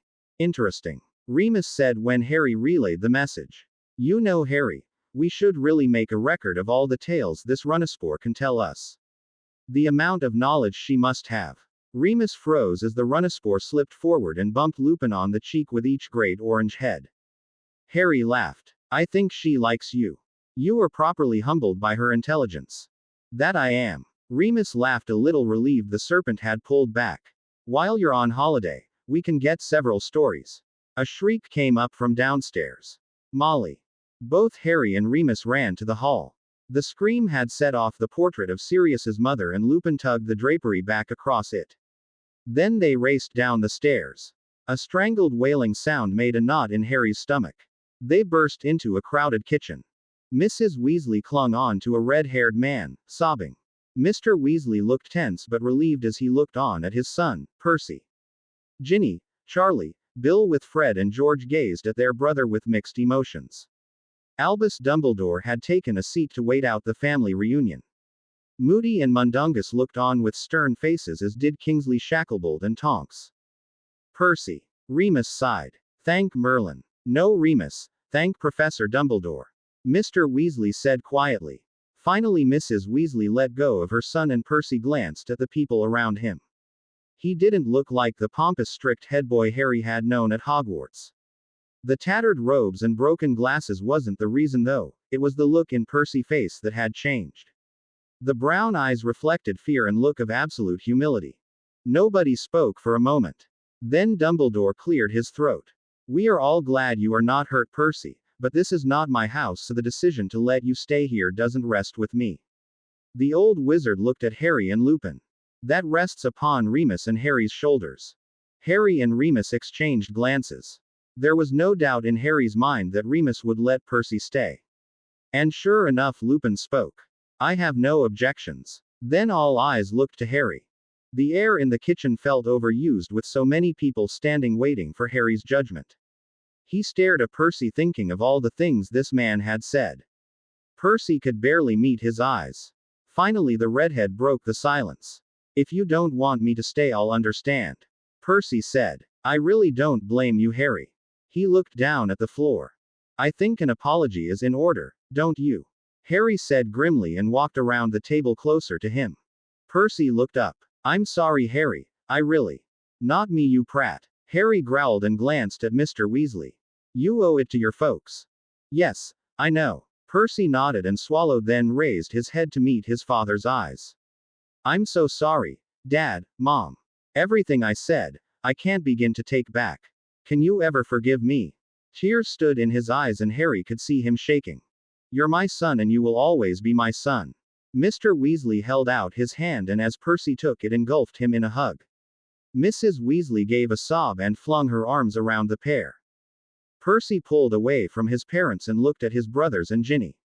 He opened his mouth but Bill stopped him before he could say anything. Percy, you may be the world's biggest git, but you're our git. He held out his hand. Percy took it surprised. Yeah, we have to have someone to pick on. Fred said, thumping Percy on the back. And to make us look good. George shook Percy's hand. I suppose, if Mom and Dad can forgive you, I can. Charlie was next in line with his hand out. Ginny just threw her arms around his neck and hugged him tightly. If you ever say anything so stupid again, she left the warning open as she released him. I won't. I promise. Percy laughed nervously. The relief in Percy's face made the tightness in Harry's chest tighter. Harry, I do owe you an apology. Can you forgive me? You sound very sincere, Percy. Harry nodded. On the other hand, just because you're sorry doesn't mean you should get away without any punishment. A mischievous glint came to Harry's eyes. What kind of punishment? Percy gulped, looking at his parents, then Dumbledore. I think a week's detention is reasonable. Don't you think so? Harry turned and winked at Fred and George. Absolutely. Chorused the twins. Detention? Percy questioned. I'm not sure what you mean. Well, you serve your detention with the people you have wronged. Harry smiled at him and indicating his family. Oh, I see. Percy looked at the twins with their identical evil grins. He shook his head and laughed. Okay, I'll take whatever they dish out. I have it coming. The smile on Fred and George's face vanished. Ah, Percy, you're taking all the fun out of it, giving in like that. George frowned. And you call yourself a Gryffindor? Fred snorted. Now can you forgive me, Harry? Percy held out his hand. Harry took it and patted his shoulder. I don't have much experience, but I've heard that's what families do, forgive the stupid things they say to one another. I'm glad you're all right, Percy. Harry thought he heard a small sob from Mrs. Weasley. You can stay as long as you want. You'll be safe here, I hope. Thanks, Harry. Percy sighed, blinking hard, and he sunk into a chair. Let's have some dinner. Remus clapped his hands. Everybody's hungry. Molly, what should we feed them? Harry didn't look at Mrs. Weasley. I'm not hungry. The knot in his stomach had come back. I'll be up in my room. He kept his eyes on the kitchen door as he brushed by Mr. Weasley, who took his arm. Molly. Mr. Weasley's voice was the sternest Harry had ever heard him use to speak to his wife. Harry, can you forgive me? Mrs. Weasley's hand touched his back. Harry blinked. It took all he had not to burst out crying. Slowly he turned to face her. Can you forgive me for attacking Ron? Harry searched her eyes for the fear he had seen before. Ron has. Oh, Harry, I'm sorry, I didn't mean. I never thought you were evil. Mrs. Weasley tried to explain, but her voice choked. I was just scared. I know. But please, don't be afraid of me. Harry pleaded, wanting to say more but couldn't, so he held out his arms for a hug. Mrs. Weasley flung her arms around his neck and pulled him close. Harry embraced her furiously. I'm so sorry, Harry. Then she drew back and reached up to kiss his cheek. You've gotten so much taller. She smiled through her tears. Sit down. I'll have dinner on the table in a flash. A smaller hand slipped into his and Harry felt Ginny pull him to sit beside her. He wiped the tears from under his glasses and glanced at the Weasley's brother, eyeing the pair of them. The measured stare from all of them made Harry want to laugh. Ginny put a butterbeer in his hand and Harry took a long drink from the bottle, watching the Weasleys as he drank. Fred and George gave each other intense, knowing looks. Bill gazed at his little sister with a look of sudden realization, like he just saw she wasn't a little girl anymore. Charlie's expression gave the impression the dragon handler wanted to put one of his dragon chains on Harry, just to be safe. Percy was too relieved at being welcomed back to worry about anything else. Harry saw Dumbledore smile at the four red-haired men. The headmaster must have gone out to locate Percy, Harry thought as he continued to gaze at the old wizard who had leaned over to speak to Moody. Where and how Dumbledore had found Percy, nobody seemed in a hurry to ask the headmaster any details. Presently Dumbledore stood up. I'm sorry, Molly. I must be getting back to Hogwarts. He gave a significant look at Harry. But you must eat. Mrs. Weasley insisted. At least take a piece of pie with you. She hurried off and soon came back with a wrapped pie. I put in a piece for Minerva. She'll be delighted. Thank you, Molly. Dumbledore gave a slight bow and with a loud crack he was gone.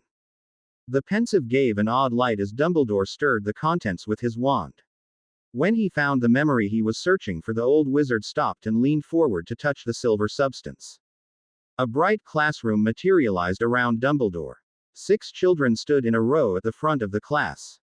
4 girls and 2 boys, appearing to be about 7, took turns spelling words the teacher gave them as she sat at the back of the class. Your turn, Harry. Spell.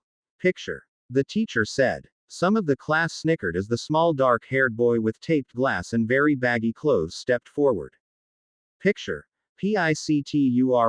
Picture. Harry nodded his head slightly with each letter. Correct. Good, Harry. The teacher told him. Dumbledore smiled and sat at an empty desk as Harry grinned and stepped back in line.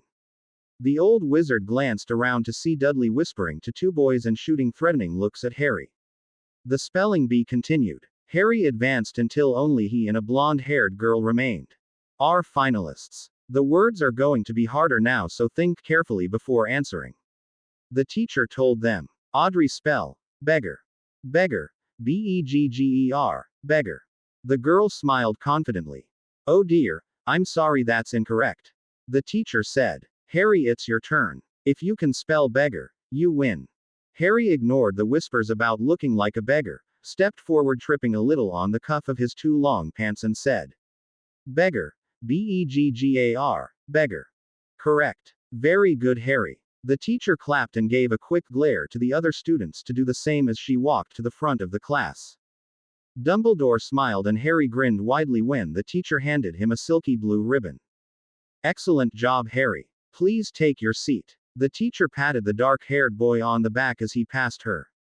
All through the rest of the school day, Dumbledore noticed Harry kept a tight grip on the ribbon and one eye on Dudley. As soon as the lessons were over, Harry bolted from the classroom, Dumbledore in his wake with Dudley and his friends close behind. Harry ran all out and never looked behind him at the loudly thudding footfalls. Only the magic of the pensive made it possible for Dumbledore to keep up with the small boy when he squeezed between the gap in a hedgerow and under a wire chain link fence afterwards. But Harry must have used this path once too often. When he emerged into an alley, Dudley and his 2 chums were waiting for him. The 2 boys grabbed Harry's arms, holding him tightly, while Dudley punched Harry many times. Where's the ribbon? Dudley finally asked, then started fishing into Harry's pockets. Got it. Dudley laughed, hitting Harry again. You know what I found out. Dudley put his face into Harry's and spat on his glasses. Your parents are still alive. Yeah. Dudley smirked as Harry's eyes flew open. Yeah, but they're both drug addicts and are rotting in prison for selling drugs and murdering a policeman. No, you're lying. Harry struggled against the tight hold. They dumped you off on my parents because they couldn't stand your stinking face. Dudley spat at Harry again. He gave the 2 boys a nod and they released Harry. Dudley shoved him hard to the ground and began to kick him. Mum will be so proud of me when she sees I've won the spelling bee. Dudley gave one last kick at Harry's back and ran off with his buddies. For a long time Harry lay in the gravel alley not moving. Dumbledore hurried over to help but then remembered this was only a memory. Slowly Harry raised himself from the dust and sat with his knee up and his head in his hands. Silent tears streaked his dirty face and blood trickled from the cut on his lip. Suddenly Dumbledore stood in the Dursleys' spotless kitchen. Aunt Petunia griped Harry by the ear as she screamed at him. Look at you. Dirt all over. And you wonder why we don't buy you nice clothes. Just look at the mess you made of these. She shook his ear, effectively shaking Harry's whole body. Get out of those things. No, she shrieked. Don't go traipsing through the house again. Take them off in the laundry room. She gave him a shove in that direction. Wincing, Harry unbuttoned his shirt and put it in the washer. Dumbledore watched as Harry turned around and gasped when he saw the boy's back. Not including the huge purpling mark which Dudley had inflicted on him, Harry's back showed at least a dozen strap marks and an old yellowing bruise the size of a large fist. Frowning, Dumbledore saw Harry unfasten his belt and his baggy pants dropped without him having to undo the front. The 2 big underwear was held up by the elastic being cut and tied. The memory faded and Dumbledore now saw the family at the dinner table once again. Aunt Petunia and Uncle Vernon fussed over Dudley's stolen blue ribbon. Harry made no sound or any move to correct their notion it was Dudley's. He kept his eyes down and ate his meal. Even at the young age of 7, Harry knew better than to say anything against his bigger cousin.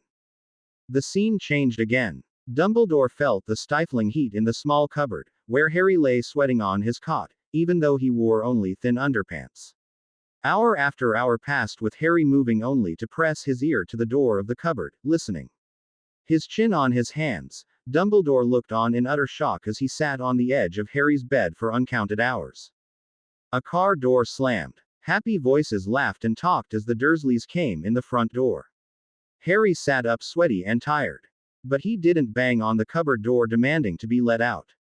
Again he waited and listened. The cheerful chatting went into the kitchen. When Dumbledore thought he could stand no more of this, Harry timidly rapped at the door. Uncle Vernon. Aunt Petunia. Harry's voice rasped. I'm thirsty, could I get a drink of water? The talk stopped, then Uncle Vernon's heavy footsteps came to the cupboard door. The latch clicked open. Be quick about it, boy. Phew, you stink. Go up and take a shower. Uncle Vernon waved Harry away from him. You have 5 minutes. Harry rushed up the stairs and into the bathroom.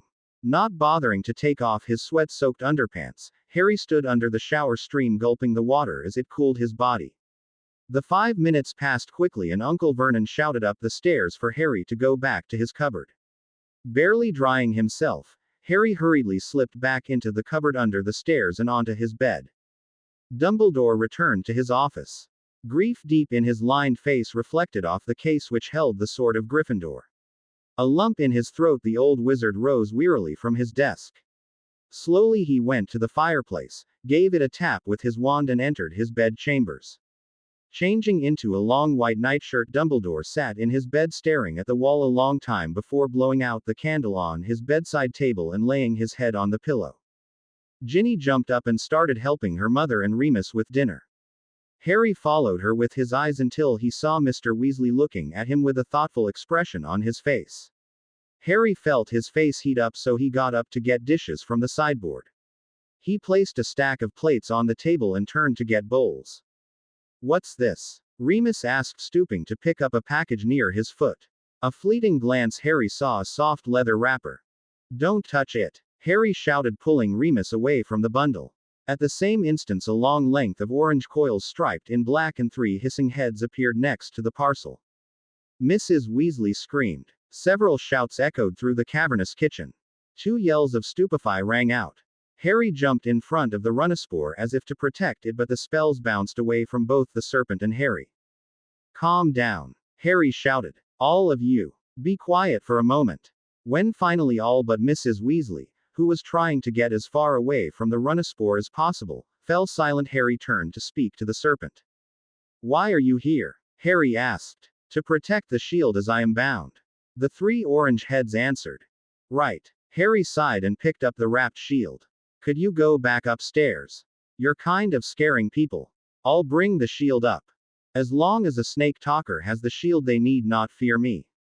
Giza looked straight at Mrs. Weasley, who cringed against her husband. Harry, please. Make it go away. Mrs. Weasley begged. I'm sorry. I really hate snakes. I am no snake. Hoppa now looked at the frightened woman too. Come on, let's go back upstairs. Hey, don't. Harry tried to grab the slick side of the thick body, but his hands slipped off. The Runaspore gazed at each red head in turn. She stopped at Percy and stared long and hard with each of her heads. Percy began to feel intimidated by the prolonged gaze. Harry, is there anything wrong? I'll find out, Harry said, but before he could ask, the Runaspore spoke. I have seen this face before. Hoppa hissed. Long, long ago. The head looked around at the other red-haired people. The head fur was dark, but the face is the same. A wizard who drank the blood potion of men so he could speak to me. He possessed the shield for many years. What do you mean? Percy isn't old, Harry said after translating Hoppa's words. Sit. I will tell thee the time of West Sly. Speak my words to them. The Runaspore nudged Harry to a seat. Listen well, all ye wizards and witches. This is thy story. Hoppa watched and waited as everyone took a seat, looking both confused and expectant. Harry carefully translated the Runaspore tale as it was told. Long ago, when wizard kind ruled all the world, there lived one of the most powerful of wizards, West Sly. Powerful and cruel, in his domain, West Sly reigned over a great area of land and magical beings. He was feared above all the other wizards or witches in his realm. There was an uneasy shifting among the Weasleys as the serpent continued. The wizards of this time used the sons and daughters of men as beasts, to do with what they wished, whether it be for labor or for body parts. This is when the wizards and witches they could only talk to beasts by the way of the blood of men. Nice thing to talk about just before we eat. Tonks wrinkled her nose. The Runaspor hissed at her and she fell silent. West Sly, as I said, ruled his land with no mercy. All who saw him feared his temper. One day he came across a daughter of man gathering rushes for her bed. He had never seen a flame-haired daughter of man before and knew them to be quite rare. When the maiden turned, she did not, as West Sly expected, fall at his feet in terror as other would have done, but gazed at him without fear, and most important, without loathing in her brown eyes. The Runaspor waited a moment for Harry to translate and then continued. Who are you? West Sly demanded. I am Moyo, daughter of. Do I care of the breeding of beasts? The wizard roared, trying to frighten the girl. But the daughter of man knew no fear and merely looked reproachful at West Sly for his rudeness. Never before had anyone not feared him. West Sly drew his wand to teach this girl, this impenitent girl, fear, but even that action brought no terror in her eyes. West Sly found he could not hurt her. He could not bring himself to cast a spell against such innocence. A different desire started to burn in the wizard's mind and he bade her to come with him to be his concubine. But Moyo refused, saying she would be no wizard's plaything. Powerful wizard he was, but he had not the power to force her. Many days West Sly returned to talk to the daughter of man. Until one day he asked Moyo what she wished from him. Only one thing do I seek from thee. Moyo said. Bring me this one little thing and you will have what you desire.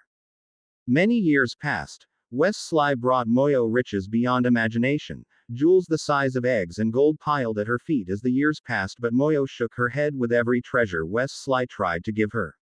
Then after 23 years of searching, West Sly came to kneel at Moyo's feet. I have nothing to give this time. The great wizard bowed his head. I have nothing to give to thee but my heart, Moyo. With your gift to me, I also give thee my heart. Moyo laid her hand on the wizard's cheek. As the great West Sly looked into the ageless eyes of the flame-haired daughter of man, he finally understood. In the name of love, West Sly wed Moyo, and for the first time the blood of wizard and a daughter of man mixed with love, not pain. The wizards of the world rose against West Sly for such blasphemy. Powerful as West Sly was, he could not fight against the whole might of the wizarding world. So West Sly and Moyo fled into the wilds. Living with the creatures, Moyo could ask for help. In time West Sly became the master of a small land, but ruled instead with kindness and compassion as taught to him by Moyo's heart. And so, all of their children and all their children's children's beyond count were marked by the flame hair of Moyo in tribute to the first wizard who truly knew love. Hoppa reached out and touched Percy's hair. And so the blood of love still flows in the hearts of wizards. It is good to see. There is hope for all. That is an amazing story. Remus marveled. Thanks you for sharing that. Mr. Weasley cleared his throat. Yes, thank you. He looked inquiringly at Harry. Hoppa told the tale. Harry smiled as the serpent seemed to swell with pride with the proper gratitude being shown to her. Ah, Hoppa, thank you. Yes, I do believe the blood of love, as you call it, flows in my family. Mr. Weasley laid a hand on Harry's shoulder to include him. Hoppa says you are quite welcome. Harry said. She's going off to hunt. As the great serpent pushed the door open easily and slipped out of the kitchen. There was a sigh of relief from Mrs. Weasley. Without a word she hurriedly set dinner on the table. And for a short time everybody attended to the fine meal before them.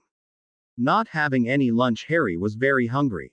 When he finally looked up from eating to take a drink, Harry saw Mad-Eye Moody watching him, with both eyes. What's in that package, Potter? Moody real eye narrowed a bit. What? Can't you see? Harry stared back at the old oar. That must be one powerful blind charm for my eye not to see through that wrapping. Moody told him. So what's that serpent guarding? What do you mean? Harry dropped his gaze to his plate. Come off it, boy. I didn't buy my first wand yesterday. Moody growled. Perhaps Harry doesn't want to tell you. Remus said, glancing at Harry. To tell you the truth, I don't. Harry nodded his thanks to Remus. The Auror continued to look intently at Harry with mounting distrust. Fine, but you just keep an eye on that Runaspore. They can't be trusted. Moody snarled. And since when are you an expert on Runaspores? And how many of them have you talked to? Harry responded hotly. I wouldn't be caught dead talking to one of those things. Moody glared back at Harry. She told me wizards could never talk to any creature because their minds are closed. Harry didn't flinch at the scarred face's scowl. I can see now what she means. Mark my words. That thing will hurt someone. It's only a matter of time. Moody gave a terse nod of his shaggy head and went back to eating. When the old Auror had finished, he thanked Mrs. Weasley for the meal and left with Kingsley Shacklebolt. Don't think anything of what Mad Eye said, Harry. Tonks said when they had left. You know how he is, sees dark creatures in everything. Yeah, I know. Harry nodded then sighed. But many wizards feel the same way he does about Runaspores. I liked her story. Ginny smiled at Harry. I wonder if it is true. If Kesho had told the story I would wonder too, but Hoppa doesn't have an imagination. Harry told her as he dug into the piece of pie Mrs. Weasley had set in front of him. So you really think that happened? Fred asked skeptically. Yes. Harry nodded. She remembered. He stopped. Harry almost told them of Giza killing Dumbledore's father but then thought better of it. She remembered stuff Dumbledore can confirm. He said instead. Wes Sly. Ginny tested the name. Could the name have been changed to Weasley? Her eyes grew large at the thought. That's what it sounds like to me. Harry nodded and gazed at the other red heads around the table, considering. The blood lives on. Harry agreed quietly, giving a gentle smile to Mrs. Weasley. When Harry crawled into bed, he thought about the strange day. Even though Mrs. Weasley had apologized, Harry still felt unsettled by her initial fear. The Runaspore laid by the fire Remus had stoked to last the night. Harry watched the firelight shimmer off her shiny orange scales, thinking she looked as if bathed in blood as he drifted off to sleep. In the middle of the night, Harry awoke with a slight prickling in his scar. He waited for it to calm down, but instead the irritation seemed to intensify. Not tonight. He mumbled, trying to ignore the pain and go back to sleep. After lying awake for a half hour, Harry thought he'd go down to the kitchen for some tea, hoping it would soothe his headache. As he pushed the kitchen door open, Harry heard a scrapping of chairs. At the table sat Remus and Tonks, looking around at him as he entered. Harry, anything wrong? Remus asked, concerned. Just a headache. Thought a cup of tea might help. Harry walked over to the teapot on the stove. It's hot, just help yourself. Tonks said in a very strange voice. You haven't been talking to Voldemort. Remus looked intently at Harry. No, I didn't even try tonight. I was too tired to go there. Harry paused to take a sip, and over the rim of his teacup he glanced at Remus. Next to the man's lips was a pink smudge. The same shade of pink as the lipstick Tonks happened to be wearing. Harry choked on the tea and coughed. Tea splashed down the front of his pajamas and Harry turned to wipe it off at the sink, fighting hard not to burst out laughing. All right, Harry? Remus asked. Aw, fine. Harry managed without laughing. Went down the wrong pipe. He poured another cup and drank a bit before turning around, fighting all the while to keep from smiling. So, what are you two up to? Harry bit the inside of his lip to keep a sober face. Just talking. Tonks said brightly. Just shooting the breeze. Remus nodded and opened his mouth to say more, but then shut it as if he couldn't think of anything to say. Better be careful, Harry said seriously. I heard that can be dangerous. Remus and Tonks gave him a puzzled look. Harry set his teacup on the table and leaned across to wipe the lipstick from Remus's face. Shooting the breeze. It seems a little bit of blood splattered, Remus. Harry grinned. Lupin slapped Harry's hand away and a deep flush rose in the man's face. Get back to bed, you. Remus growled. Tonks had dissolved into snickers, leaning against Lupin. Okay, I'll go. Harry laughed. Just remember, we eat on this table. He shot back as he pushed through the door. A teacup crashed against the door frame and Harry wondered whether Remus or Tonks had tossed it at him. A shrill twittering woke Harry the next morning. He rubbed his eyes and reached for his glasses, then ducked as a small owl whizzed close to his head.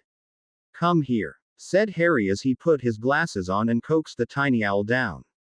After taking the letter from around his leg, the owl zoomed off again. The letter was from Ron. Hi Harry. You were right. The Muggle house isn't so bad. Hermione's parents have been really great. They think I'm so polite, it's making Hermione roll her eyes so much I think they'll get stuck that way. The Grangers spent most of the day showing me how to work these Rycal things. I had to have Hermione spell that for me. Actually, I used to think it was a little dangerous, but it isn't really. But I guess you know that. Mrs. Granger wouldn't let me help with anything being the first day and all. So Hermione and I watched television. Wow. Never even dreamed of anything like it. And we watched a movie, Miracle on 34th Street. It was about this little girl in America who didn't believe in Father Christmas and how she learned to believe magical things can happen to people. I'll tell you the whole story when I see you. I'll probably see a lot more by then anyway. You never really talked of these movie things before, so I don't know if you have ever seen any. Tomorrow we are going shopping in Muggle London. Should be interesting. I should have borrowed your camera so I could get some pictures for Dad. I'll write more as the days go on. Hermione says hi. Ron. Harry smiled then sighed. It was going to be a strange Christmas without Ron and Hermione, Harry thought. After getting dressing, he took the letter down to the kitchen to show it to Mr. and Mrs. Weasley. Mr. Weasley's eyes grew enviously as he read about his son enjoying Muggle things. His wife just gave him a, "Don't you even think about it" look when Mr. Weasley mentioned he would like to see a movie someday. Mr. Weasley left for his job at the Ministry of Magic. Percy came down for breakfast with Lupin, Bill and Charlie. Fred and George came in behind them. The twins kept glancing at Percy and whispering to each other. Tonks and Ginny arrived for breakfast next and gave everyone a cheerful, "Good morning." "So Percy, you are going to help us at the joke shop today?" Fred asked, pausing from eating his porridge. "Sure. I'm on detention, aren't I?" Percy gave a rueful smile to Harry. "Ah, I will have all my extremities when I'm finished." "For the most part." George nodded. "If not, we'll fix them back on better than before." Everybody laughed except Percy, who sighed resignedly. Mrs. Weasley sat down next to Percy and leaned against him as if to make sure he was really there. Harry saw Ginny eyeing the two thoughtfully. "Percy, you never did say where you were. Are you going to tell us?" Ginny asked, then seemed a little taken aback by the furtive looks the adults gave each other. After a long moment, Percy finally answered. "I was at the Burrow." He glanced at his mother, who gave his arm a squeeze. "I was going to send a letter to Mom and Dad, but what I had to say to them needed to be done face to face." He sighed. "So I took a little time to get up the courage and then apparated to the Burrow. But no one was there, and when I tried to disapparate out, I couldn't."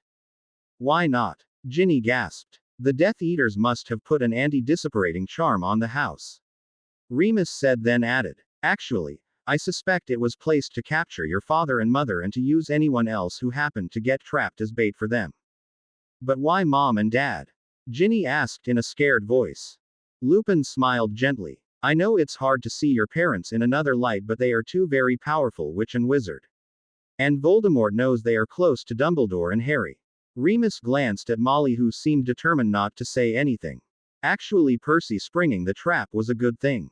Your father was considering going back to the Burrow for some items, and if he had—" "Don't give me credit for doing anything noble, Remus," Percy said sullenly. "I had no idea. Nevertheless, it saved your parents' life in my opinion." Lupin said. "How did Dumbledore get Percy out?" Harry asked. "We knew the Death Eaters were watching the Burrow. And we were watching the Death Eaters," Tonks explained. "When Percy attempted to leave the Burrow, the Death Eaters knew it was Percy, not Arthur or Molly. So they were waiting for someone to come looking for him. We knew someone was inside, but not really who. So several of us from the Order distracted the Death Eaters, and Dumbledore was able to break through the charm and get Percy out." Remus finished. "Will we ever be able to go back home?" Ginny asked in a small voice. The silence that followed made her nod in understanding. Harry saw tears standing in Ginny's brown eyes, but her jaw was set in an indomitable way. Her brothers gazed at her admiringly, glad she wasn't disheartened by the prospect of not being able to go home. Ginny cleared her throat and with a defiant cheerfulness asked, "What are we going to do today?" For all of the morning and into the middle of the afternoon, Mrs. Weasley had Harry, Ginny, Charlie and Remus decorating the house for Christmas. When she finally gave them a break, every room had tinsel hanging from the ceiling in intricate patterns and boughs of evergreen adorned each mantel. Harry went up to his room to see if the Runaspore had found enough to eat. He sat talking to her for a time until Remus knocked at the door. Not interrupting, am I? No. Harry stroked the broad back of the serpent. She likes it here. She found lot of rats. Don't tell Molly. Lots. Remus chuckled. She thinks she had the lot cleared out. He gazed at Harry for a long moment. What's up? Harry returned. It's good to know you're about the place. Remus turned away and looked down the desk now strewn with Harry's things. Then Harry knew what was bothering the man. Yeah, I miss him too. Harry nodded and moving over to lay a hand on Remus's shoulder. I'm glad you're around too. I didn't come in here to talk about Sirius. Remus said hoarsely. He fingered the edge of the desk chair with one hand and scratched his neck with the other. Like I said, sometimes it just hits you out of the blue like that. I know. Harry nodded, giving the man's shoulder a squeeze. Would you like to see the other things that were in my mom's trunk? Harry glanced around for any portraits that might spy on them. But all paintings seemed to have been cleared from the room. Remus turned around smiling. Yes, I'd like to see what Lily was up to, Harry. You can't tell anyone, Harry said as he went to the door and locked it. Promise. I promise, Lupin said solemnly with his hand in the air. Not even if you think someone else should know. Harry eyed the man carefully as he lifted the small chest out of his school trunk. No, I won't tell Dumbledore, Harry. Remus said. I promise. He peered with interest at the covered trunk. How did you finally get it open? One to unlock might. With blood in sight. On Mooney's night. The words said right. And a summoned light. Harry repeated the rhyme that had opened the trunk. A puzzled look crossed Lupin's face. She wanted you to open it on the full moon. How strange. It gets stranger. Harry snorted. I had to say the runes. Translation in Parseltongue by myself. He removed the blue baby blanket which kept the trunk from locking again. Handing Remus the videos and camera, Harry pointed to the bed. Just set them on the bed for now. I had forgotten about the Muggle moving camera Lily had bought. Remus stared at it. Harry watched the man drift into a memory, then come back to the present with a kind smile. Those were great times for James and Lily. Your mom bought this just before your first birthday. He raised the video camera. Hagrid said my dad wasn't too happy about her buying it. Do you think it would work here?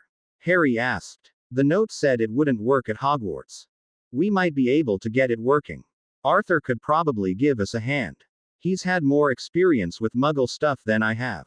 Remus said, setting the camera on the bed with the videotapes. Harry pulled up the shelf and handed Remus the dark magic books. Interesting reads these. A grave look set in the man's face. What in the magical world was Lily thinking? Remus frowned. I can't believe she could even purchase such books. He watched Harry unwrap a bundle of soft leather, pause for a moment and turn to face him with the Runaspore shield on his arm. Instantly the Runaspore placed her long length at Harry's shield side, hissing at Remus. Lupin stepped back, not able to take his eyes off the serpent heads on the shield, red eyes blazing.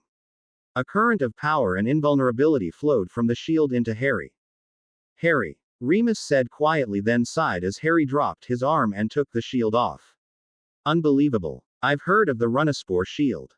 I never in my life thought I'd see it. With his hands behind his back to show the serpent he had no intention of touching the device, he stepped over to look at it closely.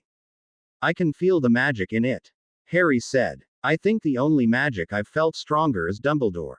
How did Lily get it? Remus shook his head. There are wizards that would give their wand arm to have that. And Hermione has a big prize too, Harry said, and told Remus about the Salazar Slytherin book. Lupin's mouth dropped open. How could she get her hands on a book like that? Let alone pay for it? Remus paced across Harry's bedroom, frowning. You're asking me? Harry snorted. I thought you two were pretty good friends. I thought I knew Lily. But this. Remus walked back to the books and picked one up, shaking his head. I just don't understand. That's too bad, because I was really hoping you might have some idea what she was thinking at the time. Harry handed him the letter that had been tied with a red ribbon. Remus hesitated, then took it. His eyes grew big as he read through the note. For a long time Lupin didn't speak but stood staring at the page, clearly thinking hard. Then he shrugged and gave a little nod. Harry looked at him expectantly. "This is the way I see it, Harry." Remus ran his hand through his hair. "I trust Lily's judgment. She had this uncanny ability to know things." He nodded as if agreeing with himself. Not just a feeling. She knew. He sighed and looked at the book in his hand. "With that fact firmly in my mind, I have no doubt you do need these things." Remus lifted his head to gaze at Harry and handed the dark magic book to him. Harry put a hand on the book and his scar twinged with pain. The book dropped between them with a loud thud as he clapped his hand onto his forehead. The other he held up to stop Remus from being concerned. "He's angry about something." Harry kept rubbing his scar. "Angry anticipation." The words came out without Harry thinking much about them, but he knew instantly what he said was true. Voldemort was looking forward to something but was also angry about it. Could it have been Percy's escape? Remus asked. Maybe. Harry closed his eyes. "No, I don't think so.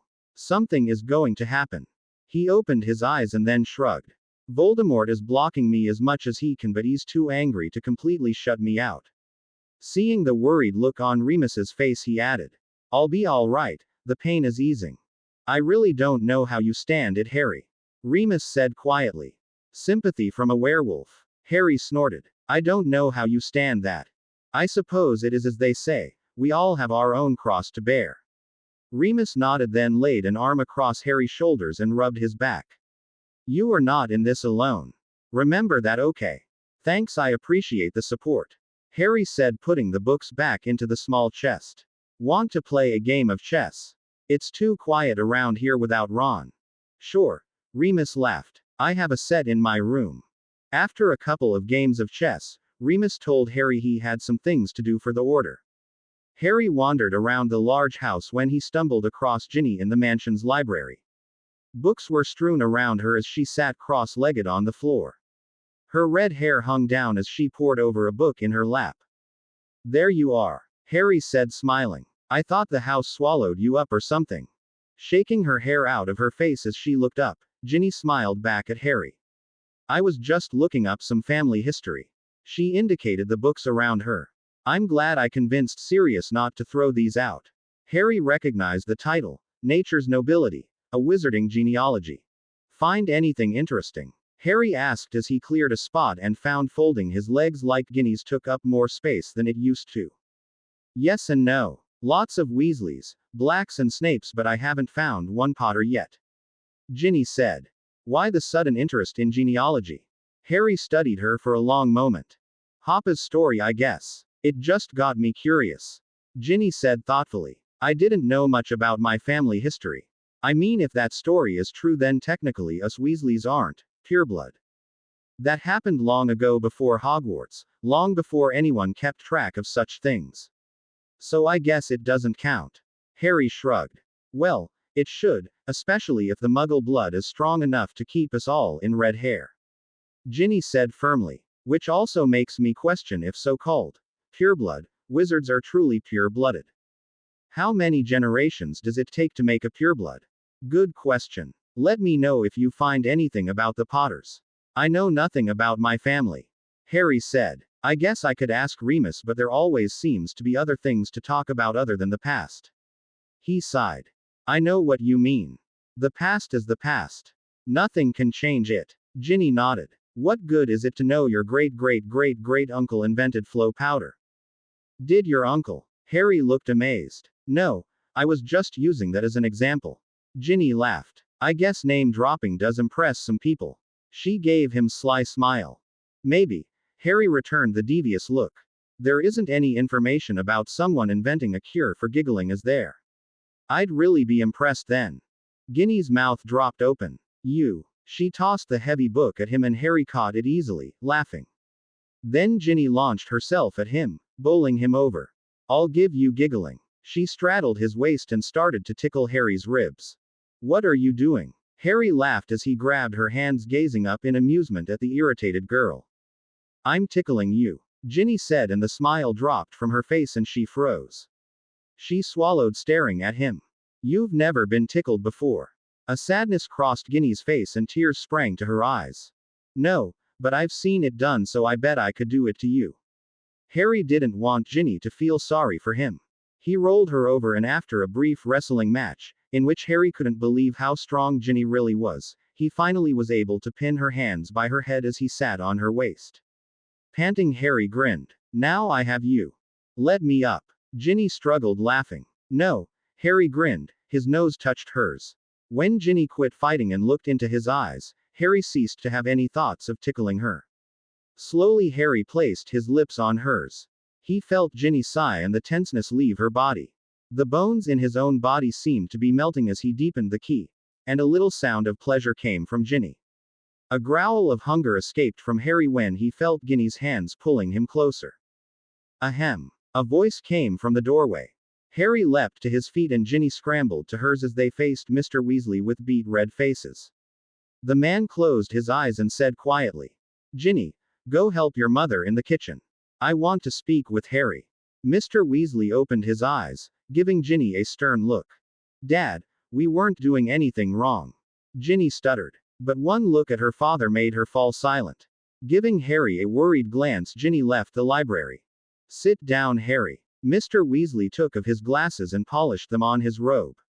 Harry sat down in a lumpy armchair and Mr. Weasley drew up a wooden chair to sit opposite him.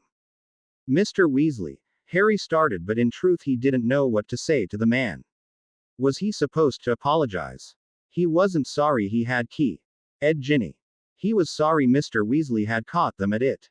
Harry, I'm not angry. Mr. Weasley patted his arm. A bit surprised, I had no idea. He drew a deep breath and rubbed his neck. Harry, I know you haven't had anyone tell you about many things. Mr. Weasley looked intently at Harry.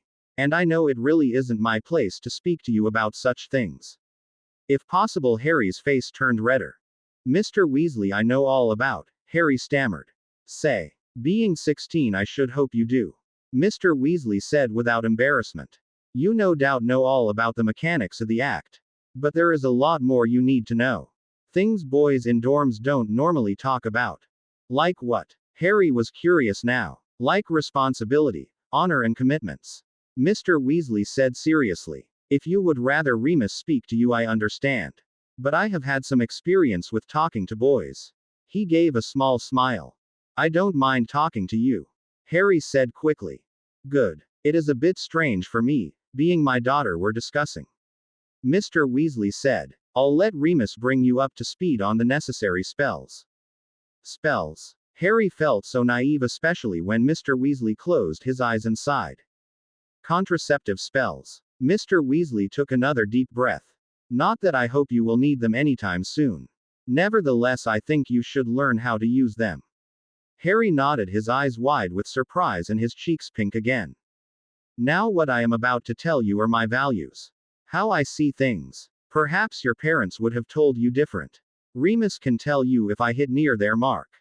Mr. Weasley began. You see, Harry, a man, has a responsibility to himself. Yes, I know you thought it would be to his partner, but in essence it is the same thing. He nodded. This responsibility is to be true to oneself. Not to build up some false image of what things should be like. To thy own self be true. Harry said quietly, then added. Shakespeare, a Muggle playwright.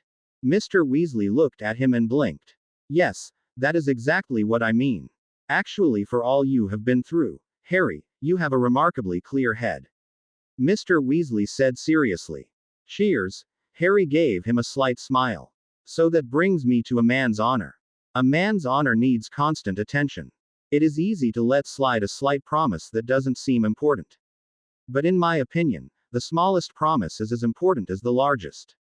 Mr. Weasley said. In some sense it shows the true mettle of a man if he's able to keep those small promises, however inconvenient. I can understand that. Harry nodded. Good. Mr. Weasley smiled slightly. Now, commitments, in a relationship with a girl, the man paused, thinking.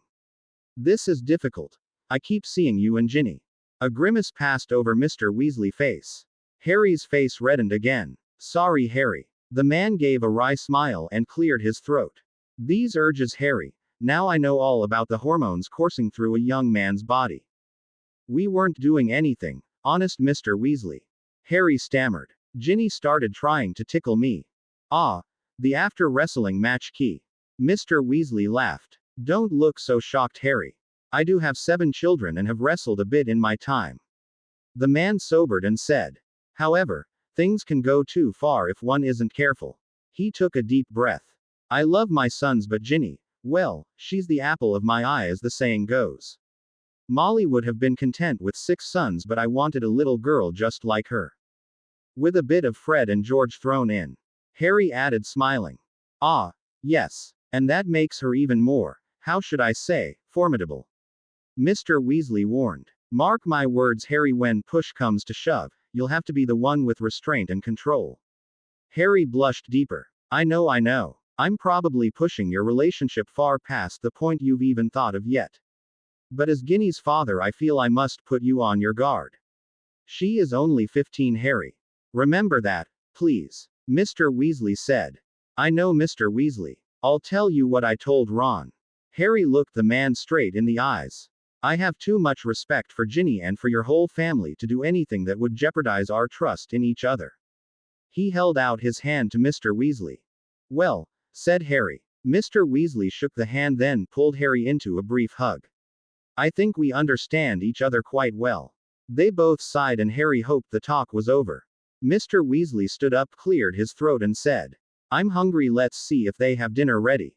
When Harry and Mr. Weasley entered the kitchen, Fred, George and Ginny sat beside Percy, who was covered in large bright blue spots. Mrs. Weasley flitted around the stove, irritated by the laughter at Percy's expense. Mr. Weasley schooled his face into a stern look. Fred, George, can't you do something about this? Mr. Weasley pointed at Percy. I mean, really. He can't go about like that. We have tried, George said with a straight face. But all our solutions cause the blue spots to burn.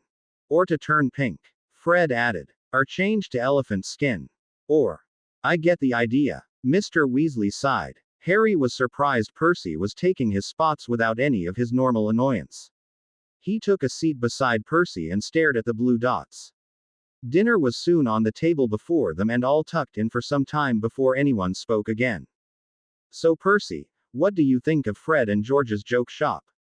Harry asked. He avoided Ginny's eyes, who had sat down opposite him. Actually, Percy paused from cutting his steak. They have quite a business going. I'll be surprised if they aren't rich before they're 30. Everyone in the kitchen stopped dead. Food dripped from forks halfway to mouths. George choked on the butterbeer he had just swallowed. You can't be serious. Mrs. Weasley stared at her twins suspiciously. I am. Percy nodded. I'm as floored as you, Mother. He snorted. Never in my wildest imaginings would I have thought a joke shop would do so well. If Fred and George invest some of their profits, they'll have it made. Fred put a fork full of food in his mouth, but it seemed he had forgotten how to chew and swallowed it whole. Invest in what? He choked. It depends on a lot of things. I could help you decide if you want. Percy offered sincerely. Thanks. George gave a guilty glance to his twin. Fred sighed and nodded. George reached into his robes and drew out a wrapped candy, gazed at it for a moment, then handed it to Percy. Here, it will take care of the spots. Harry watched Percy, now spotless, close his eyes in relish as he bit into one of his mother's delicious apple pies. Despite all the familiar faces, Harry still missed Ron and Hermione. He turned to Remus. I've been thinking, couldn't the Grangers come here, say, for Christmas Eve? Stay the night and then we could all be together for Christmas, Hermione's folks too. Everybody looked at Lupin. I suppose it's possible. He considered for a moment. I'll have to run it by Dumbledore. A port key could get them in and out. Remus looked at Harry. I'm afraid you'd have to play host on Christmas Eve. I'll be busy. For a moment Harry didn't understand, then he knew. Christmas Eve was full moon. His face fell, but Lupin clapped his shoulder. Don't worry. I'll be up and about on Christmas. I can be host for one evening. Harry grinned. The prospect of having his friends back with him made Harry very happy. He looked over the table and grinned at Ginny, but a sudden chill up his spine made the hair on the back of his neck stand up. He froze and a stony glazed expression replaced his smile. Harry. Ginny tried to catch his eye. Are you all right? Everyone turned to stare at him. Shaking himself, Harry nodded. I just felt a draft or something. I'm fine. Does your scar hurt? Remus asked concerned. No, not really. It's been aching off and on but not now. Harry shook his head but then realized he was rubbing his forehead. Grabbing his butterbeer, Harry took a swig trying to ignore all the eyes on him. Remus touched his arm and gave him an inquiring look. I'm fine. Harry paused, letting the strange feeling pass again. He gave a shudder without realizing it. Harry. Remus said softly. Talk to us. What's happening? I don't know. Harry rubbed his forehead again. The same anger and anticipation I felt before, but it's stronger now. You think it's going to happen soon? Remus asked, then grabbed at Harry as the teen slid from his seat.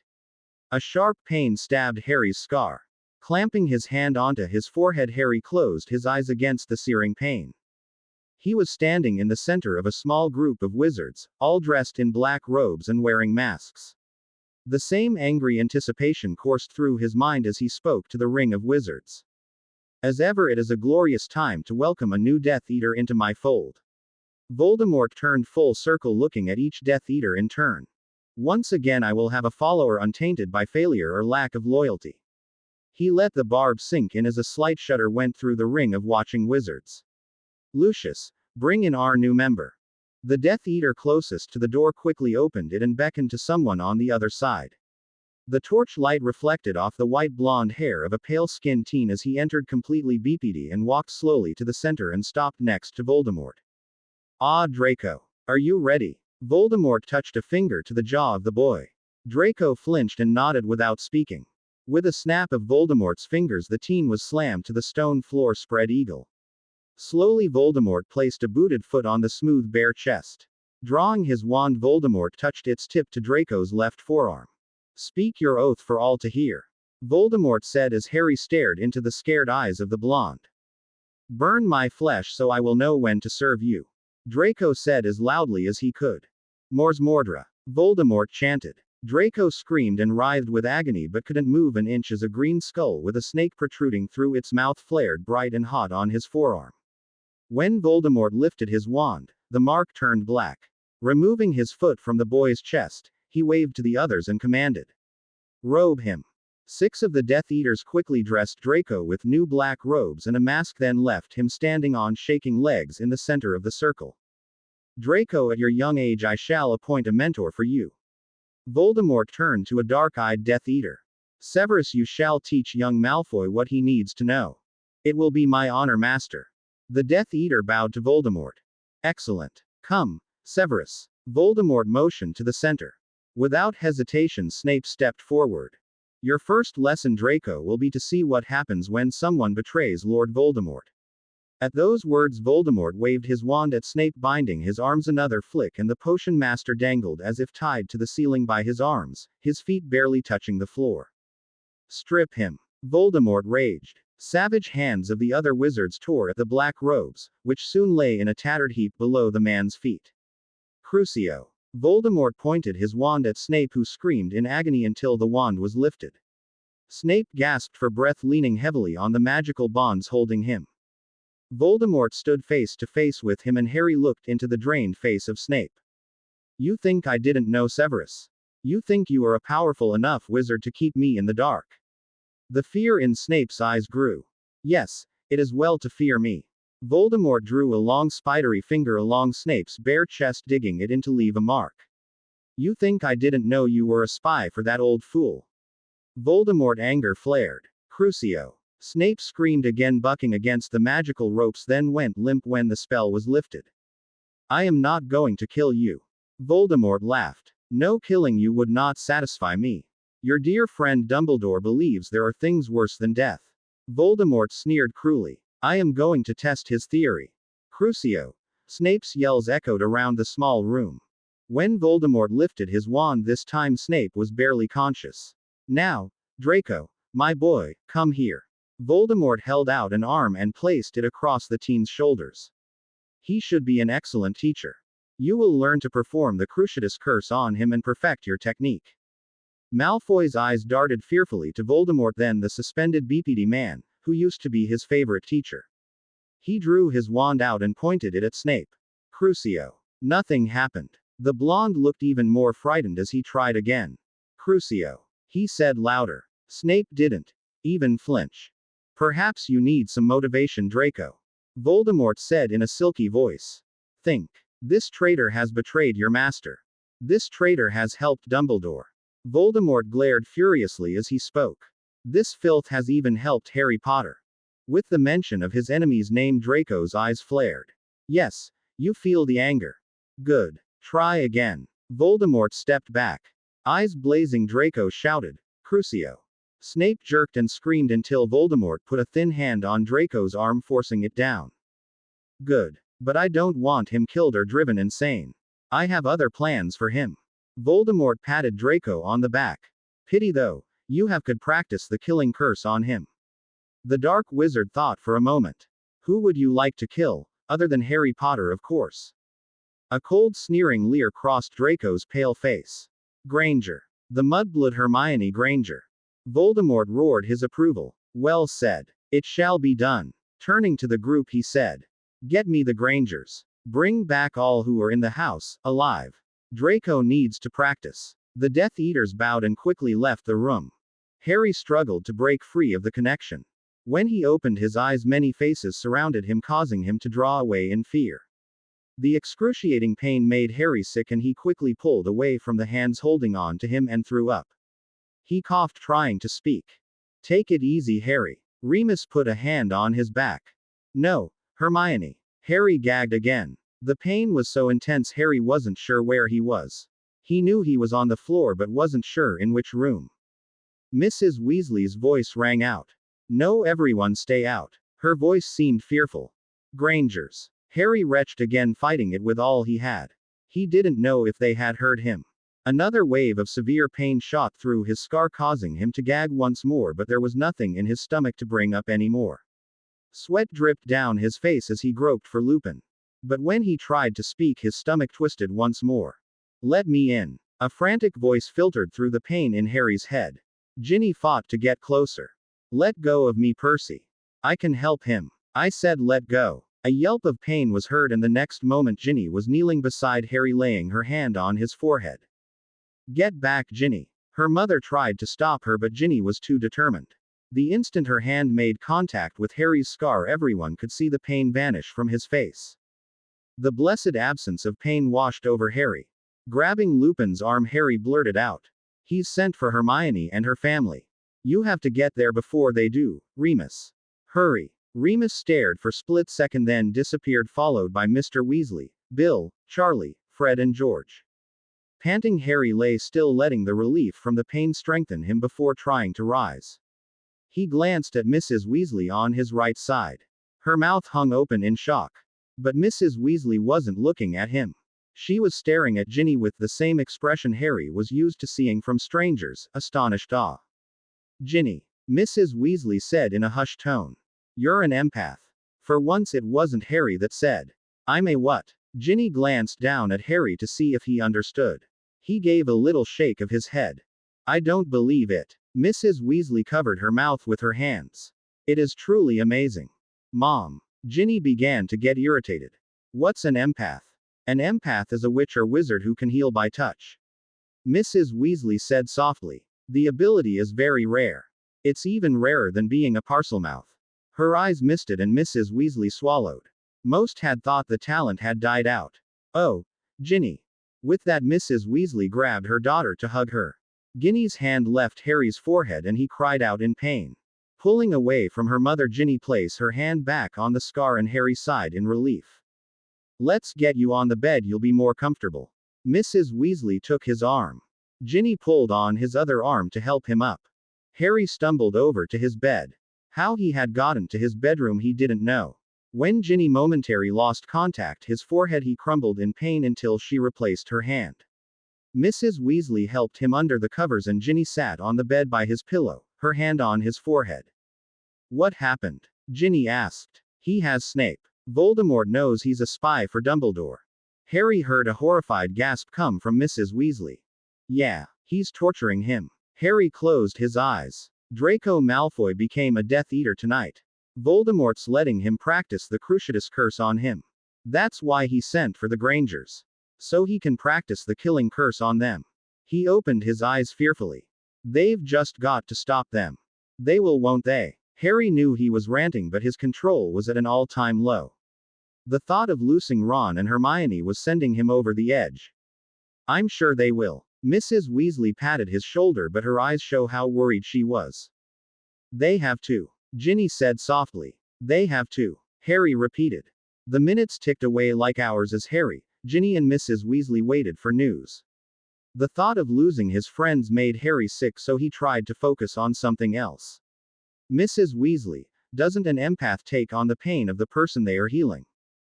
Goodness no. Mrs. Weasley said, looking shocked. What good would that do? Oh, perhaps a muggle empath feels the pain, but really the wizard way is much better, dear. Of course there isn't a lot known about empathic ability because it is so rare. She smiled at her daughter. Nodding, Harry's thoughts went back to Ron and Hermione. Shouldn't we have heard something by now? He asked. It's only been 45 minutes. Mrs. Weasley said, patting his arm. Would you like me to get you some tea, Harry? To soothe your stomach. Harry nodded and closed his eyes. This was as bad as waiting for news the night Mr. Weasley had been attacked by the snake last Christmas. Is Malfoy really helping to torture Snape? Ginny asked when her mother had left. That's hard to believe. I thought they were pretty close. I don't think anyone could get close to Malfoy. Harry said, then softly added. Voldemort doesn't plan to kill him. I think. He closed his eyes at the memory of the fear in Snape's face. Harry swallowed hard. Ginny doesn't need to hear this, he thought. What? Ginny wouldn't let the unfinished thought die. Tell me. I'm not sure. Harry stalled. Besides, there's nothing we can do for him. I don't know where they are. Before Ginny could insist he answer, Mrs. Weasley came back into the room carrying a tea tray. She poured a cup for all of them and they waited and waited. After a while, Ginny's hand on Harry's forehead became hot and sweaty with the prolonged touch to his skin. Ginny, why don't you move your hand off and see what happens? Harry touched her arm. She took her hand away, and when Ginny saw Harry flinch with pain, tried to put it back. But Harry caught her hand before she could. No, it's not as bad as it was, he said with his eyes closed. Hang on a minute. Harry steeled his mind against the pain and opened his eyes again. Are you all right? Ginny asked, worried. Yeah, but I can't go around with you attached to my forehead all the time. Harry gave a lopsided grin to Ginny. Now and then will be great, but let's face it, it wouldn't be very comfortable for either of us. He gave her hand a key, then blushed bright red when he remembered Mrs. Weasley was sitting there watching. Giving her a guilty glance, Harry released Ginny's hand and sipped his tea like nothing had happened. But he had seen a surprised look of delight on Mrs. Weasley's face and wondered what it meant. Art thee well, master? The Runaspore spoke from the hearth rug. Well, I'll be okay, Harry told the serpent. When Harry spoke in Parseltongue, Mrs. Weasley jumped up and looked around. Oh, Mrs. Weasley screamed. I'd forgotten all about that thing. She backed away toward the door. Harry dear, please could you make it go to some other room?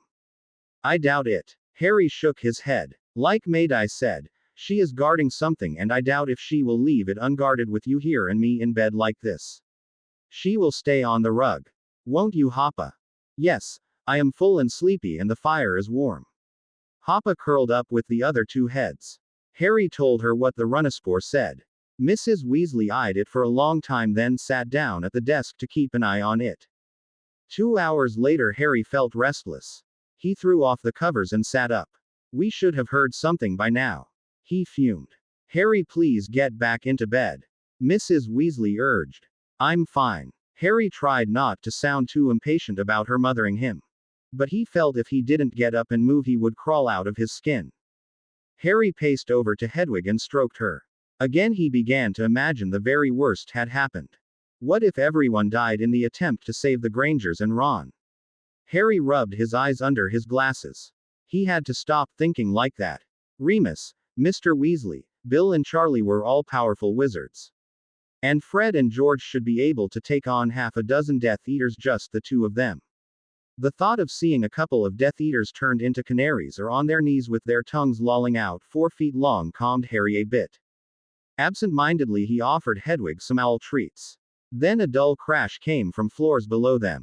They're back. Harry ran to the door, followed by Ginny and Mrs. Weasley. Sirius's mother started screaming. Blood traitors and filthy half-breeds in my house. Be gone.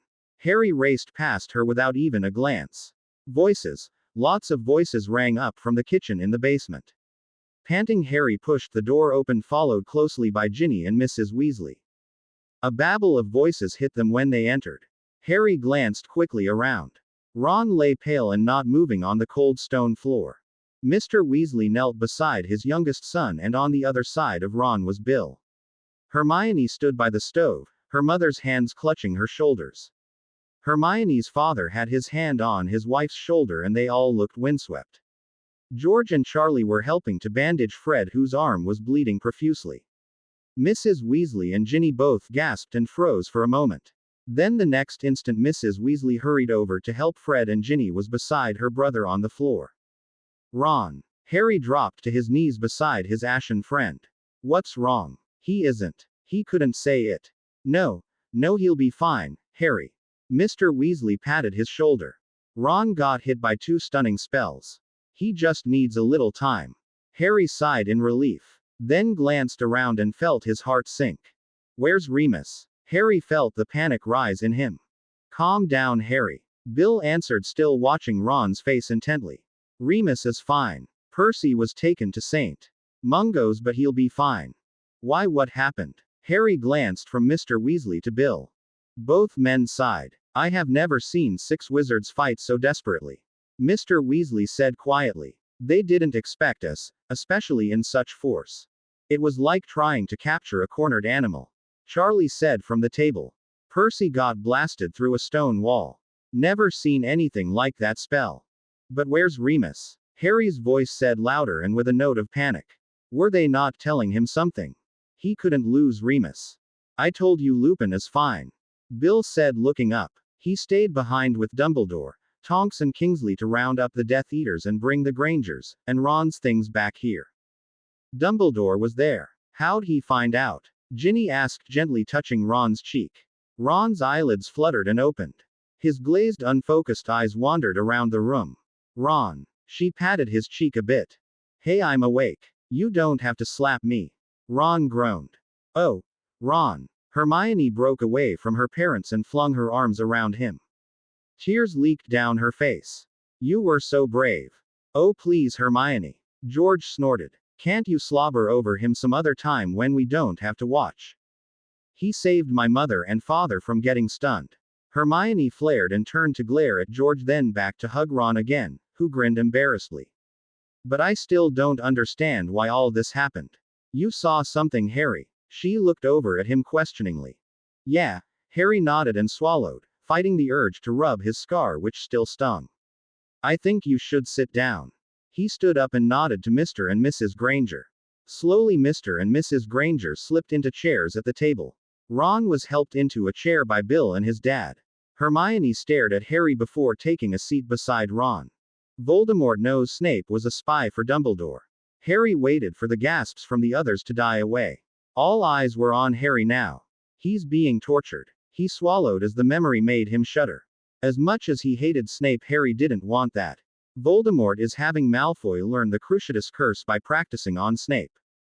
What are you talking about? Malfoy already knows the Cruciatus Curse. Charlie snorted. He was flinging it around like made tonight. Lucius Malfoy might. But Voldemort's newest Death Eater, Draco, didn't know it. Harry said, and before anyone could interrupt he added. He didn't want Snape killed, so he asked Draco who he wanted to kill. You were one he named Hermione. Harry met her eyes, then looked away at the horror in them. How could he tell her the rest? But Hermione wasn't the smartest witch in their year for nothing. So he sent his Death Eaters after all who was in our house so dear Draco could practice the killing curse on us. She ended her conclusion in an angry snarl. Harry nodded, glad he didn't have to say it. Her parents stared in disbelief, too much in shock to say anything. Dad. Charlie nudged his father. I think Fred needs to go to St. Mungo's too. This cut is getting bigger and we can't stop the bleeding. Mr. Weasley examined the wound. It looks like a splitting spell. I think Street Mungo's is a good idea. Wait, let Ginny try. Mrs. Weasley motioned for her daughter, then when Ginny glared at her, she grabbed her daughter by the arm and pulled her over to Fred. Ginny is an empath, Arthur, she said proudly. My word. Mr. Weasley gasped. Ginny. Mom, Ginny said, exasperated. I don't know what to do. Just try putting your hand on the cut. Mrs. Weasley started to unwrap the blood-soaked cloth around Fred's arm. Ginny glared at her mother for putting her on the spot, but one look at Fred's pale face she relented. She patted her brother on the shoulder.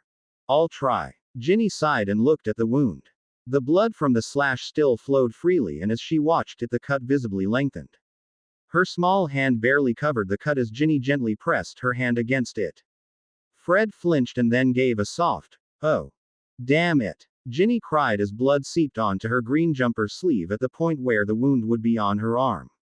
I hope that doesn't stain. Doesn't it hurt? Harry asked, leaning across the table to watch. No, not a bit. Ginny lifted her hand on Fred's arm and all that remained was a red puckered scar. Charlie grabbed Ginny's arm and pushed up the sleeve of her sweater.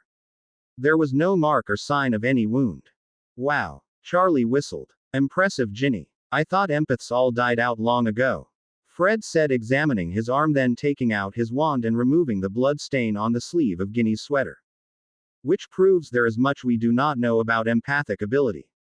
Albus Dumbledore stepped out of the huge kitchen fireplace. He held an empty cage and dragged a trunk forward out of the green flame.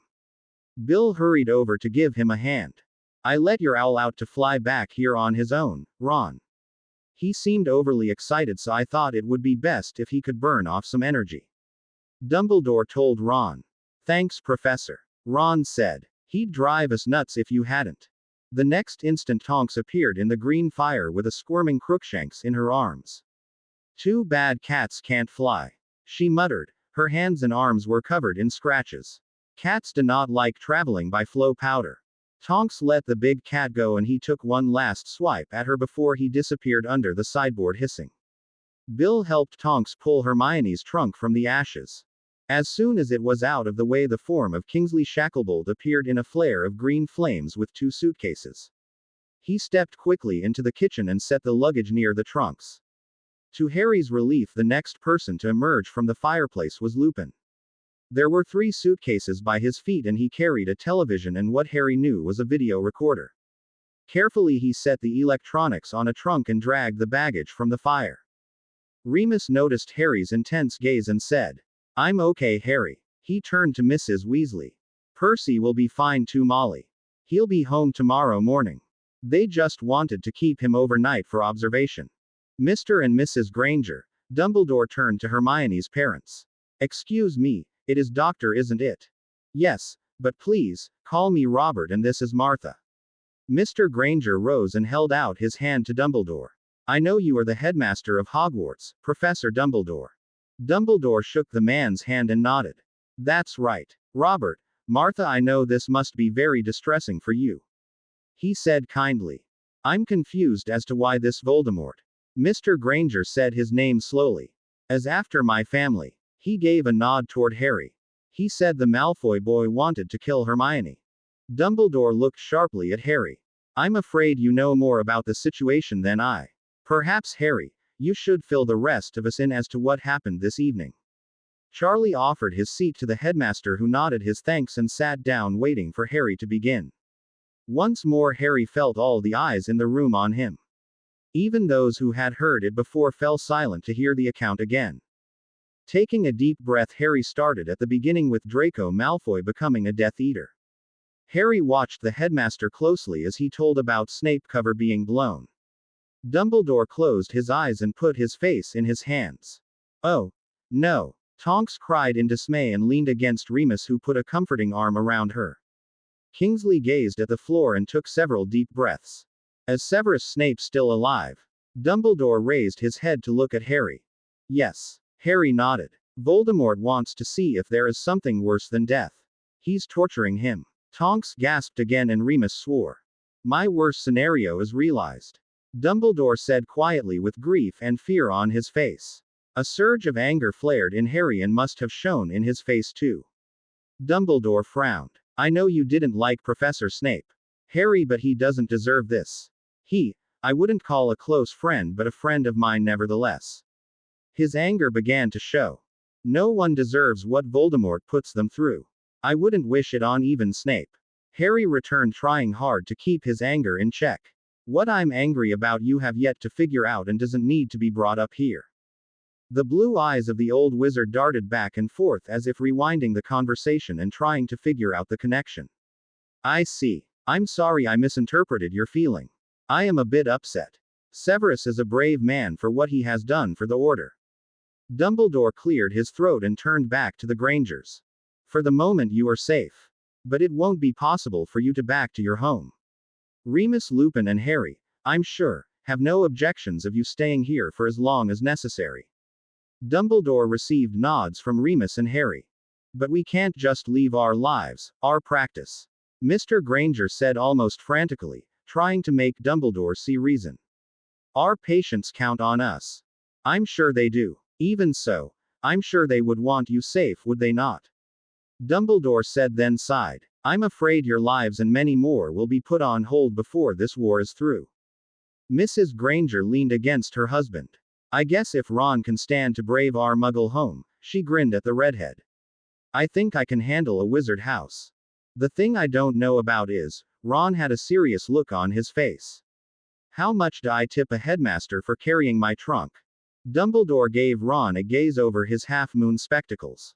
I have a tip for you, Mr. Weasley. It is just as easy to pull someone out of the way of a stunning spell as to jump in front of them and take the spell yourself. Ron's ears turned red as everyone, including him, laughed. Harry stopped laughing much sooner than the others. He watched Fred and George teased Ron and the group smiling at the joking brothers. It had been close, Harry thought soberly, very close. Then a sharp twinge shot through his scar and he couldn't keep his hand from going to his forehead. To be continued. I hope you enjoyed this story. Also remember to subscribe and like this video. See you in the next video.